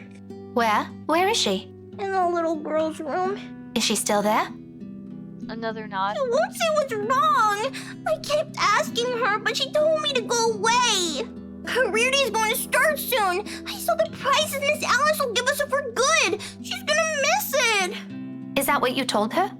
Yeah, she won't listen. She won't even take the jelly babies. After I saved it for her, too. Tio Luke wanted to eat the red ones, but I told him it's not for him. Miss Pink, can you talk to her? Tell her to come out, and I'm really upset with her.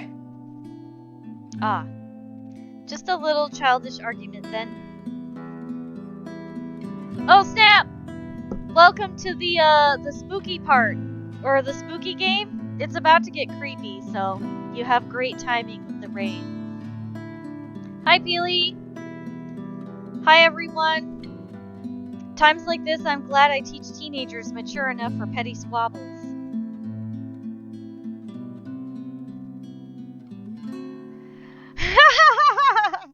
Don't worry, it's just creepy. It won't scare you too bad. I do love being around children and won't mind having one or two of my own in the future, but it takes a whole different level of patience to teach several of them. I honestly admire my colleagues who willingly took the challenge. Normally, I'll leave this for their homeroom teachers to fix, but I can't just ignore the imploring looks she shoots me. There's another weakness I'll have to steel myself against before I'll ever think of having one of my own. For now, I give in to it. Okay, tell me where she is, sweetie. Sighing, I stand up and gesture for her to lead the way. Luke trails quietly behind us. Even with the small distance in between, his apprehension is palpable, understandably so. No one wants to be caught in the middle of a childish spat. But in the end, this is all just a part of my job. I can't just shy away from it, can I? Kylie escorts us to an adjacent hall. At this hour, the corridors and the rooms lining its sides are empty. Save for the gentle rustling of leaves, the twittering of birds outside, and the tapping of our foot against the floor, the whole area stays eerily quiet. Not unusual, though. This is the part of the building reserved for club activities at the end of the school day. And with the rest of the school busy with another event, it's only natural for it to be this deserted. Come afternoon, right after class, it'll once again be filled with people. For the time being, I focus on the toilets at the far end, heading straight for it. Luke stays behind, opting to wait for the end of this drama instead, obviously not wanting to deal with another person's kid. Meanwhile, Kylie follows right behind me, unusually silent as we approach the ladies' room. Sometime before we made the turn down the hallway, she stopped sniffling and started singing a tune under her breath. London Bridge is falling down, falling down, falling down.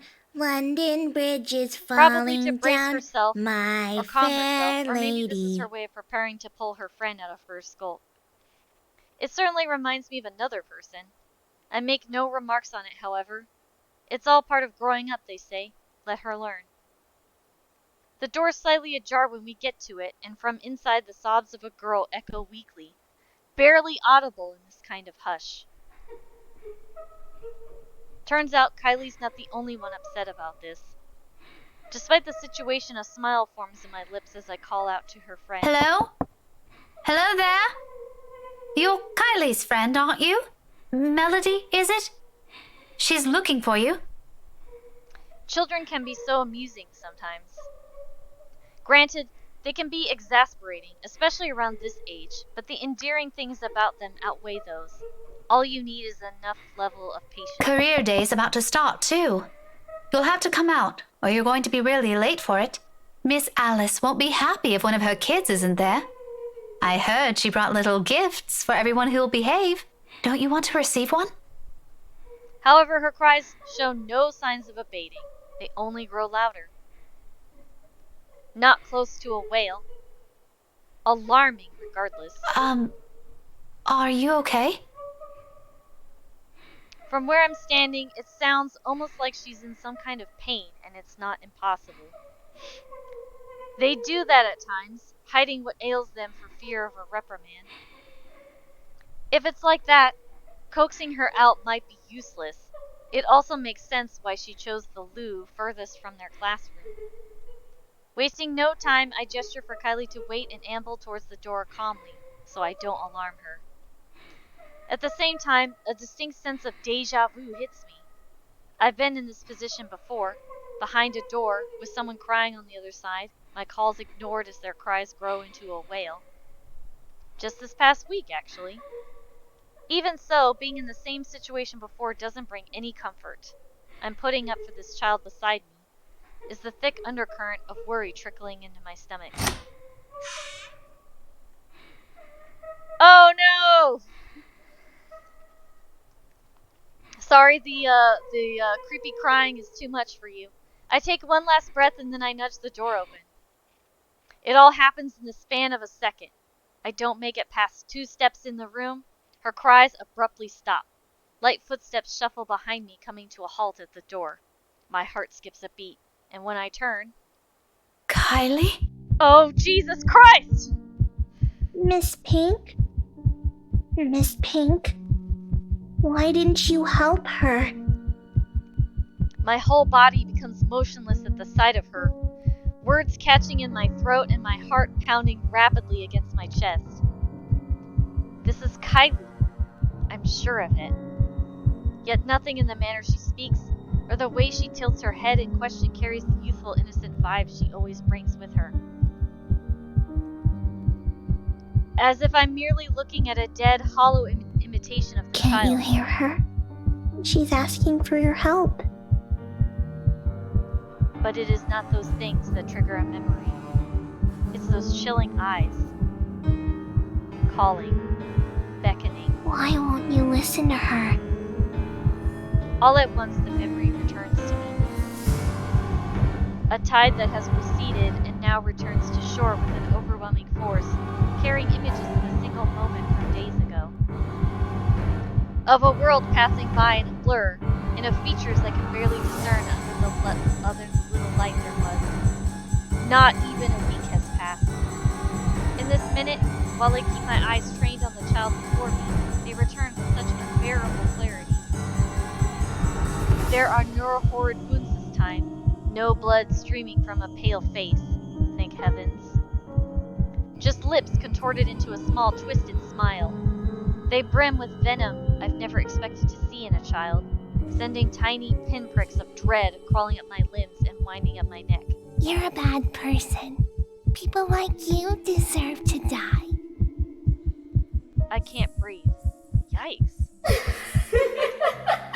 Those whispers and laughters again. Judging. Mocking. Taunting. Each scathing word ringing sharp and true against my ears. My throat closes in. My whole body tenses. A chill settles at the tip of my fingers, every digit gone rigid from the cold. With every single draw of breath, any struggle for air or freedom, the coils wrapped around my body tightened and dragging me down. A gradual, torturous descent into another bottomless abyss. On, and on, and on, until I lose touch with myself and the world. Help me! Until darkness claims me and, unexpectedly, a note. In the distance, harsh and piercing, cutting through the thick stupor and shattering the haze without warning. Are you ladies done with your business here? I don't have all morning to wait for you two. My eyes snap open and the world shifts into places of ragged gas. When I glance up, a different set of eyes greet me. Are you okay, Miss Pink? No anger, no vile hatred in them. Just plain, sincere concern. Bit by bit, I become aware of my surroundings and myself as warmth steadily slips back to me. I've reached out for the nearby counter to steady myself at some point, and my knuckles have gone white from how rigid my grip on it is. It's over now, yet the tension hasn't left my body. My heart still hammers against my chest in erratic rhythm, and my breathing still comes short, shallow bursts. Before me, Kylie fumbles with her hands, utterly unsure of what to do to an adult in what's probably a laughable state. Did you get sick? I'll call Tio, okay? Stay here and don't move. No. No need. Just leave me alone. Tio will know how to fix you. Oh, wait, okay? I wish I could speak reassurances to her, but I can't shake it off. The dread is there, twisting at my insides in anticipation. Of what? I am no longer sure. Pushing myself off the counter, I break into a run. Brushing off the anxious look Kylie gives me when I gently push her away on my way out, or the furrow in Luke's brows when I stumble into him outside. Whatever they both saw in my face, I care not to know. Bloody hell, I don't even understand what's happening anymore. The tremors continue long after the last of my classes have ended. Although none of my students have commented on it, I've caught a few sharing anxious glances. Every time a pen slips from my hand or my shoulders tense whenever called. How unusual it must be for them to see the normally composed Miss Gales become a bundle of nerves. Even the most boisterous ones have given me less grief today. You'd think being on my 4th cup of tea would provide me any sort of comfort. Or is this the 5th? Egad, why does counting matter now? The fact that I can't easily shake it off this time should tell me something. The last time this happened, I passed it off as some lapse in my part, after having been sick the week And before. it is a natural conclusion. Those are just stories. Centuries-old lore passed by locals to keep children in line. What place doesn't have those? One of my Dawes books even went as far as to describe them as a strong part of Isabella's culture. Tree giants, women who feed on unborn children straight from a mother's womb. Or hell, there is even that one story about a demon body. Or demon baby. All folklore that never had a smidgen of truth in it. Most probably told to scare off the natives back in the old days. Much like every other one in every other place, the world is more universal than people care to think. But looking at it from where I'm standing now, after staring right into the eyes of that woman, after all the things I've been hearing about and feeling, perhaps, there's really more to that bloody letter than some awful Halloween prank. Perhaps Isabella's right all along. A terrible thing if true. Though that thought doesn't linger long, thankfully. Soon the ringing of my mobile takes my attention away from it. An unfamiliar name flashes before me once the screen lights up and my brow knits together. Marianne McCullough. Staring hard at the screen, I try to remember when I've entered this person on my contact list. It takes me a moment, but when it clicks, my eyes zero in on the book lying wide open on my table. Loaned out from the library almost a week ago, I met the woman there by sheer coincidence, a fellow history buff apparently. We were after the same book, but in the end she's given it to me under the condition that I call her once I'm done. To be honest, I'd completely forgotten about it until now, and well, I haven't really taken a peek at it until today.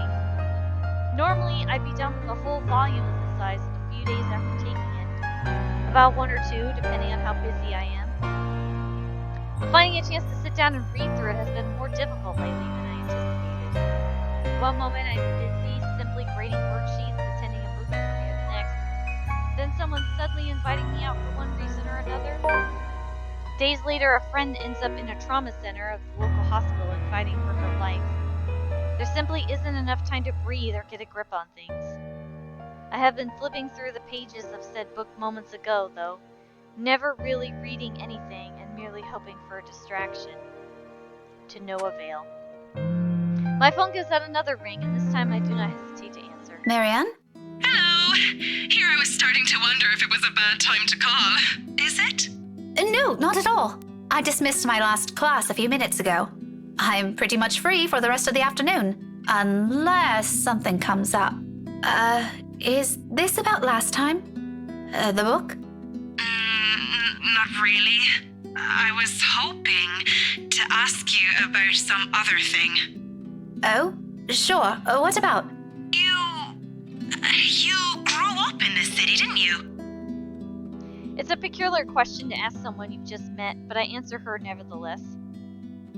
I'm more curious where she's heading with this by starting with that. Born and raised, 3rd-generation migrant. Why do you ask? So, you must be familiar with the local lore. The, stories? Quite. If I'm going to teach about history, I'd like to think I am, yeah? But a family friend would be a better person to ask. If you want, I can contact him for you. No, let's just keep this thing between us, okay? It's nothing too big. Alright. I really don't know how else to put this without sounding a bit crazy. But things have been really, odd. Do you remember the mansion I mentioned back when we met? My current project? In hindsight, I should have expected it'll lead to this. She must not have lived here for long if she's just asking about this now. It didn't take a week with that Isabella when she arrived, but that's Isabella, superstitious down to the last hair. Though it won't be too far off to think Marianne has only started thinking about this recently. She's working on the damn house itself. I must admit, even I'm curious now, despite living here for so many years and having so many chances to look it up before. The Ermengarde Mansion, yes? Yes, that one. And, the thing is... Oh dear, this is a bad idea. You know what? Just forget I ever called you about this. It must have been the sunny weather. It's making me sick and see stupid things. See things? No, wait. It's all right. I don't mind. There's a moment's pause before she responds again. She's right in that. This is a silly thing to talk about, especially between what I assume 2 people who are pretty grounded on their beliefs with regards to these things. I won't blame her if she hesitates. I can't believe I'm asking you about this. It's fine. Why don't you just think of it as some form of research?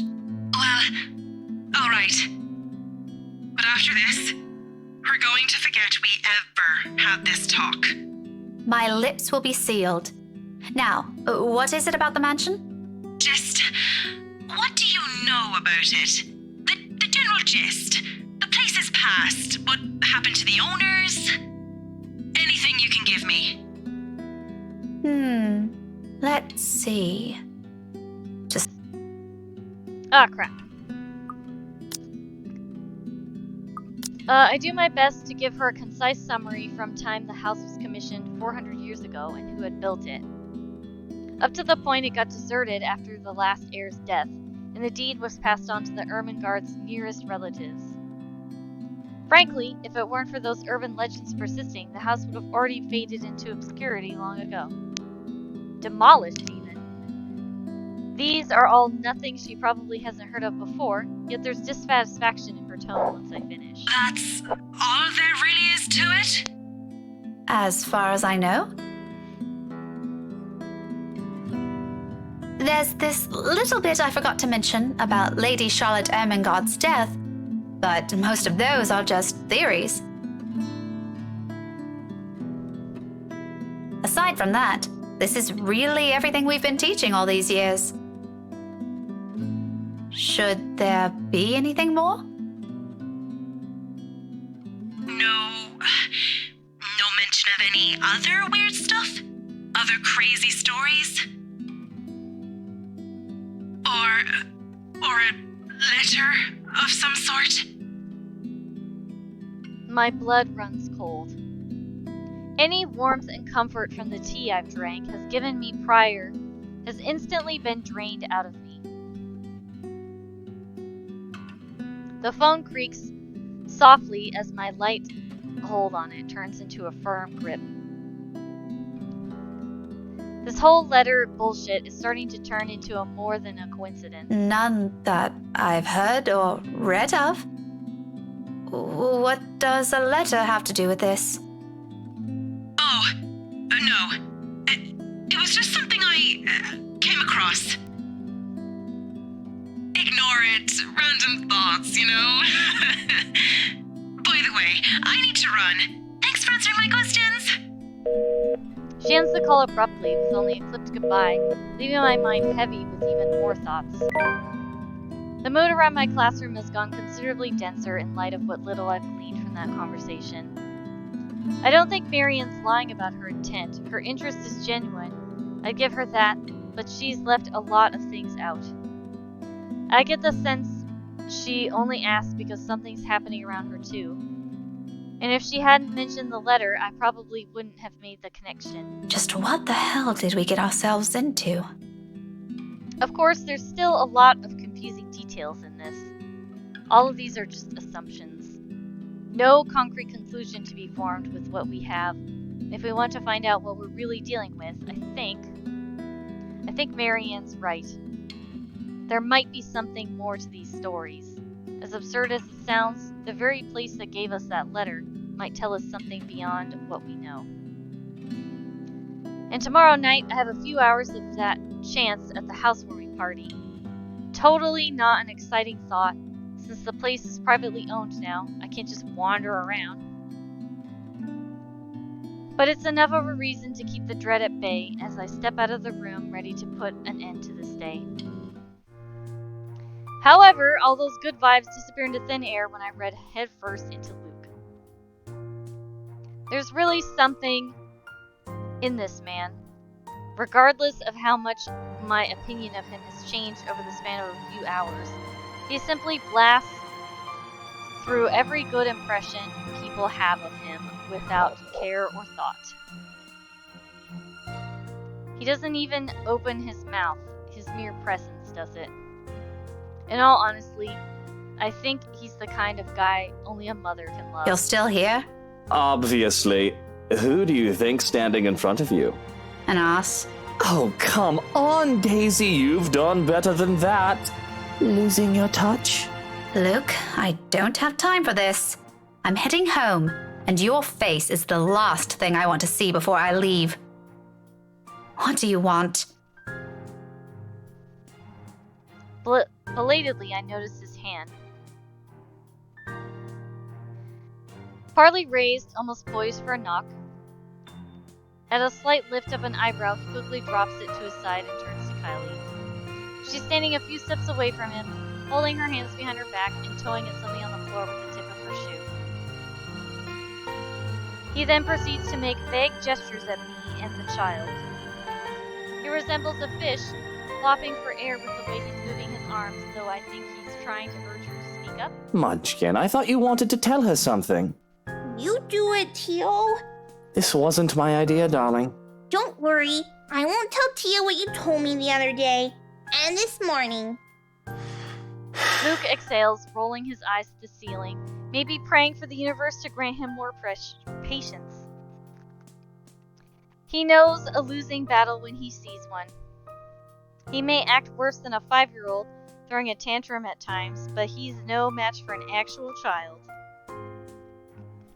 Nothing better than being served a dose of his own medicine, huh? Once his frustration has been promptly let out, he points a rude finger at me. I do my best to stare the offending digit down, but I can already hear the demand for it. It's even out of his lips. You, come with us.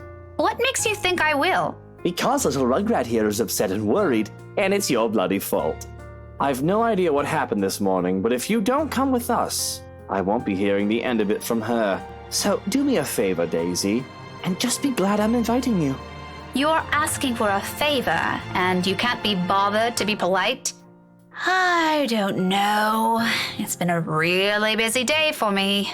I kind of miss my couch. Daisy, you just say yes. A pause follows, almost too dramatic. Afterwards, his face twists into something between a grimace and a smile. As it happens, he appears like he's in a lot of physical pain. You'd think the man is getting an aneurysm by simply being polite. Please? Tio said it'll be his treat.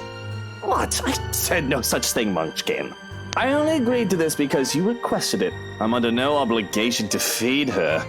I promise I'll be quiet the next time I visit. Oh, all right, but just one meal and make it the cheapest. Whatever, dude, you're rich. Why does it have to be cheap? He and Ashton will get along famously on that department. On a different front, the offer of free dinner does sound enticing, however half-heartedly given it is. Mostly because Kylie has wisely put her puppy eyes, and by the second I find all my choices slipping away from me. See, Miss Pink? It'll be fun! You don't have to feel sad anymore, okay? Oh, well, My mobile buzzes from my pocket, cutting me mid-sentence, and for a second I'm spared the act of giving an answer I'll regret either way. Fishing the gadget out, I wave a hand at him and excuse myself. A disgruntled expression is on Luke's face before I turn away. I'd be lying if I say it didn't amuse me. He's as eager to be done with this as I am, but what can I do? Checking, a message from Ashton shows up. Hey Becca, I'll be around Salem Mall this evening. Need to meet someone in the area. I might have to drop by yours and Isabella's place after. See ya. Just the usual. Unlike what he does to Zachary, Ashton has the decency to let us know when he's dropping by or he's in the area for some business. From the way he's phrased, it sounds to be the latter. Either way, I'm glad he's at least aware of that boundary. Not that Isabella's ever going to let him leave the building unscathed if he ever pulls the same stunt he does with the other man. I cringe to imagine what she'll do to him. Except she won't be there. If that scenario ever comes to pass while she's stuck in that hospital. Sighing, I slip the gadget back into my pocket. But looking up to see Luke's utter impatience on his face, I now face a different dilemma. The two of them are still waiting, and knowing the kind of person Luke is, this is already a grand gesture of goodwill coming from him. All to please his godchild. His denials aside, it's easy to tell he's really fond of Kylie. From his actions alone, I kinda hate to ruin that. Well, Daisy, we're waiting here. On the other hand, there's Ash. His message doesn't exactly imply he's going to wait, or he's expecting me to be there, but there are matters I hope to discuss with him in person, to put it simply. Housewarming party matters. With inviting Isabella out of the question, I only have Zachary and Ashton. Although the former has already made it clear he'll be busy this week, and while Ashton has been my first choice from the start. Even after what I heard of the fact that he detests attending gatherings like this. It's company that counts. We can be miserable together. But that's the problem, isn't it? He hates them, and it's very likely his answer will be a flat no. I'd rather not hear that. If by some miracle he agrees to it, he'll probably be sulking the whole party. Not really a tough choice when you put it like that. Still. Tough choice, but I have to pick one. Let's see. Our options are, I have other things to do, or only because Kylie asked.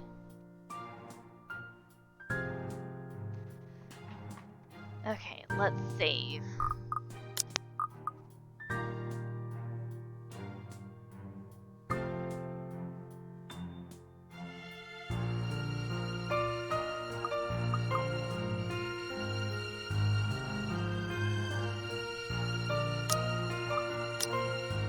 Let's go with only because Kylie asked. Oh, cool. In the end, it's my fondness for Kylie that wins out.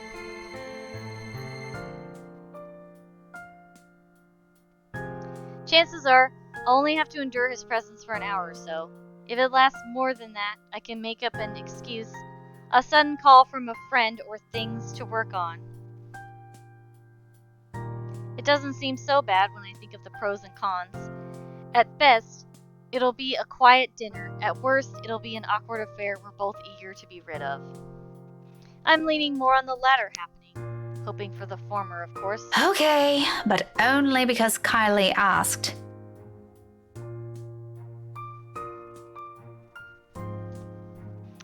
Kylie's face instantly lights up. For the third time today, she tackles me into a hug before pulling away and dragging me by the hand towards the building's exit. That's alright. I'm sure Tio doesn't mind. He let me pick where we're going to eat. Don't worry, it's just close.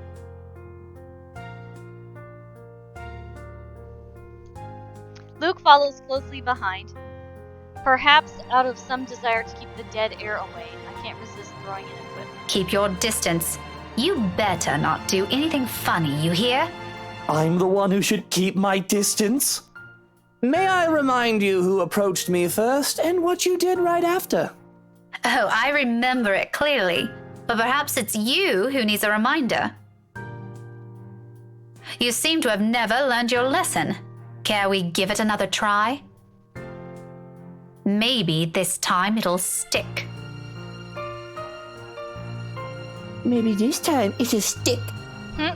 You think you're scary? I'll show you what's scary.